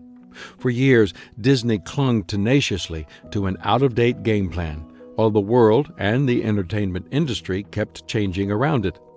The Disney team never really gave a hard look at the scoreboard. As a result, they kept losing. That's what happens when you ignore the law of the scoreboard. For any kind of team, the scoreboard is essential in the following ways. 1. The scoreboard is essential to understanding. In sports, players, coaches, and fans understand the importance of the scoreboard. That's why it is so visible at every stadium, arena, and ball field. The scoreboard provides a snapshot of the game at any given time. Even if you arrive at a game halfway into it, you can look at the scoreboard and assess the situation well. I'm often surprised by how many people outside sports try to succeed without a scoreboard. Some families operate their households without budgets, yet wonder why they are in debt. Some small business owners go year after year without tracking sales or creating a balance sheet and wonder why they can't grow the business. Some pastors busy themselves with worthy activities but never stop to measure whether they are reaching people or performing according to biblical standards. 2. The scoreboard is essential to evaluating. I believe that personal growth is a key to success. That's why I've taught lessons on growth at conferences and in books for more than 20 years. A key principle I teach is this: growth equals change. This sounds overly simple, doesn't it? But people sometimes lose sight of the fact that they cannot grow and remain the same at the same time. Most people are in a position that could be described by something Coach Lou Holtz once said. We aren't where we want to be. We aren't where we ought to be. But thank goodness we aren't where we used to be. But when it comes to growth, change alone is not enough.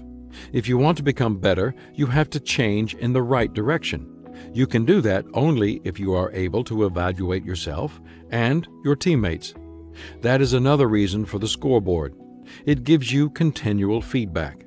Competing without a scoreboard is like bowling without pins. You may be working hard, but you don't really know how you're doing. 3. The scoreboard is essential to decision-making. Once you have evaluated your situation, you're ready to make decisions. In football, the quarterback uses information from the scoreboard to decide what play to call. In baseball, the scoreboard helps the manager to know when to bring in a relief pitcher. In basketball, it can be used to determine whether to call a timeout. That was the case at Disney. First, Eisner looked at the company to understand its overall position. Then he evaluated individual areas for their effectiveness. Only then was he able to make sound decisions concerning how to get Disney back into the game. 4. The scoreboard is essential to adjusting. The higher the level on which you and your team are competing, the smaller the adjustments become to achieve your best. But making key adjustments is the secret to winning, and the scoreboard helps you to see where the adjustments need to be made. One of the people on my staff is employing a unique scoreboard to help him make the adjustments required to go to the next level. That person is Kevin Small, the president of Enjoy. Kevin is a real go-getter with high energy and enthusiasm. Being a young leader, he also has weak areas he needs to work on. To help him with that, he has engaged a personal coach to advise him, to help him read the scoreboard in his life, and to hold him accountable for growth. And it's really helping him. The small adjustments Kevin is making are taking him to another level and moving him closer to fulfilling his already tremendous potential. 5. The scoreboard is essential to winning. In the end, nobody can win without the scoreboard. How do you know when the game is on the line without the scoreboard? How do you know when time is running out unless you check the scoreboard? How will you know if it's cruise time or crunch time unless you have the scoreboard as a measuring device? If your desire is to take a leisurely drive with some friends, then you don't need to worry about a thing. But if you're trying to win the Indy 500, then you and your team must know how you're doing. Some organizations view the scoreboard as a necessary evil. Others try to ignore it, something they cannot do for long and still do well in their profession. And some organizations make checking the scoreboard such an integral part of their culture that they are continually able to recognize and seize opportunities leading to huge success. High touch in a high-tech world. That is certainly the case for eBay. I'm not a technical person. I don't have a computer, and I don't even know how to use one. So, I have not used eBay. I first heard about it from friends who are collectors. They talked about being able to find things they wanted through auctions held on the internet. They seemed to be having fun with it, but to tell the truth, I didn't pay much attention. Then I started seeing articles about eBay in the financial pages, and I read about the company's president and CEO, Meg Whitman. eBay is an e-commerce company that specializes in connecting buyers and sellers of goods online. It was founded by Pierre Omidyar in his San Jose, California living room in September of 1995 with the idea of helping people find used, rare, or collectible items. The idea took off and became so successful that Omidyar soon recognized that he was in over his head. That's when he hired Meg Whitman, who had an MBA from Harvard and tremendous leadership experience as a general manager at Hasbro, president and CEO of FTD, and senior vice president of the Walt Disney Company. An article in Time magazine explains eBay's success this way.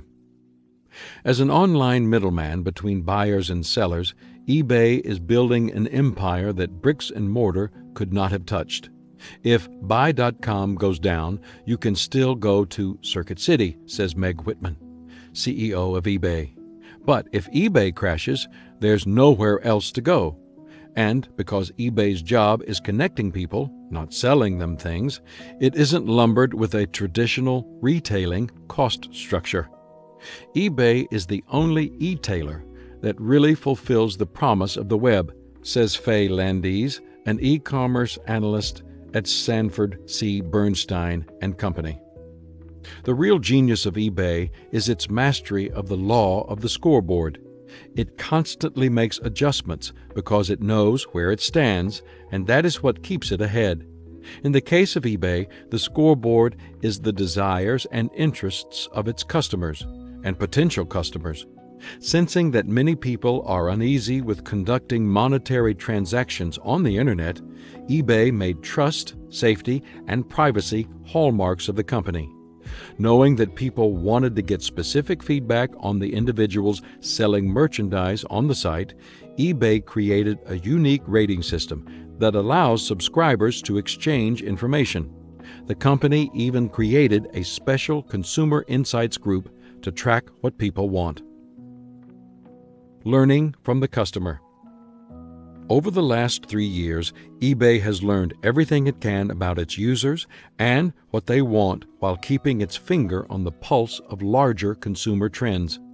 The company has expanded from being a place to trade Beanie Babies to a multifaceted auction service that offers, among other services, special local trading for difficult-to-ship items, global auction service that covers 150 countries, including a strong presence in Europe, a business-to-business exchange for products and services, an automobile auction site, real estate services.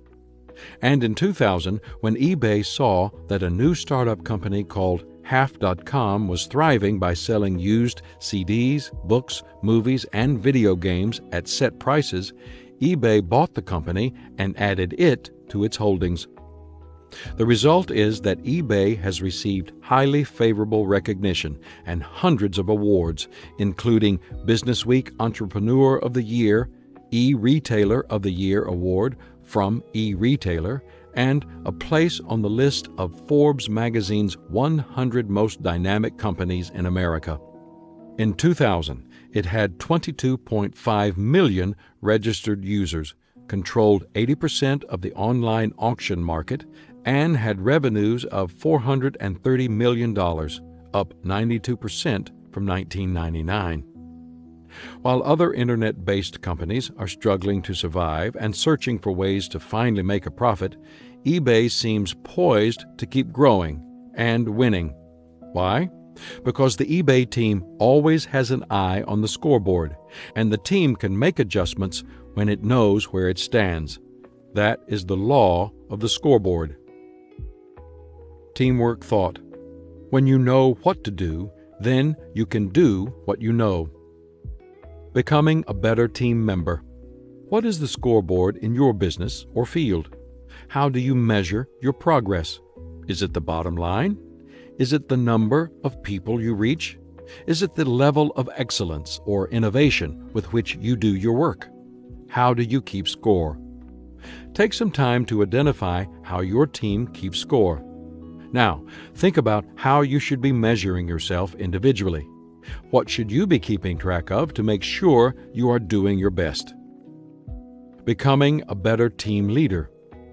If you lead the team, you have primary responsibility for checking the scoreboard and communicating the team's situation to its members. That doesn't necessarily mean you have to do it all by yourself, but you do need to make sure that team members continually evaluate, adjust, and make decisions as quickly as possible. That's the key to winning. Do you have a system to make sure that happens? Or do you generally rely on your intuition? Using intuition is fine as long as you have some fail-safe backups to make sure you don't let the team down. Evaluate how consistently and effectively you consult your scoreboard.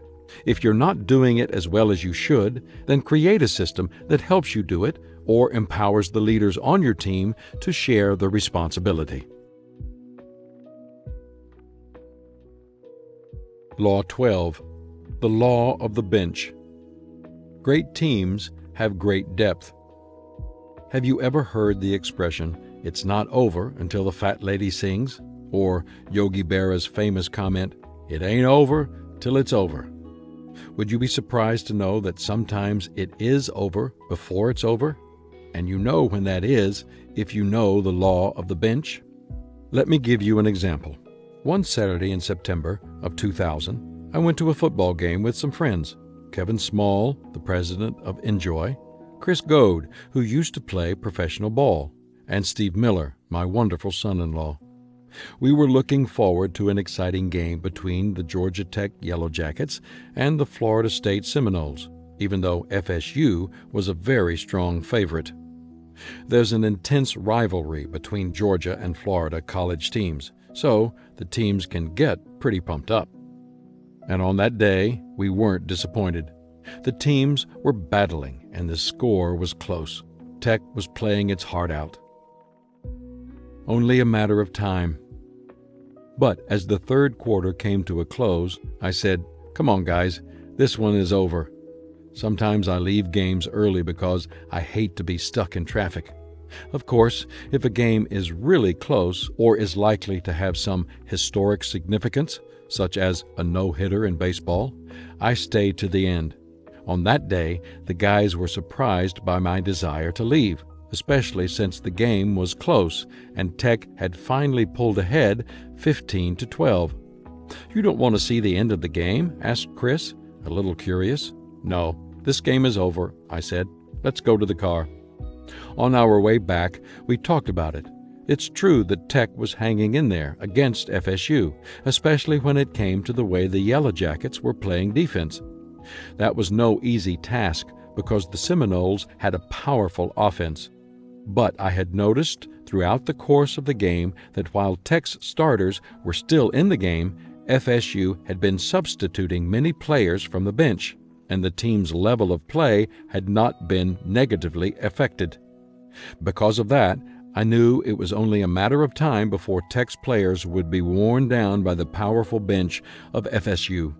And sure enough, the final score was 26-21 with FSU on top. That's the impact of the law of the bench. Great teams have great depth. The role of the bench. It's not difficult to see the importance of having well-trained, capable reserve players who sit on the bench in sports. In Major League Baseball, the teams who win championships do so because they have more than just a good pitching rotation and solid fielding. They possess a bullpen with strong players who can substitute or pinch hit off the bench.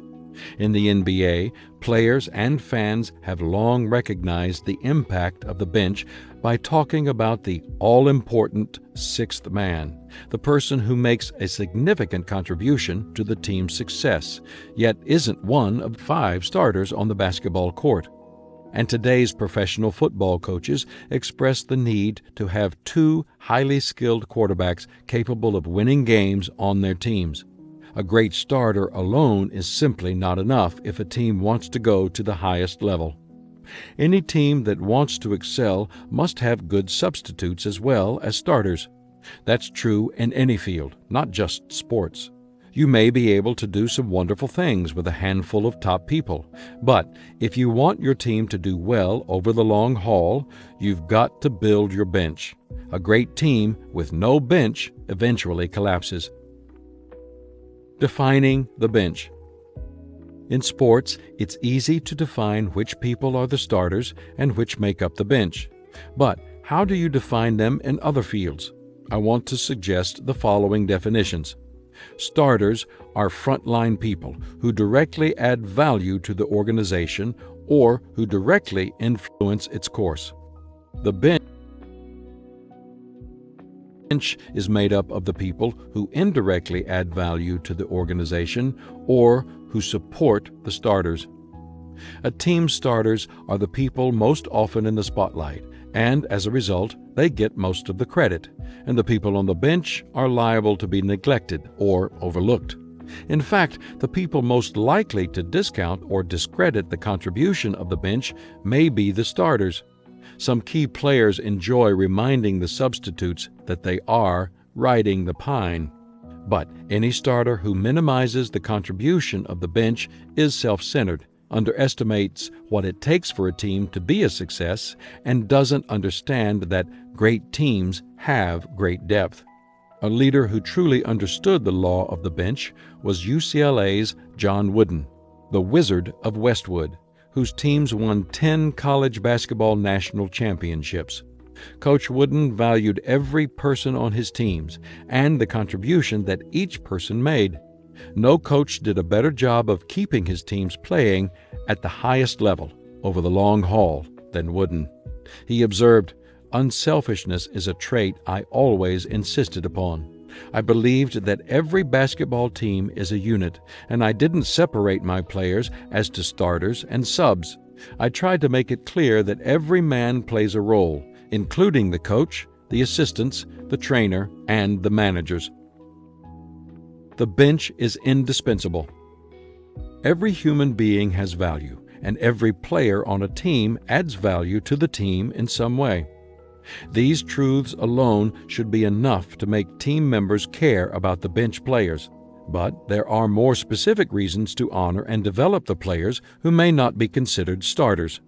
Here are several. 1. Today's bench players may be tomorrow's stars. Rare are the people who begin their careers as stars, and those who do sometimes find that their success is like that of some child actors. After a brief flash in the pan, they are never able to recapture the attention they got early on. Most successful people go through an apprenticeship or period of seasoning. Look at someone like quarterback Joe Montana, who was inducted into the NFL Hall of Fame in 2000. He spent 2 years on the bench as a backup before being named the San Francisco 49ers starter. And as he was breaking records and leading his team to numerous Super Bowls, the person who sat on the bench as a backup to him was Steve Young, another top-notch quarterback. Some talented team members are recognized early for their positive potential and are groomed to succeed. Others labor in obscurity for years, learning, growing, and gaining experience. Then, after a decade of hard work, they become overnight successes. With the way people like to move from job to job today, and even from career to career, good leaders should always keep their eyes open for emerging talent. Never be in a hurry to pigeonhole anyone on your team as a non-starter. Given the right encouragement, training, and opportunities, nearly anyone who has the desire has the potential to emerge someday as an effective player. 2. The success of a supporting player can multiply the success of a starter.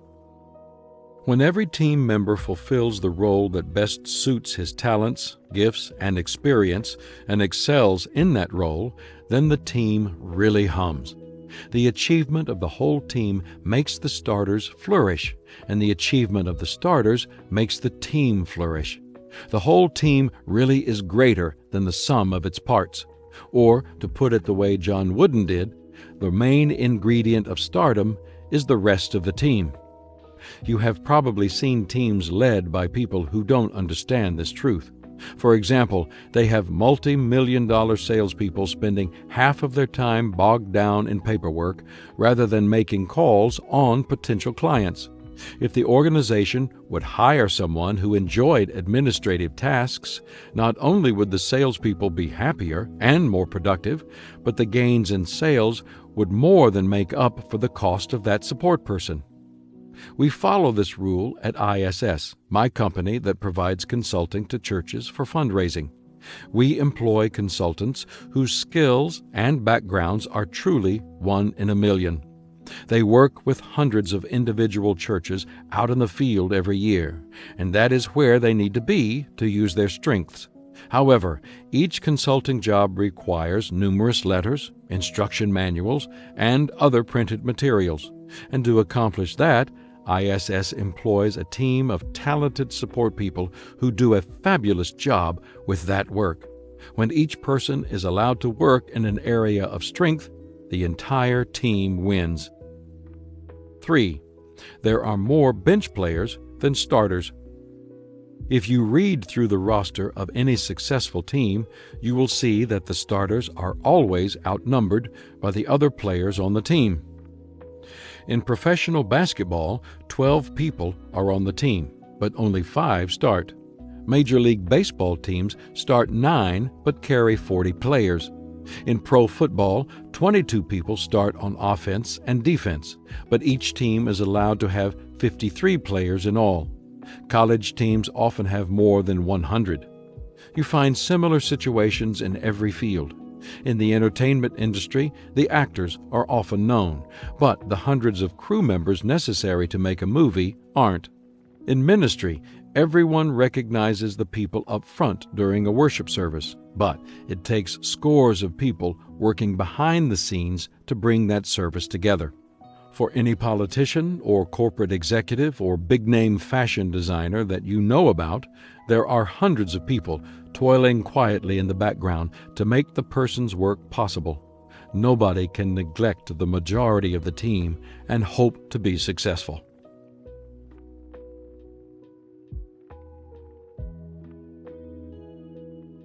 4.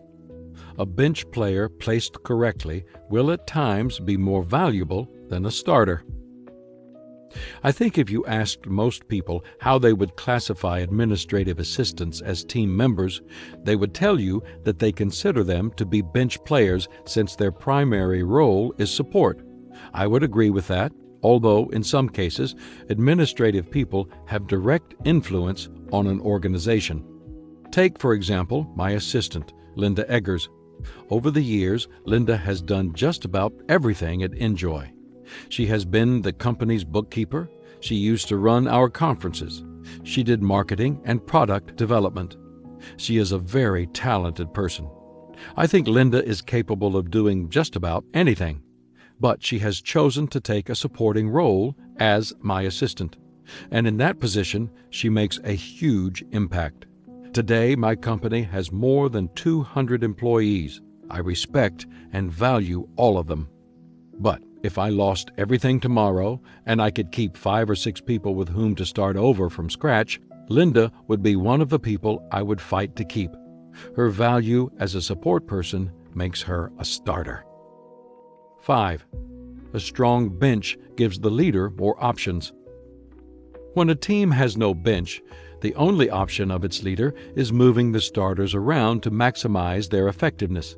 If a starter can't perform, the team is out of luck. When a team has a weak bench, the leader has a few options, but they are often not very good. But when a team has a great bench, the options are almost endless. That's why someone like Bobby Bowden, the coach at FSU, was able to wear down Georgia Tech. If one of his players got hurt, he had someone to replace him. If his opponent changed defenses, he had offensive players in reserve to overcome the challenge. No matter what kind of situation he faced, with a strong bench, he had options that would give the team a chance to win. 6. The bench is usually called upon at critical times for the team. When an army is in trouble, what does it do? It calls up the reserves. That's the way it is in every area of life. You don't need the bench when things are going well. You need it when things aren't going well. When the starter gets hurt and the game is in jeopardy, a substitute steps in. That person's effectiveness often determines the team's success. If your team is experiencing a tough time, then you know the importance of having a good bench. But if you are experiencing a smooth period, then now is the time to develop your backup players. Build the bench today for the crisis you will face tomorrow. Today's actions build tomorrow's team. As you think about the starters and the bench players on your team, recognize that the future of your team can be predicted by three things. 1. Recruitment. Who is joining the team? Adlai E. Stevenson offered this advice: there are only 3 rules of sound administration. Pick good men, tell them not to cut corners, and back them to the limit. And picking good men is the most important. You cannot build a winning team without good players. When it comes to recruiting, there are really only 2 kinds. You find the player for the position, or you find the position for the player. In the first situation, you have a position open, and you look for someone to fill that position. That is the typical way most recruiting works. But sometimes, even when you don't have a position open, you find a potential player who is so good that you simply cannot pass up the opportunity to get him on the team. I was in the second situation last year. When I discovered that John Hull might be interested in coming to work for the Enjoy Group, I didn't have a specific position for him. But he is such a high-impact player that I brought him aboard. And in a matter of a few months, he became the president of Equip, the nonprofit organization I founded, when its original president, Ron McManus, desired to lead another department for me. If I hadn't asked John to come on board when I did, the team might have missed out on a wonderful leader. 2. Training. Are you developing the team? You cannot solve tomorrow's problems with today's solutions. If you want the team to succeed as it meets new challenges, you have to prepare it. That means helping starters to maximize their potential and training the people on the bench to become starters when their time comes. If you have leadership responsibility for your team, then take the initiative to make sure everyone on the team is growing and improving. 3. Losses. Who is leaving the team? The only place that never loses people is the cemetery. Losing team members is inevitable, but the good news is that you can choose the members you lose. If you keep non-productive people, the productive ones become frustrated and leave. If you remove the people who don't add value, then the whole team gets better. It's just like trimming trees. If you don't cut the dead wood, eventually the whole tree falls. But if you remove the dead wood, the tree becomes healthier. The healthy branches produce more, and there's room for productive new branches on the tree.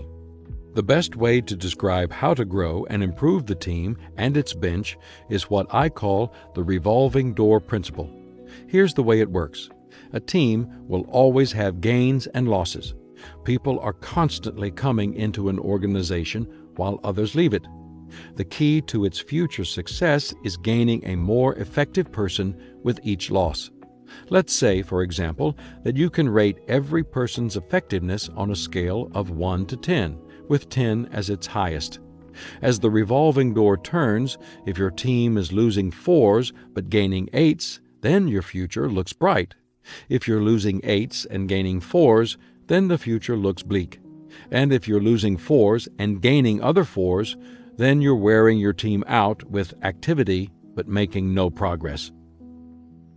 Phases of an organization and its revolving door.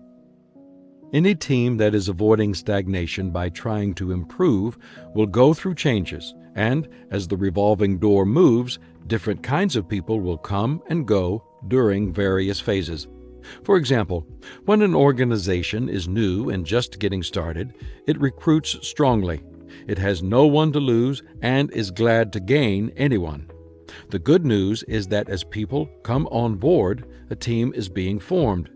The bad news is that the people the team is gaining are not always good.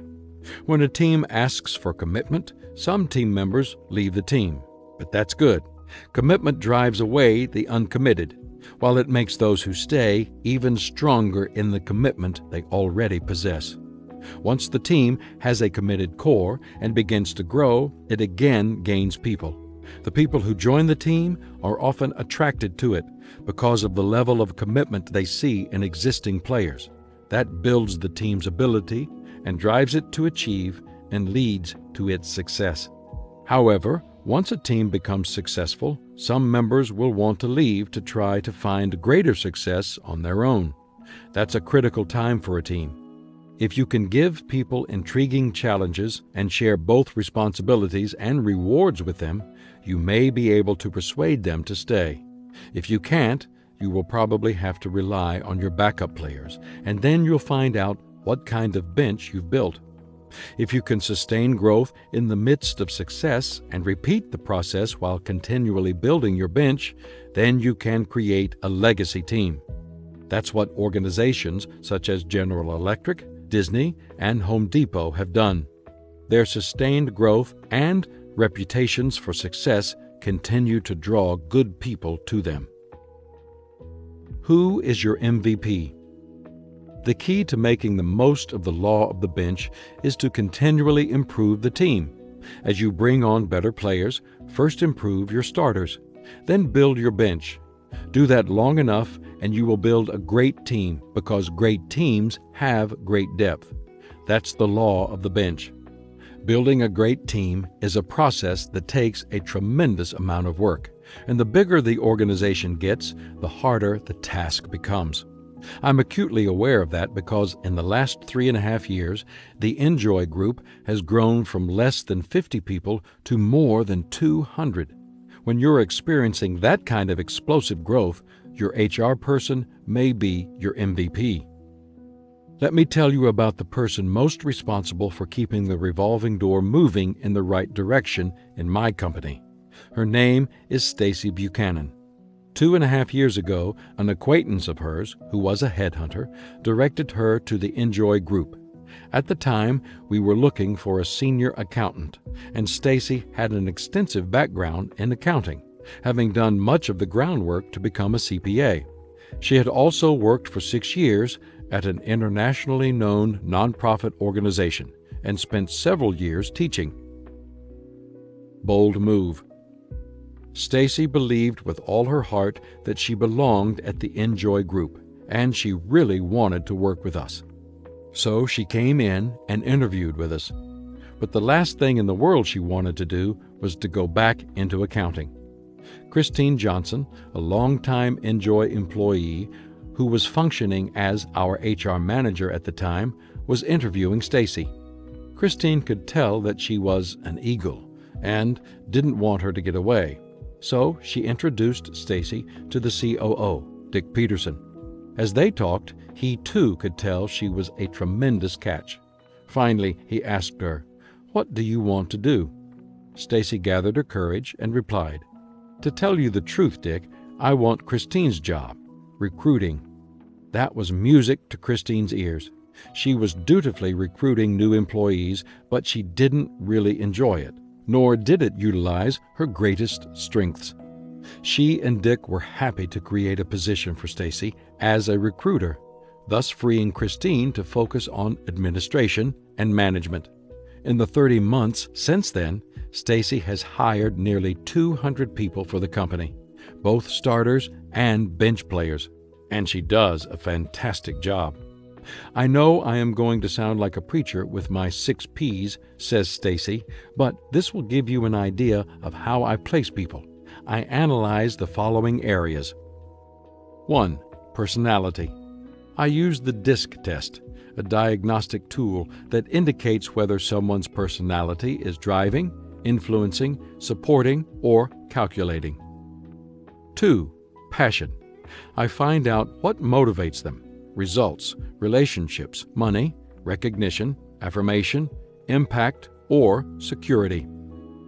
3. Pattern. I look for patterns in their successes and their failures. I figure out whether they work best alone or on a team. 4. Potential. I try to see what they might accomplish given the right direction, motivation, coaching, and leadership. I particularly gauge whether they are maintainers or builders. 5. Profile. I gauge whether they will fit our culture and whether they are really Enjoy material. 6. Placement. Finally, I try to measure where they fit, which team will both benefit from them and add value to them. Stacy has done a wonderful job of building our team through recruiting, and now she has expanded her role into the area of training. She has played an instrumental role in starting the 9 mentoring groups that are currently in place at the Enjoy group. Stacy summarizes her work by saying, "My desire is to see people play the music that is contained in their souls." If you want your team to become the very best it can be, then you need to concentrate on the people you're gaining, the ones you're losing, and the ones you're developing. That's the only way to build a great team. It has to be solid at every level, and never lose sight of the law of the bench. Remember, great teams have great depth. Teamwork thought. Better players make you a better player. Becoming a better team member. How would you define yourself, a bench player or a starter? If you are on the bench, then your job is to do 2 things: help the starters to shine and prepare yourself to be a starter in the future. You can do that by cultivating an attitude of service and teachability, and by doing whatever you can to learn and grow. If you are a starter, then you should perform at your best for the sake of the team, and you should honor the people on the bench. You do that by acknowledging the value of their contribution and by helping prepare them to start someday. If you are not already mentoring a teammate on the bench, start doing so right away. Becoming a better team leader. If you lead your team, you are responsible for making sure the revolving door moves in such a way that the players who are joining the team are better than those who are leaving. One way you can facilitate that is to place high value on the good people already on the team. Every team has 3 groups of players. In this chapter, I described the starters, who directly add value to the organization or who directly influence its course, and the bench players, who indirectly add value to the organization or who support the starters. The 3rd group is a core group within the starters that I call the inner circle members. Without these people, the team would fall apart. Your job is to make sure each group is continually developed so that bench players are able to step up to become starters and starters are able to step up to become inner circle members. If you're not sure who the inner circle members are on your team, then try this exercise. Write the names of the people on your team who are starters. Now determine the people you could most easily do without. One by one, check off the names of the people whose loss would hurt the team least if they left. At some point, you will end up with a smaller group of people without whom the team would be dead. That's your inner circle. You can even rank the remaining people in order of importance. It's a good exercise to remind you of the value of people on the team. And by the way, if your treatment of those people doesn't match their value, you run the risk of losing them and having your revolving door work against you. Law 13. The Law of Identity. Shared values define the team. At least one day a year, I try to bring together everyone in my organization. Early in Enjoy's history, that was easy. Back in 1985, when we founded the company, Dick Peterson, who is now the company's COO, and I could get together on a moment's notice with his mother-in-law, Irma, our only employee, and the 4 or 5 volunteers who helped us, 2 of whom were our wives. Even 10 years later, we were still a fairly small outfit. The entire company could meet around one large conference table. Today, things are different. Now we have to rent a hall to accommodate all of our employees, but we still make the effort to get together. In fact, it's more important for us to do that now than it was ever before. Because of our size and the diversity of operations, the people on our team have a tendency to get disconnected from one another, and it becomes increasingly difficult for the leaders in the organization to maintain a personal connection with everyone.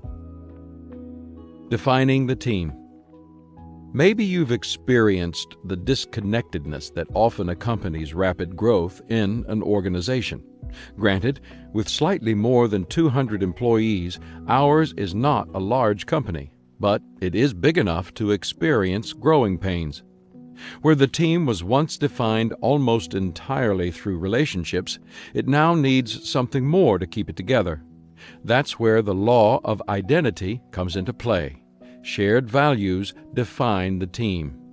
Even if some members of a team don't share common experiences or have a personal relationship with one another, they can possess a cohesiveness that defies the size of the team. What it takes is a common vision, the law of the compass, and shared values. If everyone embraces the same values, team members can still have a connection to one another and to the larger team. We've all seen teams that have a common goal, yet lack common values. Everyone on the team has different ideas about what's important.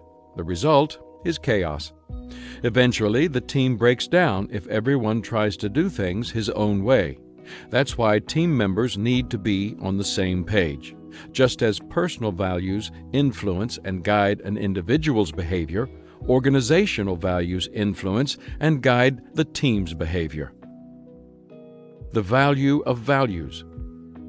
Values can help a team to become more connected and more effective. Shared values are like glue. When difficult times come, and they do for every team, values hold people together. Look at a marriage, for example. It's easy for a couple to stay together when they are feeling the flush of love and everything is going smoothly. But eventually the passion that drew them together fades, and adversity comes. What keeps the people who stay married together? It's their values. Their values are more important than their feelings. They value their marriage so highly that they are willing to fight for the relationship. If two people don't have that mindset going into the wedding, then their chances of staying together are pretty slim. The same is true for any other team. If the players don't know what their values are and live them out, their chances of working as a unit, reaching their potential, are very small. A foundation. All teams need stability to perform well and to grow. Values provide a stable foundation that makes those things possible. This is true for just about any kind of relationship to grow. For example, if you're trying to build a relationship with someone from another culture, you begin by looking for the things you have in common. If you are trying to make a sale with a new customer, you look for common ground. The same is true when it comes to team building. You need something to build on, and values make the strongest foundation. A ruler. Values also help to set the standard for a team's performance. In the corporate world, the values are often expressed in a mission statement or set of guidelines for doing business. But sometimes a company's stated values and its real values don't match up. Author and management expert Ken Blanchard emphasizes, lots of companies claim they have a set of core values, but what they mean is a list of generic business beliefs that everyone would agree with, such as having integrity, making a profit, and responding to customers. Such values have meaning only when they are further defined in terms of how people actually behave and are rank-ordered to reveal priority. And they function as a measure of expectations and performance when they are genuinely embraced. A compass. Do you remember the television show Dallas from the 1980s? The main character was J.R. Ewing, a notoriously dishonest businessman. His character code for living can be summarized by something he said in an episode of the show. Once you give up your ethics, the rest is a piece of cake. To a person with no values, anything goes. I think we live in a time when people are searching for standards to live by. When individuals embrace strong values, they possess a moral compass that helps them make decisions. The same is true for people in an organization. When the team identifies and embraces a set of values, then in a month, a year, or a decade, No matter how much circumstances change or what challenges present themselves, people on the team still know it's moving in the right direction and make good decisions. A magnet. A team's values attract people with like values to the team. Think about some of the teams we've examined in previous chapters. What kinds of people are drawn to Habitat for Humanity? People who want to see substandard housing eliminated. What kinds of people are attracted to Enron? People who value innovation and organizational flexibility. In the 21 Irrefutable Laws of Leadership, the law of magnetism states, "Who you are is who you attract." That law is as true for teams as it is for leaders. People attract other like-minded people. An identity. Values define the team and give it a unique identity to team members, potential recruits, clients, and the public. What you believe identifies who you are. The values of the Enjoy Group. When I brought together all the employees of the Enjoy Group for our annual meeting this year, I wanted to emphasize our values. I think our team members see them acted out every day, but I wanted to give everyone a common language for the values to help ensure our alignment with them. To do that, I taught a lesson on those values. Communication of the team's values is the place to start with the law of identity. A team cannot share values if the values have not been shared with the team. Allow me to acquaint you with the 6 core values that I shared with the Enjoy Group so that you have a sense of what I mean. 1. The personal growth of each team member. I am a strong believer in potential. Every day I work to develop my own, and I encourage everyone in my sphere of influence to do the same. How do people work to develop their potential? They start by making personal growth a priority. Personal growth has been a major theme of my life. When I was a kid, my father used to pay me and my siblings to read books that would improve us. He also sent us to conferences. As I got older, reading books, listening to instructional tapes, and attending conferences became regular practices for me. Later, as I sought the key to organizational growth, I discovered another reason to promote personal growth because I found that the way to grow any organization is to grow the people in that organization. To promote personal growth in my organization, we encourage people to become members of a mentoring group. We also send people to our own conferences and to other types of training. We provide books, tapes, and other personal growth tools. And I personally spend time every month mentoring and developing the top leaders of the organization. When we or any employee discovers that the person would flourish in a different position or division of the company, we encourage him to explore new possibilities and make a change. You can't stand in the way of your employees' growth and still hope to grow your organization. 2. The priority of adding value to others. The Enjoy Group exists to add value to people. That is our primary mission. First, we do that with the people in our own organization, but we also do it for our customers and clients. It's the reason we develop and provide consulting, training, and resources to organizations and individuals across the country and around the world. The day we can't add value to people is the day we close our doors. 3. The power of partnership. One of my favorite quotes comes from Mother Teresa, who observed, "You can do what I cannot do. I can do what you cannot do. Together, we can do great things." That's a succinct way to describe partnership. It took me almost 40 years to discover that I can't do everything. You probably learned that sooner than I did. My high energy, low IQ, and endless optimism got the better of me for years. That's when I realized the power of partnership. Over the years, our organization has learned more and more about working with others. Now, partnership is the way we choose to accomplish our mission.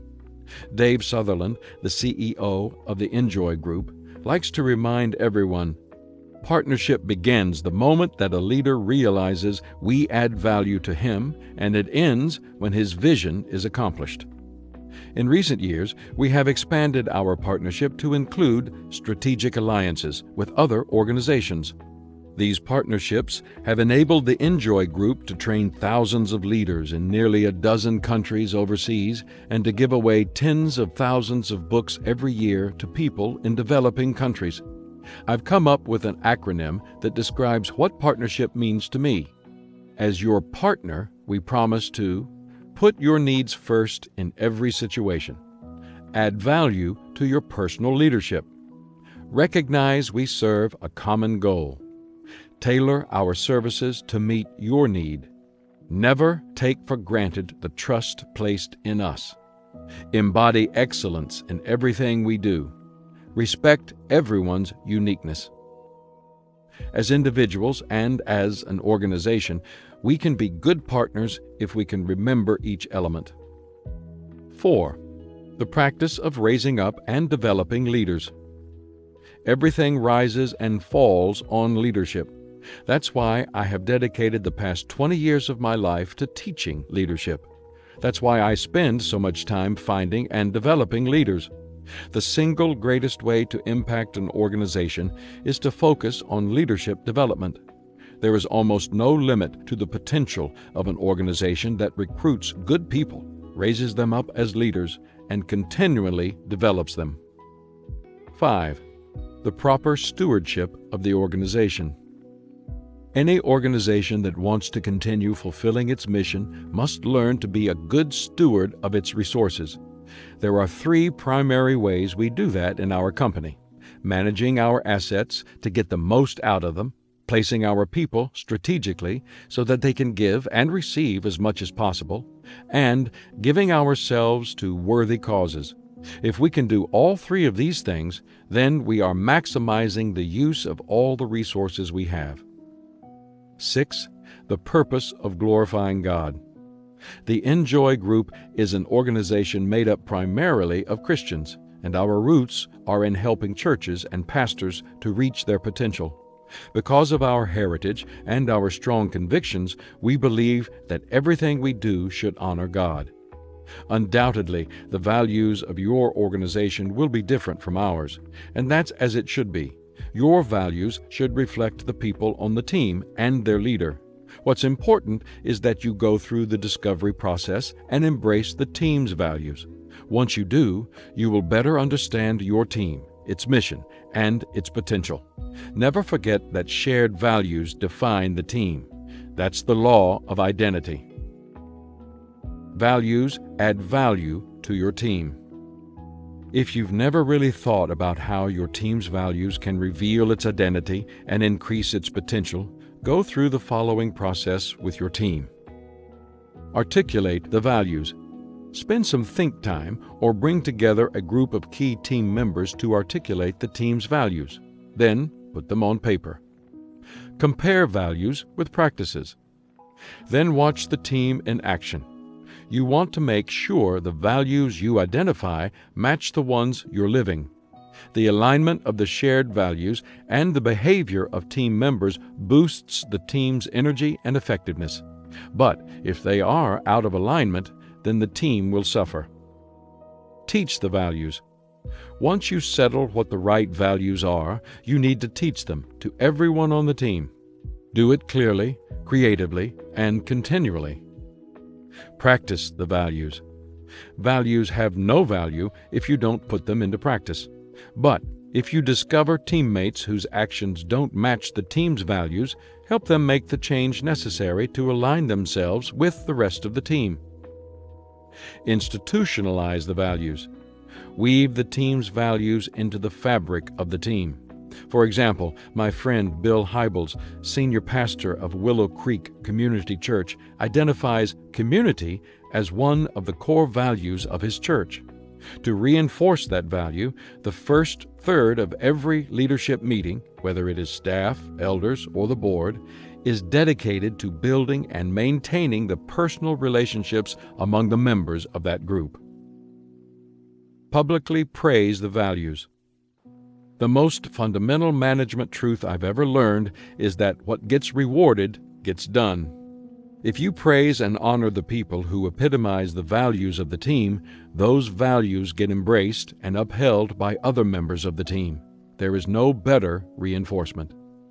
If you are the leader of your team, it is especially important that you take your team through this process.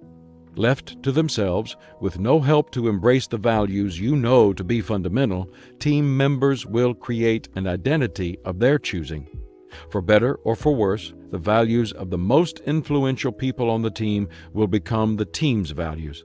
However, by implementing each of the steps I've outlined and continuing to repeat them over time, you will find that the culture of your organization will begin to change, and your people will embrace a new identity that you help them find. And once they develop a common team identity, they will work together better, even as the organization grows and changes. No place like home. When I moved to Atlanta, I became acquainted with an organization that has developed its unique identity and fosters a strong sense of teamwork despite being a huge company. That organization is Home Depot. Now, I am not a do-it-yourselfer. What's the opposite of handy? Handless? Manually challenged? Whatever it is, that describes me. Then there's my son, Joel Porter. He never met a tool he didn't like, and if a thing can be fixed, he will find a way to do it. When he was 13 years old, we let him create a workshop in a room adjacent to our garage. He put in a workbench, installed fixtures, and wired the room. A friend of ours who used to be a contractor said Joel had put enough power in that small room to light up an entire house. After our arrival in Atlanta, Joel found himself a job at Home Depot, and he couldn't have been happier. Every day he would come home and tell us about the company, what he did that day, and the values the company held dear. Intrigued, I did some research on my own. I discovered that the company was founded by Bernie Marcus and Arthur Blank. They opened their first store in Atlanta in June of 1979, after both men had been fired 14 months earlier from Handy Dan, a home improvement chain located in the western part of the United States. For years, Marcus, a man with considerable retail experience and leadership talent, had possessed a vision for a national chain of huge one-stop home improvement stores. His idea was to offer the widest selection of products at the lowest prices with the best customer service possible. Building Home Depot. Getting the company off the ground required the two men to keep plugging away, slowly expanding the business, opening more stores, and attracting first-rate people. Marcus said, "We are only as good as our people, especially the men and women working in our stores every day. That's why we believe a sure way of growing this company is to clearly state our values and instill them in our associates." The right leaders with the right values have attracted the right people to make the company a blockbuster. In 1979, they started with 4 stores. In 1999, Home Depot had 775 stores, 160,000 employees, and $38.4 billion in annual sales. Values truly are at the heart of Home Depot's success. Marcus explained, "A set of 8 values has been our bedrock for the past 20 years. Although they were not put in writing until 1995, these values, the basis for the way we run the company, enabled us to explode across the North American landscape and will be the vehicle for reaching our ambitious goals in the international marketplace." Excellent customer service. Doing whatever it takes to build customer loyalty. Taking care of our people, the most important reason for the Home Depot's success. Developing entrepreneurial spirit. We think of our organizational structure as an inverted pyramid. Stores and customers are at the top, and senior management is on the bottom. Respect for all people.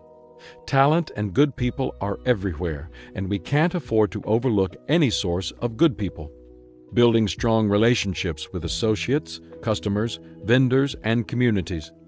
Doing the right thing, not just doing things right. Giving back to our communities as an integral part of doing business. Shareholder return. Investors in the Home Depot will benefit from the money they've given us to grow our business. These values have made the company a great place for people to work. For example, from the day Home Depot opened, the company has offered employees stock options rather than bonuses. That kind of treatment has made more than 1,000 of its employees millionaires. Joel Porter has since left his job at Home Depot. He now works for the Enjoy Group in the technical capacity as our studio production manager. But he will always have a heart for Home Depot. Why? Because the company has an identity he respects. It has shared values, and the values define the team. That's the impact their organization had on him, and that's the impact the law of identity can have on you and your team. Teamwork thought. If your values are the same as the team's, you become more valuable to the team. Becoming a better team member. If you want to add value to your team and help it reach its potential, then you need to share in its values. First, make sure that you know what they are. Then examine your values and goals in comparison to them. If you can wholeheartedly buy into the team's values, commit yourself to aligning yourself with them. If you can't, then your misalignment will be a constant source of frustration to you and your teammates, and you might want to think about finding a different team. Becoming a better team leader. As the leader of an organization, you have responsibilities when it comes to the team's values. I recommend that you proceed by following these steps. Know the values that the team should embrace. Live the values. Communicate the values to the team. Obtain buy-in of the values through aligned behavior among teammates. Remember, the process takes time. Getting your people to buy in can be especially difficult. But the better leader you are, the more quickly they will buy into you. And the more quickly they buy into you, the more rapidly they will buy into the values you communicate. To explore this leadership concept in more depth, read or listen to The Law of Buy-in in The 21 Irrefutable Laws of Leadership. Law 14. The Law of Communication. Interaction fuels action. When Gordon Bethune took over Continental Airlines in 1994, the company was a mess. It had suffered through 10 changes in leadership in 10 years. It had gone through bankruptcy proceedings twice. Its stock value was at a pitiful $3.25 a share. It had not made a profit in a decade. Customers were flocking away from the airline, and those who did use Continental were rarely happy because, in the words of Bethune, their planes came and went as they happened to, with no predictability. That's not what business travelers and vacationers are looking for in an airline. Trying times for the team. In his book, From Worst to First, Bethune described the state of Continental when he arrived. In the years leading up to 1994, Continental was simply the worst among the nation's 10 biggest airlines. For example, DOT, the Department of Transportation, measures those 10 largest airlines in on-time percentage. Continental was dead last. It measures the number of mishandled baggage reports filed per 1,000 passengers. Continental was the worst. It measures the number of complaints it receives per 100,000 passengers on each airline. Continental was last. And not just last. In 1994, Continental got almost 3 times as many complaints as the industry average and more than 30% more complaints than the 9th best airline, the runner-up in lousy service. We had a real lock on last place in that category. We weren't just the worst big airline, we lapped the field. When a company is that bad, the employees can't help being affected. Morale at Continental was abysmal. Cooperation was non-existent. Communication was at an all-time low. Employees had been lied to so often and so thoroughly that they didn't believe anything they were told. According to Bethune, they had learned one survival strategy: duck. "That's what I joined in 1994, commented Bethune, "a company with a lousy product, angry employees, low wages, a history of ineffective management, and, I soon learned, an incipient bankruptcy, our third, which would probably kill us." Trying to turn around the team. Bethune's goal was to save Continental, but he knew that to do it, he would have to change the culture of the company. The key would be communication. He knew that positive interaction could turn the company around. If he could win the communication battle, he believed he could get the employees to work together again for the good of the team, the customers, and the stockholders. His first step was to open up the executive offices to the rest of the team. When he began working for Continental, the 20th floor suite occupied by top management in Houston was like a fortress. The doors were locked. The area was surveyed by lots of security cameras, and nobody could enter the area without a proper ID. It wasn't exactly inviting. Bethune literally propped open the doors and hosted open houses for employees to break down the intimidation factor between leaders and the rest of the team. The next thing he did was to work to break the old bureaucracy that had developed over the years. At Continental, rules and manuals had taken the place of communication and the use of judgment. The chief symptom of that mindset was the 9-inch thick book of rules for employees that had come to be known as the "Thou Shalt Not" book. It was so detailed that it dictated what color pencil an agent was supposed to use on a boarding pass. In a significant gesture, CEO Bethune, along with Continental President Greg Brenneman, gathered employees in the parking lot, dropped the manual in a trash can, doused it with gasoline, and burned it. The message was clear. Everything at Continental was going to change. Communication culture. Continental didn't change overnight. In fact, as Bethune and Brenneman laid out their go-forward plan, employees were skeptical. But the leaders kept meeting with the people, committing themselves to being honest with them, and maintained their patience. If the news was good, they told the people. If the news was bad, they still told them. They put up bulletin boards in every employee area that showed two things. One, their ratings for the last year, according to the Department of Transportation rating guidelines. And two, daily news updates from the company. They created a weekly voicemail message to everyone on the team. They also put lots of communication in writing, using a monthly employee newsletter called Continental Times and Continental Quarterly, which they mailed to every employee's home. They put news, wire-style LED displays by every coffee and soda machine. They even created 800-number hotlines for questions and information that could be accessed by any employee from anywhere in the world. A company that had been characterized by distrust and lack of cooperation became a place where communication was pervasive. Bethune's communication policy was, and is, simple. Unless it's dangerous or illegal for us to share it, we share it. It took time, but eventually the company began to turn. Employees started to trust their leaders. They began to work with and trust one another. And for the first time in more than a decade, the employees of Continental functioned as a team. Today, Continental service is among the best in its industry. Employee morale is high, and the company is profitable. In 1994, the year Bethune took over, the company lost $204 million. In 1995, it made a profit of $202 million. The next year, it doubled. As of April 2001, Continental has posted 24 consecutive profitable quarters in an industry where many of its competitors are struggling to stay in the black.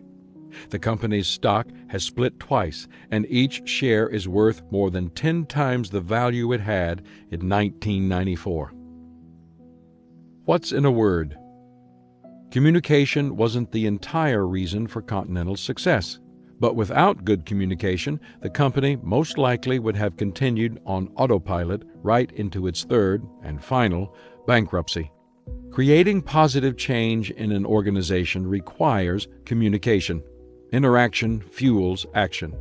That is the power of the law of communication. Only with good communication can a team succeed. It doesn't matter whether that team is a family, a company, a ministry, or a ball club. Effective teams have teammates who are constantly talking to one another. Communication increases commitment and connection. They, in turn, fuel action. If you want your team to perform at the highest level, the people on it need to be able to talk to and listen to one another. Communication matters. When people don't communicate effectively, the result can often be comical. Years ago, I came across the following illustration that conveys what I mean.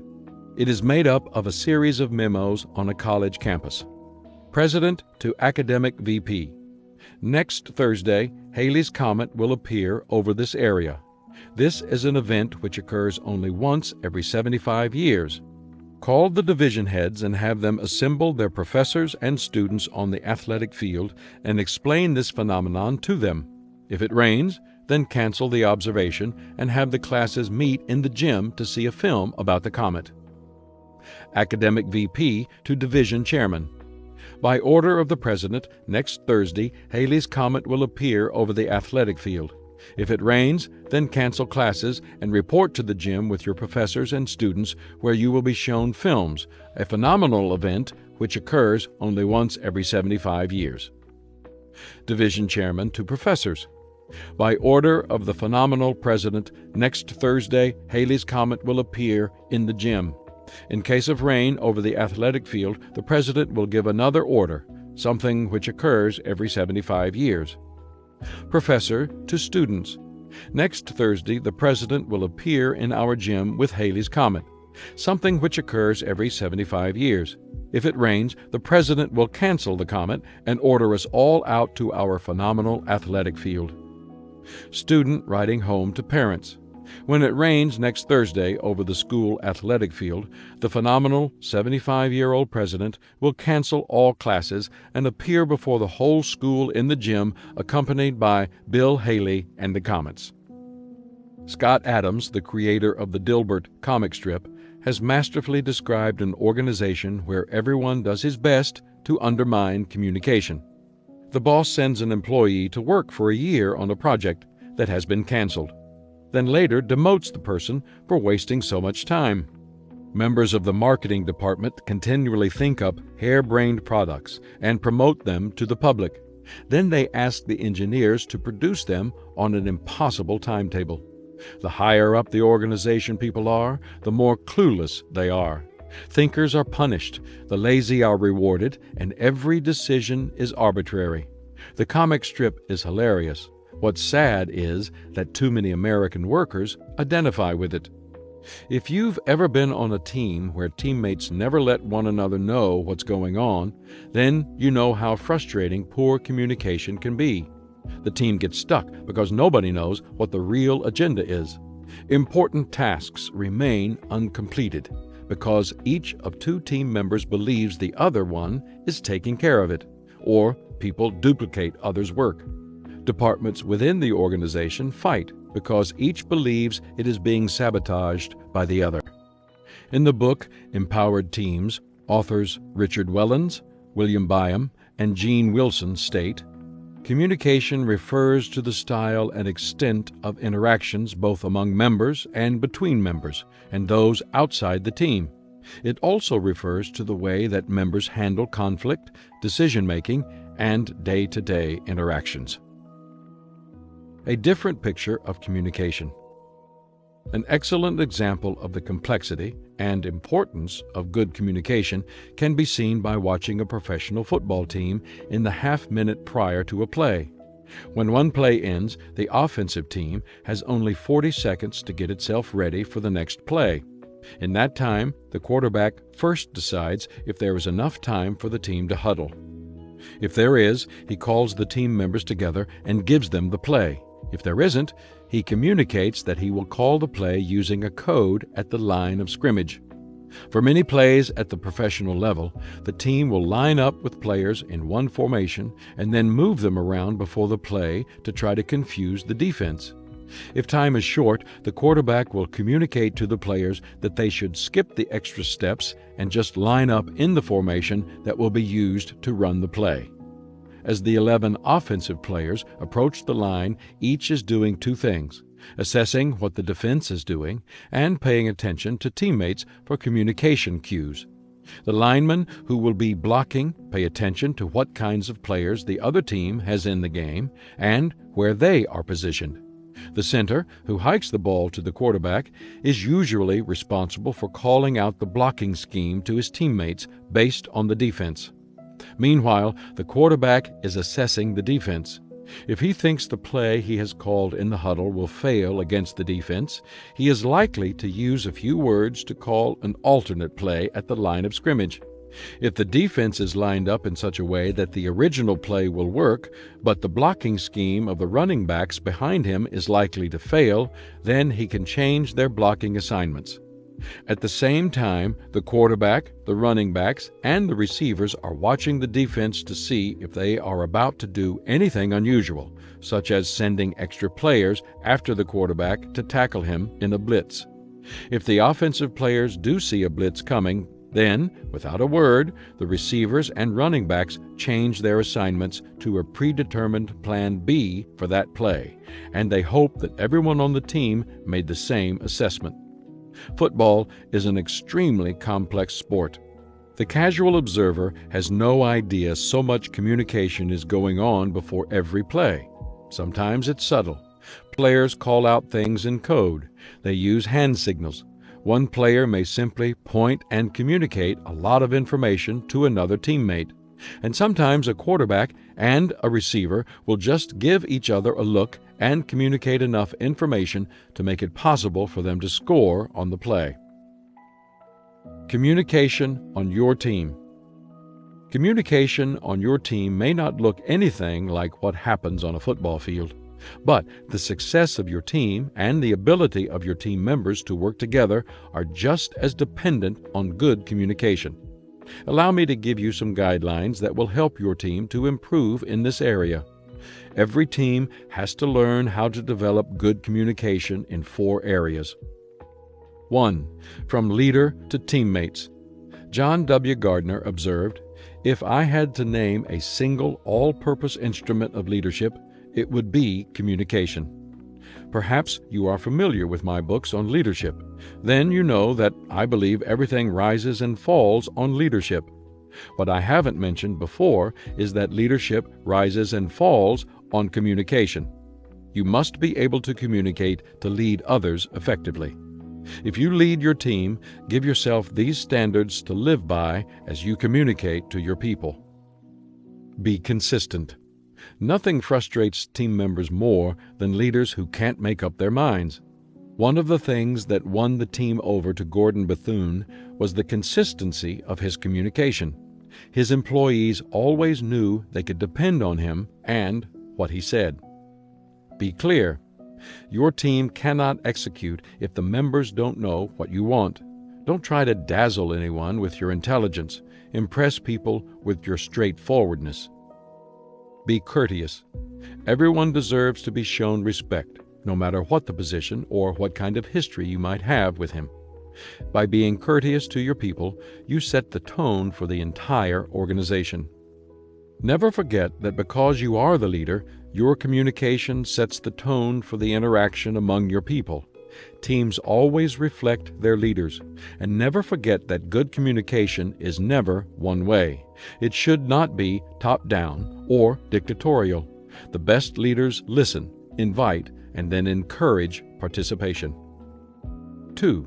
From teammates to leader. Good team leaders never want yes men. They want direct and honest communication from their people. Even autocratic movie mogul Sam Goldwyn quipped, "I want my people to speak up and be honest, even if it costs them their jobs." I have always encouraged people on my team to speak openly and directly with me. When we hold meetings, they are often brainstorming sessions where the best idea wins. Often, a team member's remarks or observations really help the team.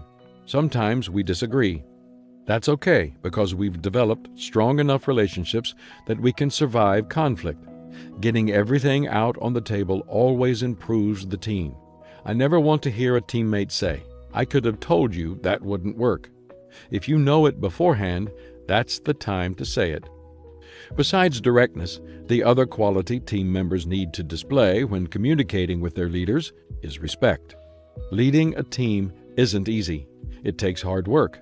It demands personal sacrifice. It requires making tough and sometimes unpopular decisions. We should respect the person who has agreed to take on that role and show him loyalty. 3. Among teammates.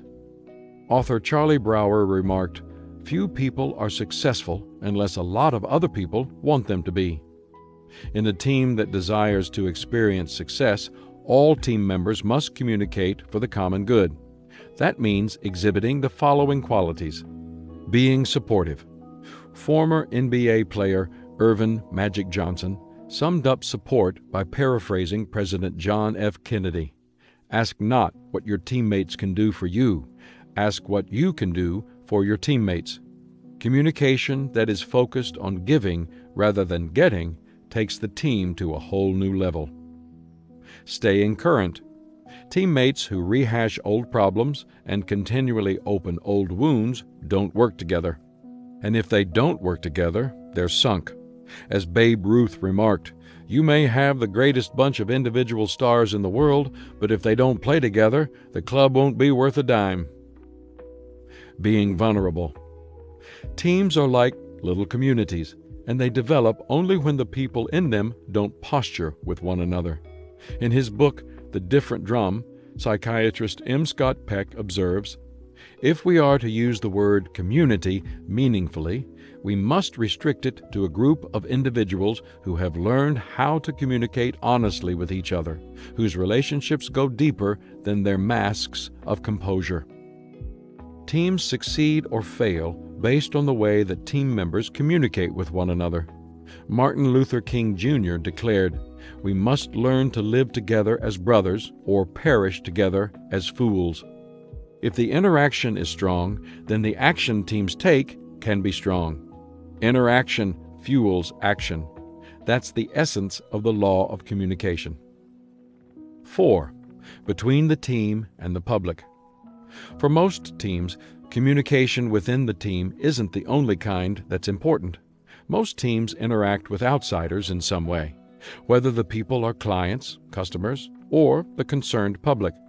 When approached by people from outside the group, team members must remember 3 R's. They need to be receptive, responsive, and realistic. If they receive communication from others gracefully, always respond in a timely fashion, and are realistic about setting and receiving expectations, they will do just fine. Outsiders will perceive that their concerns are being well received. On the other hand, when it comes to communicating to people who are not on the team, the most important quality a team can display is unity. The more independent team members are, the more difficult that can be. It's not easy to get eagles to fly in formation, yet the power of unity is incredible. An old story that I heard when I lived in the Midwest was about a horse pull at a country fair. That's an event where various horses compete to see which one can pull a sled with the greatest weight. One year, the champion horse pulled 4,500 pounds. The runner-up pulled 4,400 pounds. Wondering what the 2 stout horses might be able to pull together, a group of men yoked them together. They pulled more than 12,000 pounds, an increase of more than 33% over their individual efforts. There's tremendous power in unity. One of the principles I always tell my team is that when we are brainstorming and planning, I want all the ideas and criticisms out on the table. We need an opportunity to hash things out. But once we leave the room, we must be united. Even if we face opposition or criticism, we remain a strong team. When it comes down to it, you spell cooperation W-E. Working together means winning together. But no team works together unless it's communicating. It takes interaction to fuel action. That's just the way it works. That's the law of communication. Hang together or hang separately. One of the most remarkable stories of communication and teamwork I've ever encountered occurred among the U.S. prisoners of war who were detained in Vietnam. As American involvement in the war in Vietnam increased, so did the number of U.S. servicemen who were captured. Ultimately, 772 servicemen, mostly pilots, were captured and imprisoned. Most of the prisoners were held at the Hoa Lo prison, which the men called the Hanoi Hilton. There they suffered unspeakable torture and inhumane conditions. Most of them wasted away. It wasn't unusual for someone over 6 feet tall to weigh 120 pounds. But the worst part for most of the men was the forced solitude. Former POW Ron Bliss explained, "You get isolated. That's when the trouble begins. You have to communicate at virtually any cost. If you get caught and tortured for a little while, that's just the overhead. But you do it anyway." The North Vietnamese captors at the Hanoi Hilton tried to defeat the POWs by breaking them physically, crushing their spirits, and keeping them isolated. If a man thought of himself as an abandoned individual, then he would give up hope. Jerry Driscoll, a POW who originally thought he might be released after a few months, was told by a fellow prisoner that it might be 2 years. When I finally came to that realization that, my God, that's going to be a long time, it just kind of hit me all at once. And I just took my blanket and kind of balled it up, and I screamed with all this anguish that it's going to be that long. 2 years. And then it was finished. I felt, oh, okay, I can do that. I can do 2 years. Of course, as it turned out, it was 2 years. And it was 2 years after that, and 2 years after that, until it was about 7 years in my case. Taps for the prisoners. Communication and connection with the other prisoners became necessary for the men to endure and survive. To make that communication possible, the prisoners devised an ingenious system. When 4 POWs, Carlisle Harris, Philip Butler, Robert Peel, and Robert Shoemaker, were held in the same cell for a time, they devised a tapping code that they could use to spell out words. When they were split up, they used it to communicate, and they taught the code to every prisoner they could. In a matter of months, nearly all of the prisoners knew the code and were using it. The building sounded like a den of runaway woodpeckers, recalled former POW Ron Bliss. The men would tap on the walls between cells or push a wire through a wall and tug on it using the code.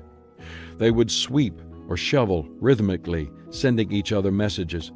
They also developed hand signals and other ways of communicating.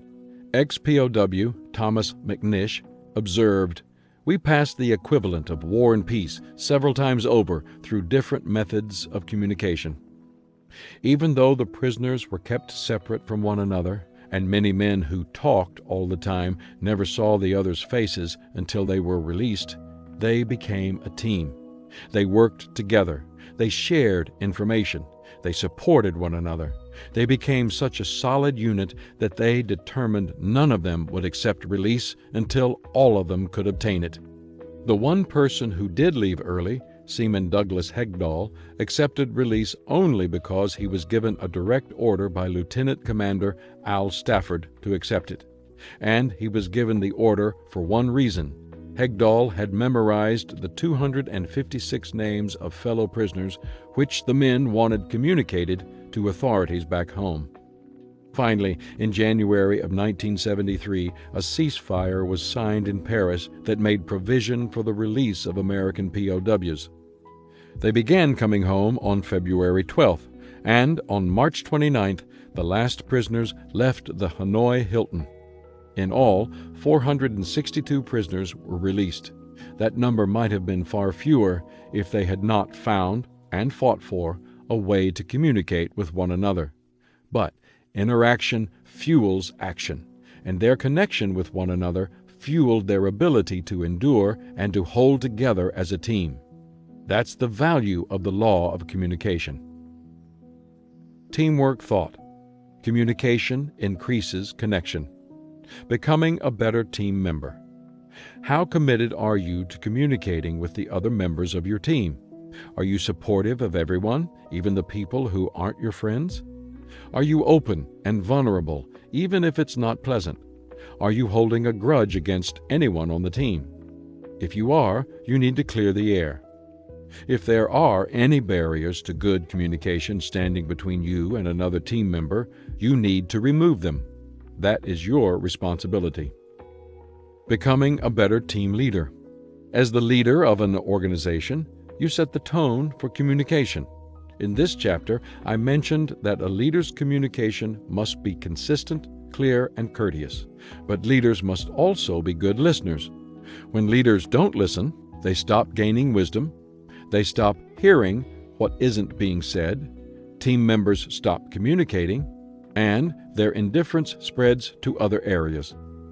Ultimately, poor listening leads to hostility, miscommunication, and a breakdown of team cohesion. Give yourself a 360-degree review. Ask for feedback concerning your listening skills from your boss or mentor, your colleagues, and your subordinates. If you don't get high marks from all of them, then quiet down, listen up, and work to become a better communicator. Law 15. The Law of the Edge. The difference between two equally talented teams is leadership. Teams are always looking for an edge. I'm sure you've seen it. A ball team recruits new talent or develops new plays to beat a tough opponent, or even develops a whole new system to turn around a legacy of losing. Businesses invest in the latest technology, hoping to improve their productivity. Companies fire their ad agencies and hire new ones to launch a campaign, desiring to make gains on major competitors. Corporations cycle through the latest management fads like channel surfers through television reruns. Everyone is seeking the magic formula that will lead to success. The more competitive the field, the more relentless the search. What is the key to success? Is it talent, hard work, technology, efficiency? To be successful, a team needs all of these things, but it still needs something more. It needs leadership. Personnel determine the potential of the team. Vision determines the direction of the team. Work ethic determines the preparation of the team. Leadership determines the success of the team. Everything rises and falls on leadership. If a team has great leadership, then it can gain everything else it needs to go to the highest level. Finding the edge. Look at any team that has achieved great success, and you will find it has strong leadership. What enabled General Electric to gain the respect of the corporate world? The leadership edge of Jack Welch. What sealed the victory of the United States in the Persian Gulf?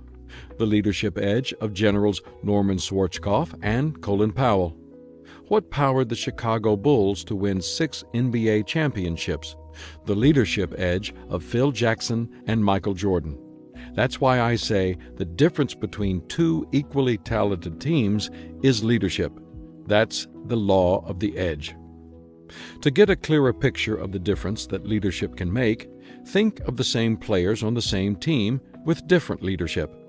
The Los Angeles Lakers are a notable example.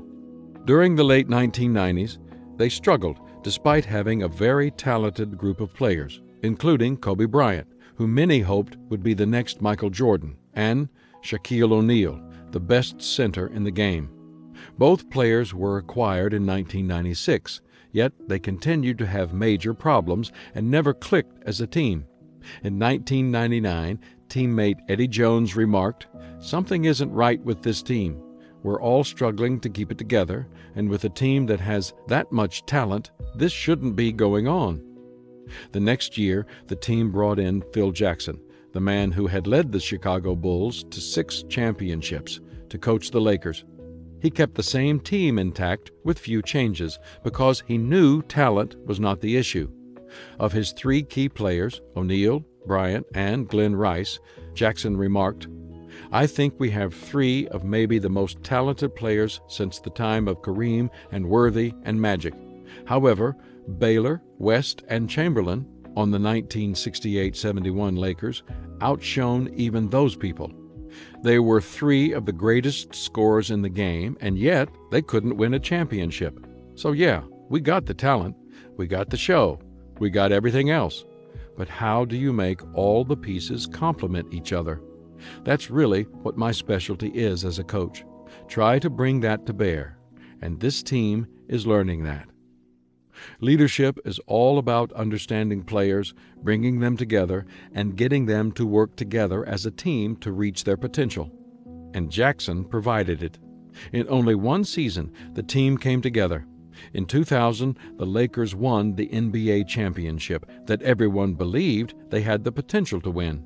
They did it in the same city, working under the same conditions and with the same players they had in previous years. The only thing that had changed was the leadership. That gave them the edge. The difference between 2 equally talented teams is leadership. That is the law of the edge. Need a lift? With good leadership, everything improves. Leaders are lifters. They push the thinking of their teammates beyond old boundaries of creativity. They elevate others' performance, making them better than they've ever been before. They improve their confidence in themselves and each other, and they raise the expectations of everyone on the team. While managers are often able to maintain a team at its current level, leaders are able to lift it to a higher level than it has ever reached before. The key to that is working with people and bringing out the best in them. Leaders transfer ownership for work to those who execute the work. For a team to succeed, responsibility must go down deep into the organization, down to the roots. Getting that to happen requires a leader who will delegate responsibility and authority to the team. Stephen Covey remarked, "People and organizations don't grow much without delegation and completed staff work because they are confined to the capacities of the boss and reflect both personal strengths and weaknesses. Good leaders seldom restrict their teams. They release them." Leaders create an environment where each team member wants to be responsible. Different people require different kinds of motivation to be their best. One needs encouragement, another needs to be pushed, another will rise to a big challenge. Good leaders know how to read people and find the key that will make them take responsibility for their part on the team. They also remember that they are responsible to their people, not for them. Leaders coach the development of personal capabilities. The team can reach its potential only if each individual on the team reaches his potential. Effective leaders help each player do that. For example, Phil Jackson is well known for giving his players books to read that will help them improve themselves, not just as basketball players, but as people. Leaders learn quickly and encourage others to learn rapidly. Leaders lift themselves to a higher level first. Then they lift the others around them. Modeling comes first, then leadership. If everyone is improving, then the team is improving. If you want to give a team a lift, then provide it with better leadership. The law of the edge works every time. The laws of leadership impact the team. Leadership can improve a team and give it an edge in many ways, and the 21 laws from my book on leadership provide a useful summary. Good leaders: 1. Do not limit an organization as others do. The law of the lid. 2. Have greater influence than others do. The law of influence. 3. Value the process of developing people more than others do. The law of process. 4. Prepare the team for the journey better than others do. The law of navigation. 5. Communicate more effectively than others do. The law of E.F. Hutton. 6. Create momentum and lift the team to a higher level than others do. The law of the Big Mo. 7. Stand on a foundation of trust that is more solid than others is. The law of solid ground. 8. Command greater respect than others do. The law of respect. 9. Work on leadership issues earlier than others do. The law of intuition. 10. Draw more leaders to themselves than others do. The law of magnetism. 11. Connect with people better than others do. The law of connection. 12. Bring stronger key people around them than others do. The law of the inner circle. 13. Reproduce more leaders than others do. The law of reproduction. 14. Empower team members more than others do. The law of empowerment. 15. Win with teams more than others do. The law of victory. 16. Sell themselves and their vision to a greater degree than others do. The law of buy-in. 17. Establish priorities more effectively than others do. The law of priorities. 18. Understand and use timing more effectively than others do. The law of timing. 19. Give up their personal agendas more than others do. The law of sacrifice. 20. Grow leaders and organizations faster than others do. The law of explosive growth. 21. Leave a legacy that lasts longer than others do. The law of legacy. Good leaders do things just a little bit better than others do. The result is usually victory. That's the law of the edge. Turning the table on the tables. Leadership is the key to the law of the edge, but I don't want you to get the idea that the responsibility for leadership always falls on one person. Although most teams have a designated leader who is ultimately responsible for the oversight of the team, the actual leadership of the team is usually shared. I find that when it comes to leadership, many people tend to see it in one of two ways. The first I call the myth of the head table. It's the notion that on a particular team, one person is always in charge in every situation. It's the idea that this particular individual permanently occupies the head table in the organization, and that everyone else takes a subordinate role to him. For example, here is an illustration that might have been written by someone who subscribes to the myth of the head table.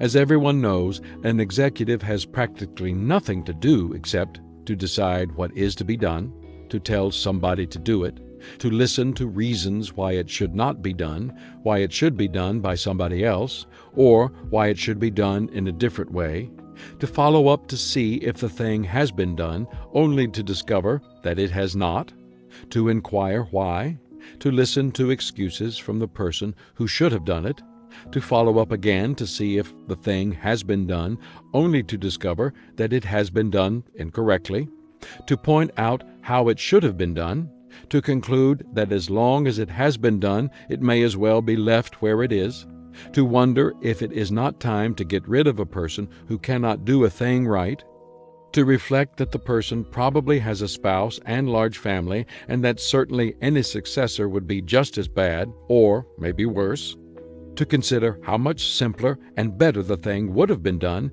if one had done it oneself in the first place, to reflect sadly that one could have done it right in 20 minutes, and as things turned out, one has had to spend 2 days to find out why it has taken 3 weeks for somebody else to do it wrong. The idea that one person is always doing all the leading is false.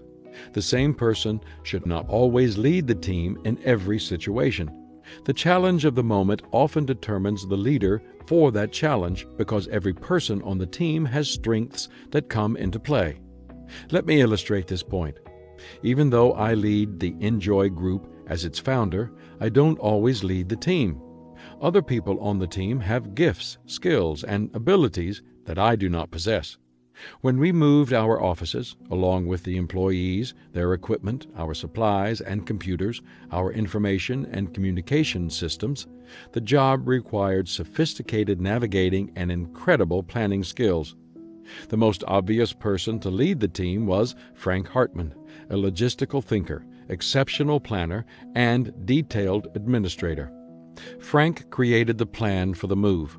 He had the authority and responsibility of managing the process and of leading all of the people, including the CEO and other officers of the organization. And he did a wonderful job. We didn't lose a single day of productivity at the office during the move. Nobody else on our team could have pulled it off as effectively. I handed the ball off to Frank, and he successfully led us and fulfilled the law of the edge. The other misconception about leadership takes the opposite extreme. I call it the myth of the round table. It's the belief that everyone on the team is equal, all opinions count the same, and a team can function without leadership. That isn't true either. A team that tries to function like a democracy never gets anything done. Everyone is important, but everyone isn't equal. The person with greater experience, skill, and productivity in a given area is more important to the team in that area. GE CEO Jack Welch's opinion carries more weight than the person who packs boxes on the assembly line. The NBA's Michael Jordan is worth more money than the guard who sits on the bench. That's the way it is. That doesn't mean that Jack and Michael have more value as human beings. In the eyes of God, everyone is loved equally. But when it comes to leading the team, somebody needs to step forward. Giving the team a head start. In essence, leadership is like a running head start for the team. Leaders see farther than their teammates. They see things more quickly than their teammates. They know what's going to happen and can anticipate it. As a result, they get the team moving in the right direction ahead of time, and for that reason, the team is in a position to win. Even an average runner can win a 100-meter race against a world-class sprinter if he has a 50-meter head start. The greater the challenge, the greater the need for the many advantages that leadership provides. And the more leaders a team develops, the greater the edge from leadership. If you want to win and keep winning for a long time, train players on the team to become better leaders. The edge gained from good leadership is quite evident in sports, but the power of leadership carries over into every field. The business that is run by a top-notch leader often finds its market niche first and outperforms its rivals, even if the rivals possess greater talent. The nonprofit organization headed by strong leaders recruits more players, equips them to lead, and serves a greater number of people as a result. Even in a technical area such as engineering or construction, leadership is invaluable in ensuring the team is successful. Golden opportunity. The law of the edge was at work in one of the most extraordinary feats of engineering in the world, the Golden Gate Bridge.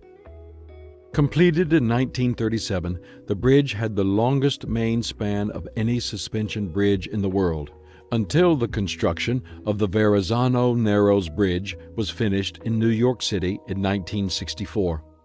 If you've been to San Francisco, then you've seen how beautiful and impressive the Golden Gate Bridge is, but the story of its construction is even more impressive. The concept of a bridge spanning the Golden Gate, the opening to San Francisco's Bay, was proposed as early as 1872, although nobody thought it was really possible. The idea wasn't brought up again and taken seriously until 1916. The reason people wanted a bridge was simple. San Francisco's growth and expansion were being hindered by its location, since it was surrounded on three sides by water. Plenty of open land lay to the north, but getting to it was hard. Even though Marin County lay only about a mile north across the strait, getting there required a circuitous drive of 100 miles around San Francisco's huge Bay Area. The only other alternative was to take a ferry across the gap, but at peak times, drivers had to wait in line for hours to catch the ferry. Building a bridge across the Golden Gate Strait looked as if it would never happen. The physical and technical challenges of the project were overwhelming. The entrance of the bay experienced strong ocean currents and battering winds. The depth of the channel, which reached more than 300 feet at points, would make construction very difficult. On top of that, Any bridge that would be built had to be high enough to allow large ships to navigate beneath it. Engineers from around the country estimated that a bridge would cost as much as $250 million. At that time, the value of every piece of property in the entire city of San Francisco totaled only $375 million. Enter a leader. Then along came Joseph B. Strauss. He was the owner of an engineering firm that had built more than 400 bridges. But more important than his experience were his astonishing vision and powerful leadership. He believed he could build a bridge spanning the Golden Gate for $25 million. In 1921, Strauss put together preliminary designs for a bridge and began to gather support for the project among the leaders of the counties adjoining San Francisco. He promoted the bridge tirelessly. In the beginning, his influence was unofficial.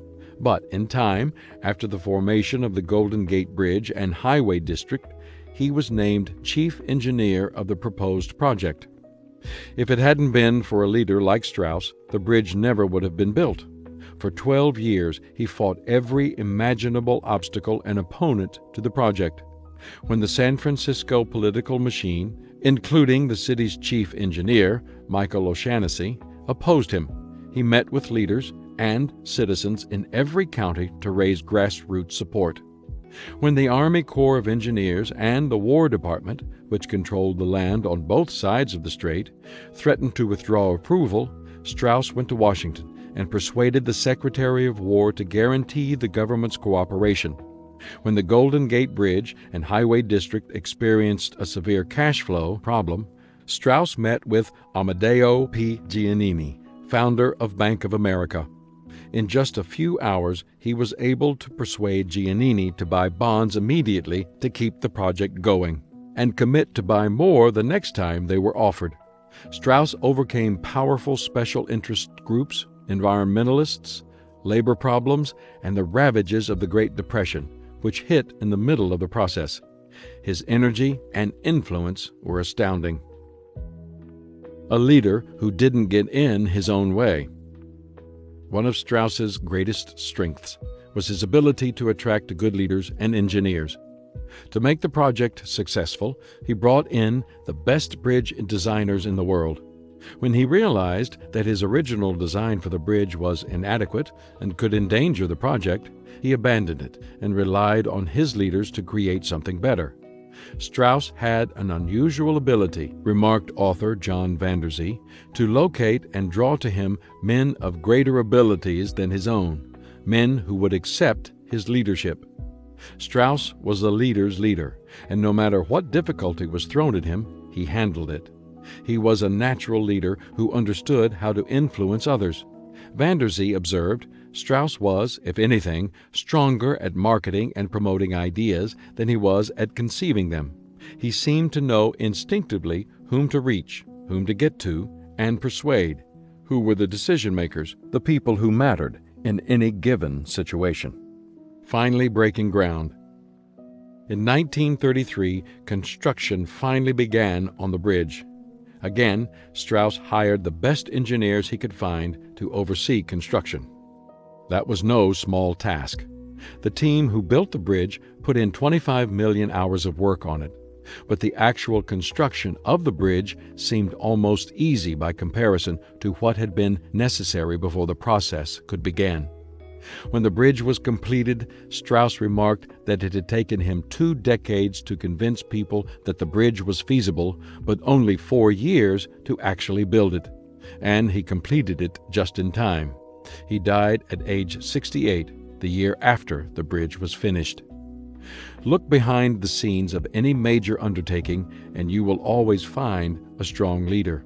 If Joseph Strauss hadn't taken personal responsibility for the creation of the Golden Gate Bridge and dedicated himself to it wholeheartedly, then it wouldn't have been built. That's the reality of the law of the edge. It takes a leader if a team wants to realize its potential and reach its goals. That's why I say that the difference between 2 equally talented teams is leadership. Teamwork thought. Everything rises and falls on leadership. Becoming a better team member. You don't have to be the leader to be a leader on your team. Begin the process of improving your leadership skills today. Do the following. Acknowledge the value of leadership. Take personal responsibility for your leadership growth. Put yourself on a leadership development program. Find a leadership mentor. Once you have added value to yourself, you will be able to add value to and influence others to help your team. Becoming a better team leader. If you are the leader of your team, then the best thing you can do for your teammates is to follow the example of Joseph Strauss. Add other leaders to the team. You can do that in two ways. First, attract the best leaders you can, people whose talent and potential are greater than your own. Second, develop the people already on the team. The stronger the leadership of the team, the greater the team's potential for success. Never forget, everything rises and falls on leadership. Law 16. The law of high morale. When you're winning, nothing hurts. It's an image most Americans will never forget. Gymnast Carrie Strug being carried in the arms of Coach Bella Caroli to the podium to receive her gold medal along with her 6 teammates in the 1996 Summer Olympic Games in Atlanta. It was a landmark moment. It was the first time the women's gymnastics team from the United States had won the gold medal, but that isn't why people will remember it. Although it was a stick-in-your-mind image, the tiny 87-pound Strug being cradled by a big bear of a man who is considered the greatest gymnastics coach in history, it will be remembered primarily because it is the perfect picture of the law of high morale. A first for the team. Even if you didn't see it on television as I did, you probably know the story. In a sport dominated by the Russians and Romanian teams, the United States team was actually ahead during the Olympic Games. The Russians had opened strong, but after the first rotation of events, the Americans were in first place. As the athletes competed in each event, the U.S. team's lead continued to grow, not by a lot, but steadily. As the teams went into the final event, the floor exercise for the Russians and the vault for the Americans, all the U.S. team had to do was to finish solidly, and the gold medal would be theirs. The second-to-last vaulter for the U.S. was Dominique Moceanu, usually a smooth performer. Much to everyone's surprise, on her first attempt she landed on her bottom instead of her feet, which gave her a very low score. Fortunately, in women's vault, each athlete gets a second attempt, and only the better of the two scores counts. But, unbelievably, Moceanu missed her second attempt with the same results. Although Moceanu's performance was unexpected, the situation wasn't desperate. The U.S. still had one athlete left, Carrie Strug, who had received the highest scores in the vault during U.S. Olympic trials. One good vault from her, and the gold medal would belong to the team. When Strug tried to land her first vault, however, her feet weren't positioned quite right. She too slipped and fell.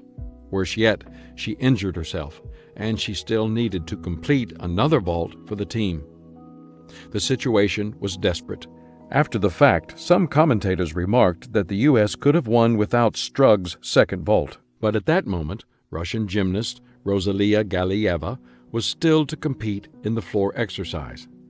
U.S. coach Bella Caroli was concerned that a high score by the Russian would cost the Americans their hard-fought victory. Strug knew what she had to do. She needed to land her vault. The final attempt of the final event of the women's team competition. "Give me one last vault," Caroli encouraged her. "Give me one last good vault." Not a first for Strug. Every athlete who makes it to the highest levels knows what it means to play through pain. Carrie Strug was no different. Besides all the normal strains, sprains, and bruises, in the past she had recovered from a torn stomach muscle and a serious back injury received in a fall on the uneven parallel bars. Caroli said of her, "She is just a little girl who was never the roughest girl, always a little shy, always standing behind someone else. But sometimes this is the person with the biggest grrr." A gymnast has only 30 seconds to complete her second vault after the scores from the first one have been tabulated.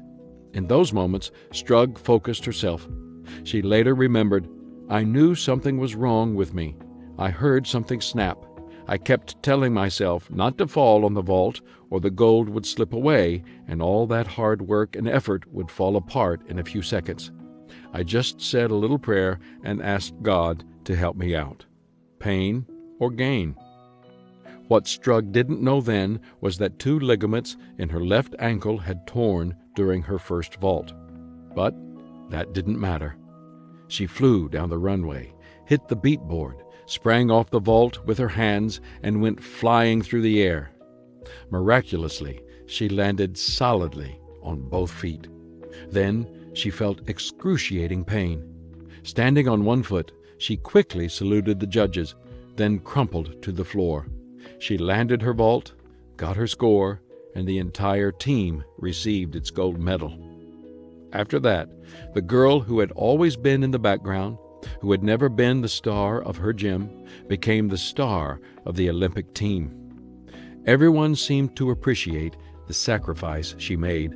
Sports journalist E.M. Swift wrote, "All she knew, beyond the certainty of the gold medal, was that she had injured herself too badly to compete in the individual all-around competition 2 days later, a goal she'd clung to for the past 4 years.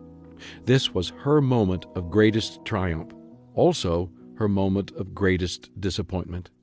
Her will had found a way to block out the pain for a few crucial seconds, but it had exacted a punishing price. She had literally sacrificed herself for the team." Strug's own words were direct and simple. "When you do well, you think it's worth it. When you sacrifice so much and you finally do well, it really feels good. In other words, when you're winning, nothing hurts. That is the law of high morale." Taking the team higher. The law of high morale may ring a bell with you because the phrasing of the law was inspired by the words of Joe Namath, the quarterback who helped the New York Jets win the Super Bowl in 1969. Like any champion, he understood that there is an exhilaration that comes from winning. That feeling can be so strong that it sustains you through the discipline, pain, and sacrifice required to perform at the highest level. That's what Carrie Strug felt. As she faced that final vault, she knew that her performance would help her team win, and that knowledge empowered her to come through for the team when it mattered most. Perhaps that's why George Allen, who coached the Washington Redskins in the early 1970s, said, "Every time you win, you're reborn. When you lose, you die a little." It's ironic, but if you play hurt, you can put the team in the position to win. And if you win, nothing hurts. Really high morale helps the team to perform at its best. High morale can be a crucial difference maker. When a team has high morale, it doesn't just have to deal with whatever circumstances get thrown at it. It creates its own circumstances. The fundraiser knows that under the right circumstances, people love to give. The teacher knows that under the right circumstances, students love to grow. The leader knows that under the right circumstances, people love to follow. The coach knows that under the right circumstances, players are able to win. High morale is one of the essentials to creating the right circumstances for any team to perform at the highest level. High morale is great. If the team is winning, then morale is high. If the morale is high, then the team is in a position to win. So, which comes first, high morale or winning? I believe that high morale usually comes first. Why? Because high morale magnifies everything positive that is happening for a team. 1. High morale is the great exaggerator. When an entire team is positive and all the players feel good about themselves, everything seems good. Preparation seems to proceed more smoothly. Every break seems to go your way. The small victories seem sweet, and the big ones make you feel almost invincible. The stars of the team deliver at crunch time, and even the bench players seem to be playing beyond their usual capabilities. Some people call such a time a winning streak or a stretch of good luck, but it's really just high morale. In sports, during times of high morale, everybody jumps onto the bandwagon as a fan. In big business, people buy the company's stock. In entertainment, magazine and television networks ask for interviews, and producers pay top dollar for the team's services. Has the team changed from talentless to talented overnight? Is the team really as good as its press?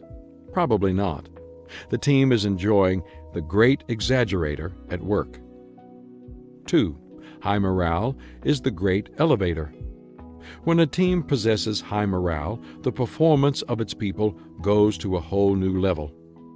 The team focuses on its potential, not its problems. Team members become more committed, and everyone finds it easier to be unselfish. Team members are confident, and that confidence helps them to perform at a higher level. When a team is losing, the opposite effect occurs. Players focus on their problems. Everyone's level of commitment goes down. The team repels others rather than attracts them, and everyone starts to look out for himself rather than his teammates. When you're losing, everything hurts. 3. High morale is the great energizer. High morale gives a team energy. Players become like the Energizer Bunny. They keep going and going. No mountain seems too high. No project seems too difficult. No race seems too long. Their enthusiasm builds along with their energy, and the team develops a momentum that is almost unstoppable. 4. High morale is the great eliminator. Because of the momentum and energy that come with it, high morale also becomes the great eliminator. While a team that is losing and experiencing poor morale can be hurt by even the most minor problem, a team with high morale will keep right on going, even when faced with a huge obstacle or otherwise disabling setback. Problems just seem to disappear, no matter how big they are. 5. High morale is the great emancipator. Something else that high morale does for a team is to free it up. Winning creates breathing room. A good team with high morale will use that breathing room to take risks and try out new ideas, new moves, new concepts that it otherwise wouldn't. It stops to ask questions that it otherwise might not. And doing these things yields creativity and innovation. In the end, high morale releases the team to reach its potential. The 4 stages of morale. You may be saying, okay, I agree. When you're winning, nothing hurts. High morale is great for the team. How in the world do we get it? Let me tell you, if you're a player, then you need to have a good attitude. Always give your best and support the people on the team, players and leaders alike. If you have little influence, then exert what influence you have by modeling excellence. However, if you're one of the team's leaders, then you have more extensive responsibilities. You need to model excellence, but you also need to do more. You need to help the people you lead to develop morale and momentum to create a winning team. The key to knowing what to do can be found in the 4 stages of morale. Stage 1. Poor morale. The leader must do everything.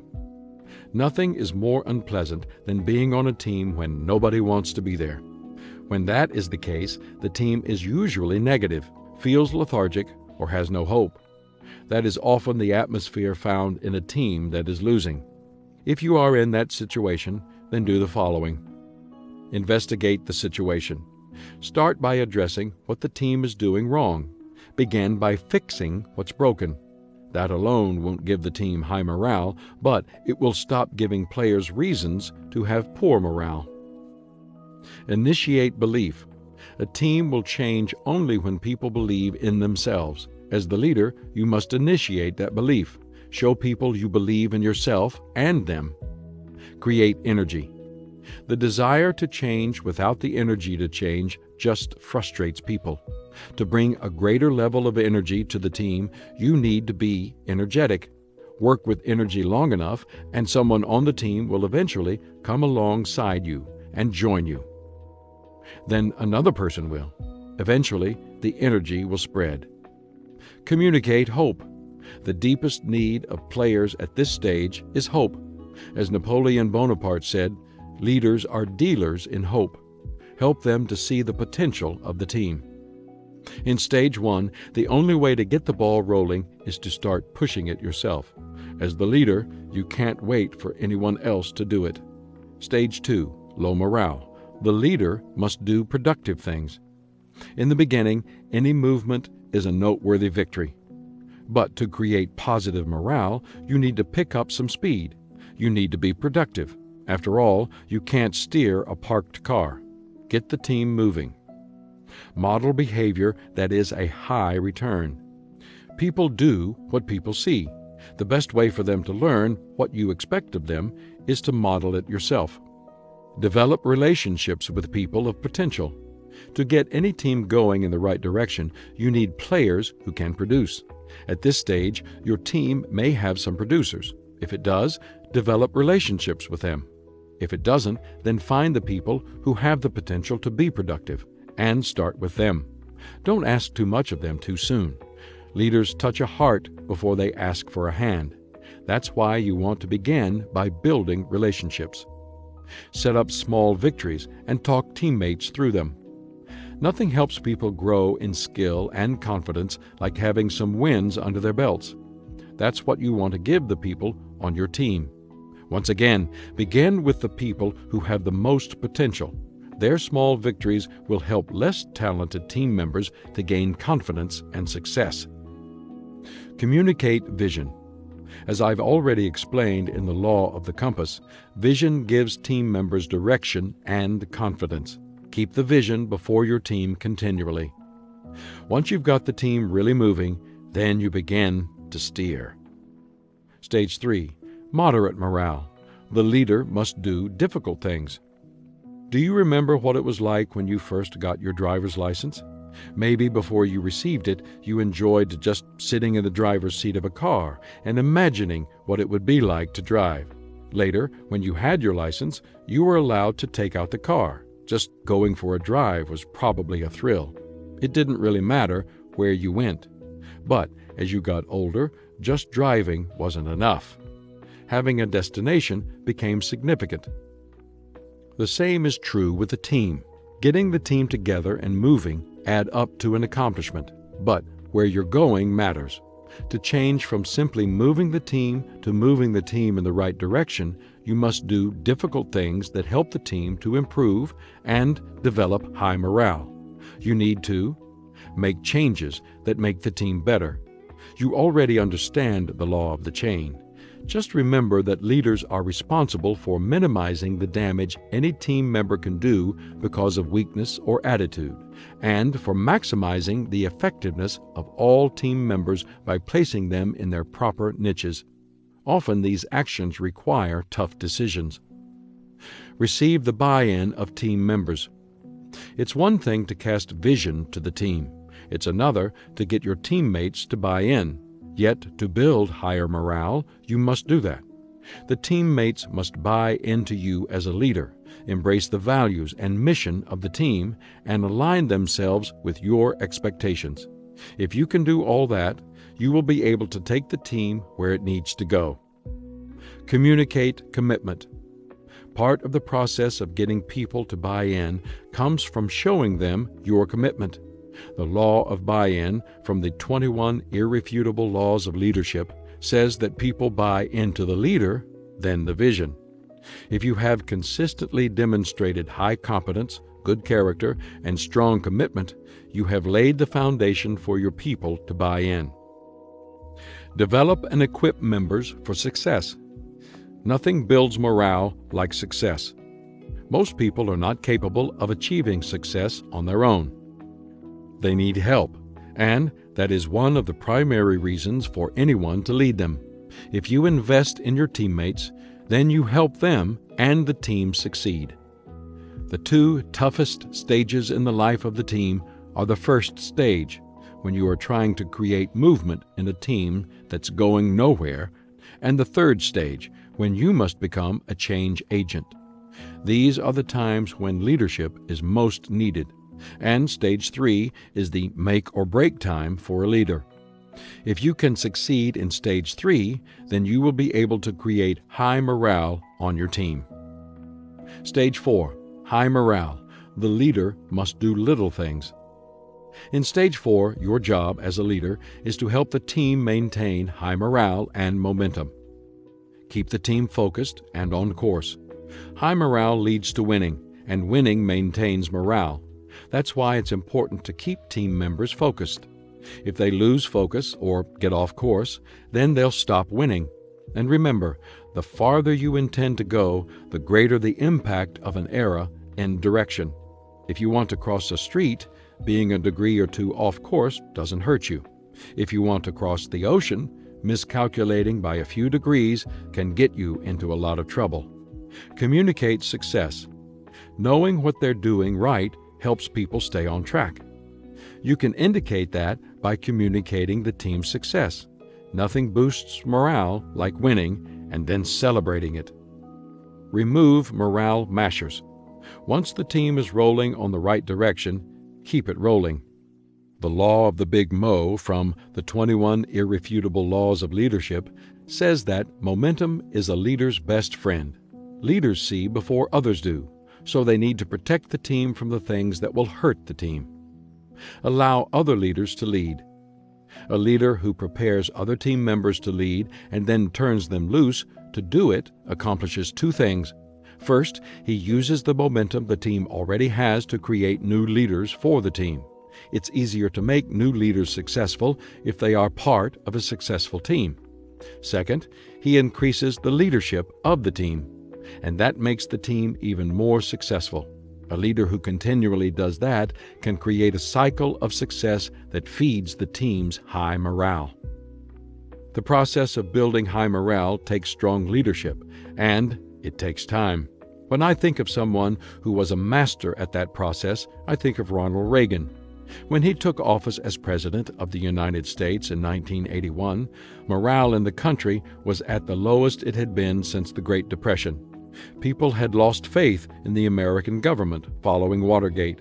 The threat of nuclear war with the Soviet Union was never far from people's thinking.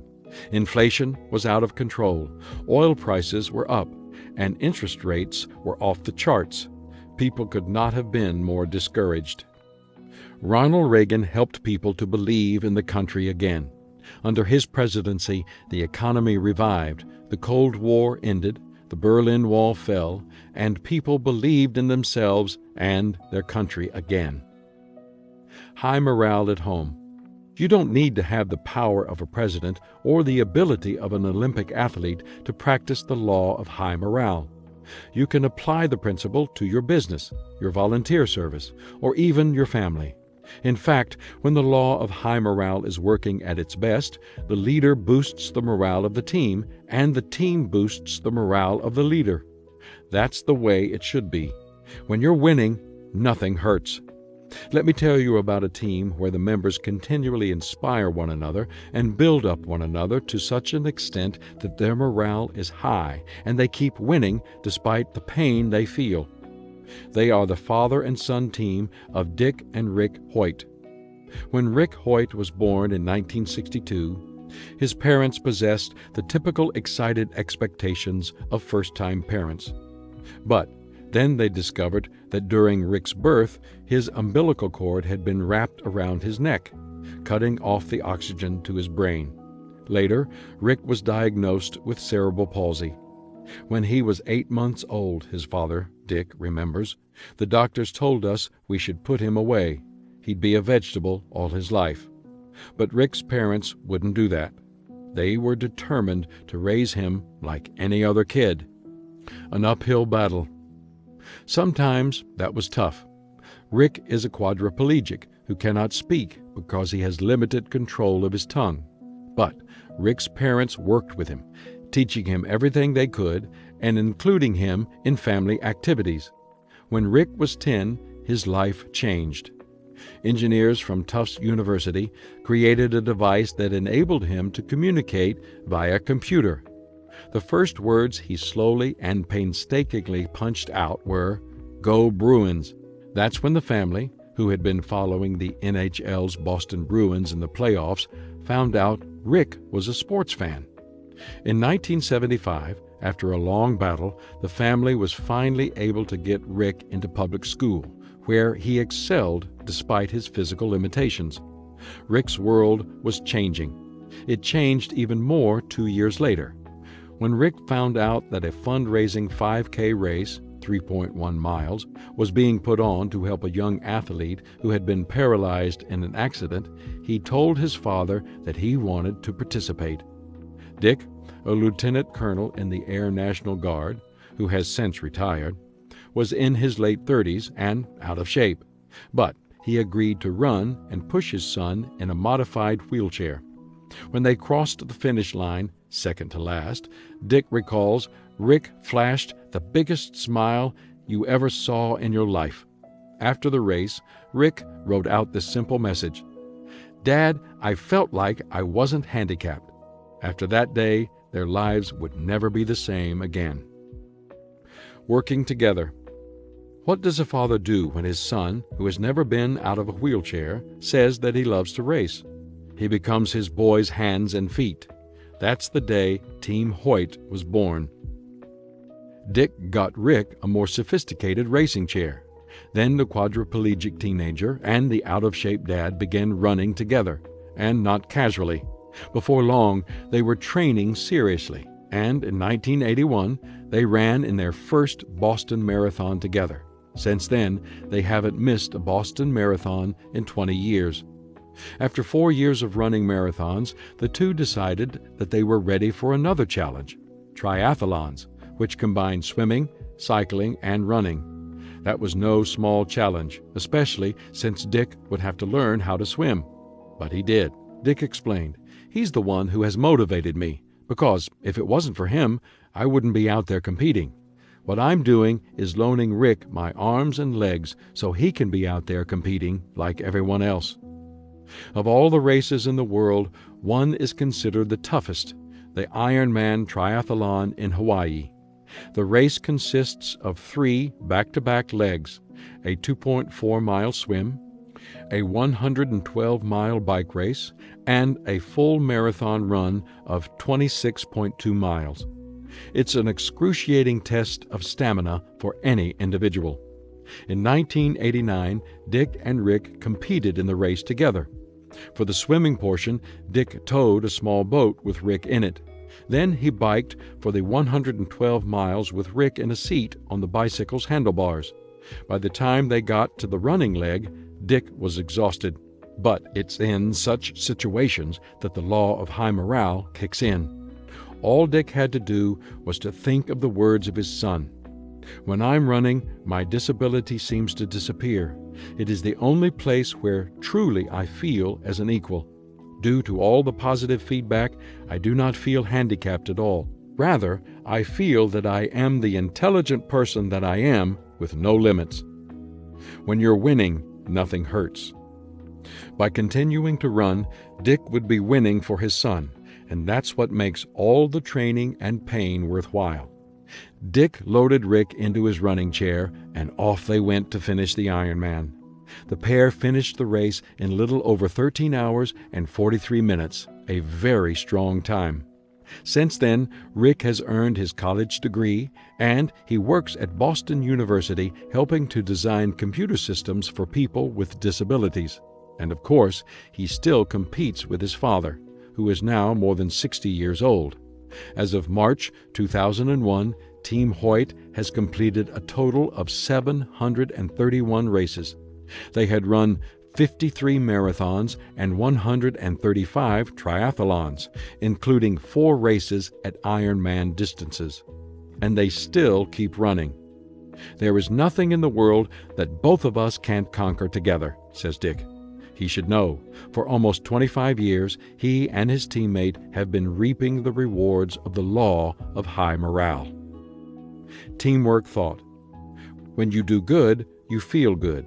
When you feel good, you do good. Becoming a better team member. If you want to reap the rewards of the law of high morale, you can't wait until your morale is high to begin performing. You need to act your way into feeling, not feel your way into acting. Begin by performing at a level of excellence appropriate for someone who is experiencing a winning season. Your dedication and enthusiasm will help your performance and will inspire some of your teammates. Becoming a better team leader. If you are a leader on your team, then you need to figure out what kind of morale your team is currently experiencing. Poor morale. The team is dead in the water and negative. Low morale. The team is making some progress, but it is not cohesive and confident. Moderate morale. The team is experiencing some wins and beginning to believe in itself, but some hard decisions need to be made to take it to the next level. High morale. The team is performing close to its potential, it's winning, and it just needs to be kept on track. Once you've determined the stage of your team, then apply the guidelines in the chapter so that you can take the team, or your area of it, to the next stage.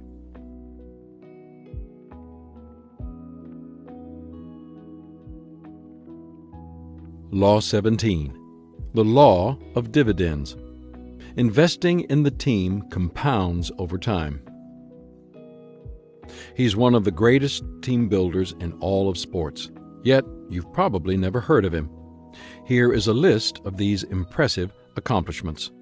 40 consecutive basketball seasons with at least 20 wins. 5 national championships. #1 ranking in his region in 20 of the last 33 years. Lifetime winning percentage of 870. His name is Morgan Wooten. And why have most people never heard of him? Because he is a high school basketball coach. When asked to name the greatest basketball coach of all time, most people would respond with one of two names, Red Auerbach or John Wooden. But do you know what John Wooden, the UCLA coach called the Wizard of Westwood, had to say about Morgan Wooten? He was emphatic in his appraisal. People say Morgan Wooten is the best high school coach in the country. I disagree. I know of no finer coach at any level, high school, college, or pro. I've said it elsewhere, and I'll say it here. I stand in awe of him. That's a pretty strong recommendation from the man who won 10 NCAA national championships and coached some of the most talented players in the game, including Kareem Abdul-Jabbar. By the way, when Kareem was in high school at Power Memorial Academy, his team lost only one game to Morgan Wooten's team. No plan to be a team builder. Morgan Wooten never planned to coach a team. He was a decent athlete in high school, but nothing special. However, he was an excellent talker. When he was growing up, his ambition was to be an attorney. But when he was a 19-year-old college student, a friend tricked him into accepting a job coaching baseball, a game he knew little about, to kids from an orphanage. The team had no uniforms and no equipment, and despite working hard, the boys lost all 16 of their games. During that first season, Wooten fell in love with those kids. When they asked him to come back and coach football, he couldn't refuse them. Besides, he had played football in high school, so he knew something about it. The orphanage team went undefeated and won the Washington, D.C. Catholic Youth Organization Championship. But, more important, Wooten began to realize that he wanted to invest his time in children, not in court cases. Even that first year, he made a difference in the lives of kids. He remembers one boy in particular who had started stealing and kept being brought back to the orphanage by the police. He described the boy as having 2.5 strikes against him already. Wooten let the boy know he was headed for trouble, but he also took the boy under his wing. Wooten recalled, "We started spending some time together. I took him to my house, and he enjoyed Mom's meals. He spent weekends with us. He became friends with my brother and sisters. He's still in Washington today and doing quite well and known to a lot of people. Anyone would be proud to call him their son. He was bound for a life of crime and jail, however, and maybe a lot worse, until someone gave him the greatest gift a parent can give a child: his time. Giving of himself to the people on his teams is something Wooten has done every year since then. NCAA basketball coach Marty Fletcher, a former player and assistant under Wooten, summarized his talent this way: his secret is that he makes whomever he is with feel like the most important person in the world. Creating a dynasty. It wasn't long before Wooten was invited to become an assistant coach at a local powerhouse high school. Then, with a couple of years' experience under his belt, he became head coach at DeMatha High School. When he started at the school in 1956, Wooten was taking over a bunch of losing teams. He called together all of the students who wanted to play sports at DeMatha, and he told them, "Fellas, things are going to change. I know how bad DeMatha's teams have been during these last few years, but that's over with. We're going to win at DeMatha, and we're going to build a tradition of winning, starting right now. But let me tell you how we're going to do it. We're going to outwork every team we ever play. With a lot of hard work and discipline and dedication, people are going to hear about us and respect us, because DeMatha will be a winner." That year, the football team won half of its games, which was quite an accomplishment. In basketball and baseball, they were division champions. His teams have been winning ever since. DeMatha has long been considered a dynasty. On October 13, 2000, Wooten was inducted into the Naismith Basketball Hall of Fame in Springfield, Massachusetts. At that time, his teams had amassed a record of 1,210 wins to 183 losses. Over the years, more than 250 of his players have won college scholarships. 12 players from his high school teams went on to play in the NBA. It's not about basketball. But winning games and honors isn't what excites Wooten most. It's investing in the kids. Wooten says, "Coaches at every level have a tendency to lose sight of their purpose at times, especially after success arrives. They start to put the cart before the horse by working harder and harder to develop their teams, using their boys or girls to do it, gradually forgetting that their real purpose should be to develop the kids, using their teams to do it." Wooten's attitude reaps rewards not only for the team, but also for the individuals on the team. For example, for a 26-year stretch, every single one of Wooten's seniors earned college scholarships. Not just starters, but bench players too. Penn State assistant coach Chuck Swinson observed, "Even if you know a kid isn't a great player, if he's a DeMatha player, he'll help your program. With Morgan, you know you're getting a quality kid who will make good grades and work hard for you." Gary Williams, head coach of the University of Maryland, agreed about the quality of the players.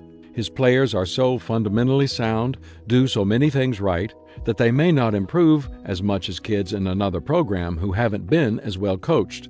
These aren't raw talents, they're refined ones. What's remarkable is that these comments describe high school students, not college players or pros. Investing in the team compounds over time. Morgan Wooten invests in his players because it is the right thing to do, because he cares about them. That practice has made his players good, his team successful, and his career remarkable. He is the first basketball coach to have won 1,200 games at any level. Developing people pays off in every way. That is the power of the law of dividends. Great investors. Throughout the chapters of this book, you have heard about people who have dedicated themselves to investing in the people on their teams, and those investments pay all kinds of rich dividends. Gordon Bethune's investment of trust has paid off by keeping Continental in business and saving the jobs of its 14,000 employees. The investment of Bernie Marcus and Arthur Blank is paying dividends to the employees who own Home Depot stock, including 1,000 employee millionaires. The investment of Jeff Skilling at Enron is paying dividends in the formation of new industry initiatives by leaders in the company. And Lily Tartikoff's investment in people is paying dividends in cancer research. Usually the time, money, and effort required to develop team members don't change the team overnight, but developing them always pays off. Investing in the team compounds over time. How to invest in your team. I believe that most people recognize that investing in a team brings benefits to everyone on the team. The question for most people isn't why, but how. Allow me to share with you 10 steps you can take to invest in your team. You can implement these practices whether you are a player or coach, employee or employer, follower or leader. There is always someone on the team who can benefit from what you have to offer. And when everyone on the team is investing, then the benefits are like those of compound interest. They multiply. Here is how to get started. 1. Make the decision to build a team. This starts the investment in the team. It is said that every journey begins with the first step. Deciding that people on the team are worth developing is the first step in building a better team. That requires commitment. 2. Gather the best team possible. This elevates the potential of the team. As I've previously mentioned, the better the people on the team, the greater the potential. There's only one kind of team that you may be a part of where you shouldn't go out and find the best players available, and that's the family. You need to stick with those teammates through thick and thin, but every other kind of team can benefit from the recruitment of the very best people available. 3. Pay the price to develop the team. This ensures the growth of the team. When Morgan Wooten extended himself to benefit the kid who had 2.5 strikes against him, he and his family had to pay a price to help that boy. It wasn't convenient or comfortable. It cost them in energy, money, and time. It will cost you to develop your team. You will have to dedicate time that could be used for personal productivity. You will have to spend money that could be used for personal benefit. And sometimes you will have to set aside your personal agenda. But the benefit to the individuals and the team is worth the price. Everything you give is an investment. 4. Do things together as a team. This provides community for the team. I once read the statement, "Even when you've played the game of your life, it's the feeling of teamwork that you'll remember. You'll forget the plays, the shots, and the scores, but you'll never forget your teammates." That is describing the community that develops among teammates who spend time doing things together. The only way to develop community and cohesiveness among your teammates is to get them together, not just in a professional setting, but in personal ones as well. There are lots of ways to get yourself connected with your teammates and to connect them with one another. Many families who want to bond find that camping does the trick. Business colleagues can socialize outside work in an appropriate way. The where and when are not as important as the fact that team members share common experiences. 5. Empower team members with responsibility and authority. This raises up leaders for the team. The greatest growth for people often occurs as a result of the trial and error of personal experience. Any team that wants people to step up to a higher level of performance and to higher levels of leadership must give team members authority as well as responsibility. If you are a leader on your team, don't protect your position or hoard your power. Give it away. That's the only way to empower your team. 6. Give credit for success to the team. This lifts the morale of the team. Mark Twain said, "I can live for 2 months on one good compliment." That's the way most people feel. They are willing to work hard if they receive recognition for their efforts. That's why Napoleon Bonaparte observed, "A soldier will fight long and hard for a bit of colored ribbon. Compliment your teammates. Talk up their accomplishments. And if you're the leader, take the blame, but never the credit. Do that, and your team will always fight for you. 7. Watch to see that the investment in the team is paying off. This brings accountability to the team. If you put money into an investment, you expect a return. Maybe not right away, but certainly over time. How will you know whether you are gaining or losing ground on that investment? You have to pay attention to it and measure its progress. The same is true of an investment in people. You need to observe whether you are getting a return for the time, energy, and resources you are putting into them. Some people develop quickly. Others are slower to respond, and that's okay. The main outcome you want to see is progress. 8. Stop your investment in players who do not grow. This eliminates greater losses for the team. One of the most difficult experiences for any team member is leaving a teammate behind. Yet, that is what you must do if someone on your team refuses to grow or change for the benefit of teammates. As I mentioned in the law of the chain, that doesn't mean that you love the person less. It just means you stop spending your time trying to invest in someone who won't or can't make the team better. 9. Create new opportunities for the team. This allows the team to stretch. There is no greater investment you can make in a team than giving it new opportunities. When a team has the possibility of taking new ground or facing new challenges, it has to stretch to meet them. That process not only gives the team a chance to grow, but it also benefits every individual. Everyone has the opportunity to grow toward his or her potential. 10. Give the team the best possible chance to succeed. This guarantees the team a high return. James E. Hunton says, "Coming together is a beginning. Keeping together is progress. Working together is success." One of the most essential tasks you can undertake is to clear obstacles so that the team has the best possible chance to work toward success. If you are a team member, that may mean making a personal sacrifice or helping others to work together. If you are a leader, that means creating an energized environment for the team and giving each person what he needs at any given time to ensure success.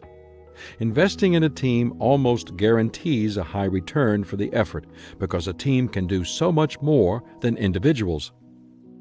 Or, as Rex Murphy, one of my conference attendees, told me, "Where there's a will, there's a way. Where there's a team, there's more than one way." My personal investment and return. Once you have experienced what it means to invest in your team, you will never be able to stop. Thinking about my team, about how the teammates add value to me as I add value to them, brings me abundant joy. And just like my investment and their return, my joy continues to compound. I value everyone on my team, and if I could, I would tell you about every person. But since that isn't possible, I want to at least acquaint you with key players in my inner circle. Larry Maxwell, 54 years.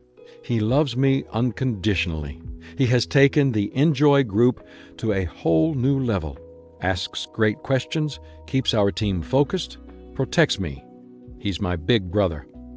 Margaret Maxwell, 37 years. My wife. She knows me so well, loves me so much. Her partnership has allowed me to go to a higher level. Our journey together is my greatest joy. Dan Ryland, 19 years. He was my executive pastor for many years. Now, as a consultant, he helps pastors with my heart and experience, plus his wisdom and perspective. He is a pastor's best friend and mine. Dick Peterson, 18 years. He follows up on all the details of my company. I open the door and he closes it. I start a sentence and he finishes it. Tim Elmore, 15 years. He teaches my leadership material better than I do. He gives me leadership material better than my own. Linda Eggers, 14 years. She knows my strengths and weaknesses. represents me so well, answers the team's questions better than I would, and much more quickly. Charlie Wetzel, 8 years. He shapes the lives of more people than anyone else on my team. He takes my ideas, lessons, and outlines and turns them into books. From there, they multiply. Dave Johnson, 7 years. He stewards the Enjoy Group's resources to extend its impact around the globe.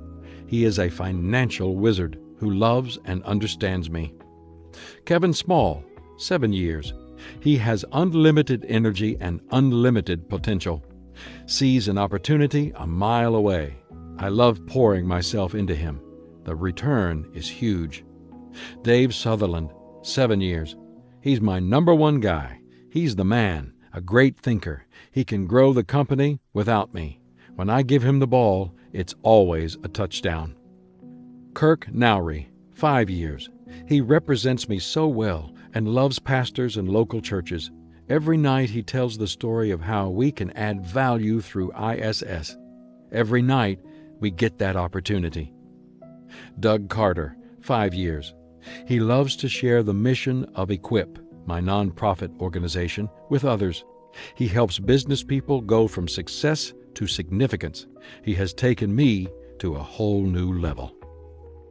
At this stage in my life, everything I do is a team effort. When I first started teaching seminars, I did everything. Certainly, there were other people pitching in, but I was just as likely to pack and ship a box as I was to speak. Now, I show up and teach. My wonderful team takes care of everything else. Even this book was a team effort. My team is my joy. I would do anything for the people on my team because they do everything for me. My team makes me better than I am.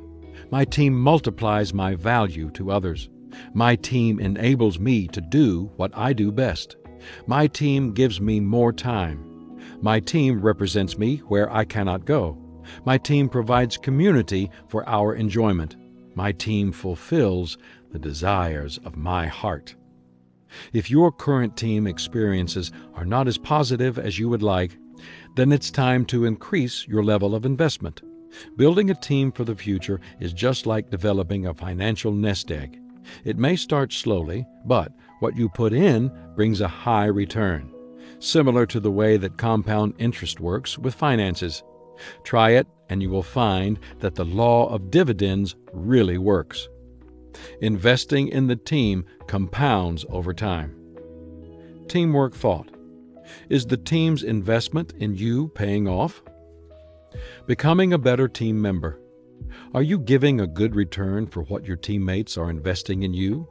Think about the opportunities you have received and the positive learning experiences to which you've been exposed. Have you seized all of them enthusiastically, or have you allowed many of them to slip by? If you have been lackadaisical about pursuing growth opportunities, then change your attitude today. Grow all you can and determine to give the team a good return on its investment in you. Becoming a better team leader. As a leader, you, more than anyone else, determine the environment of your organization and whether your people are investing in others. Begin by institutionalizing investment and making it a part of your organization's culture. Encourage growth. Set aside time and money for investment in the team, and take on the responsibility for investing in your core leaders. The more leaders you have on the team and the further developed they are, the greater the dividends. Afterward. A lot of people talk about team chemistry. You hear it often in sports. Analysts will say, that team certainly had the talent, but they weren't able to develop the chemistry. That's why they didn't perform the way everyone expected. You may have noticed that there is no law of chemistry in this book, and that may have been a disappointment to you. But let me tell you why that concept isn't one of the 17 indisputable laws of teamwork. Chemistry isn't something you can create with one skill or implementation of a single technique. Chemistry develops when you are able to implement all of the laws of teamwork. The more laws you put into practice, the greater the chemistry your team will develop.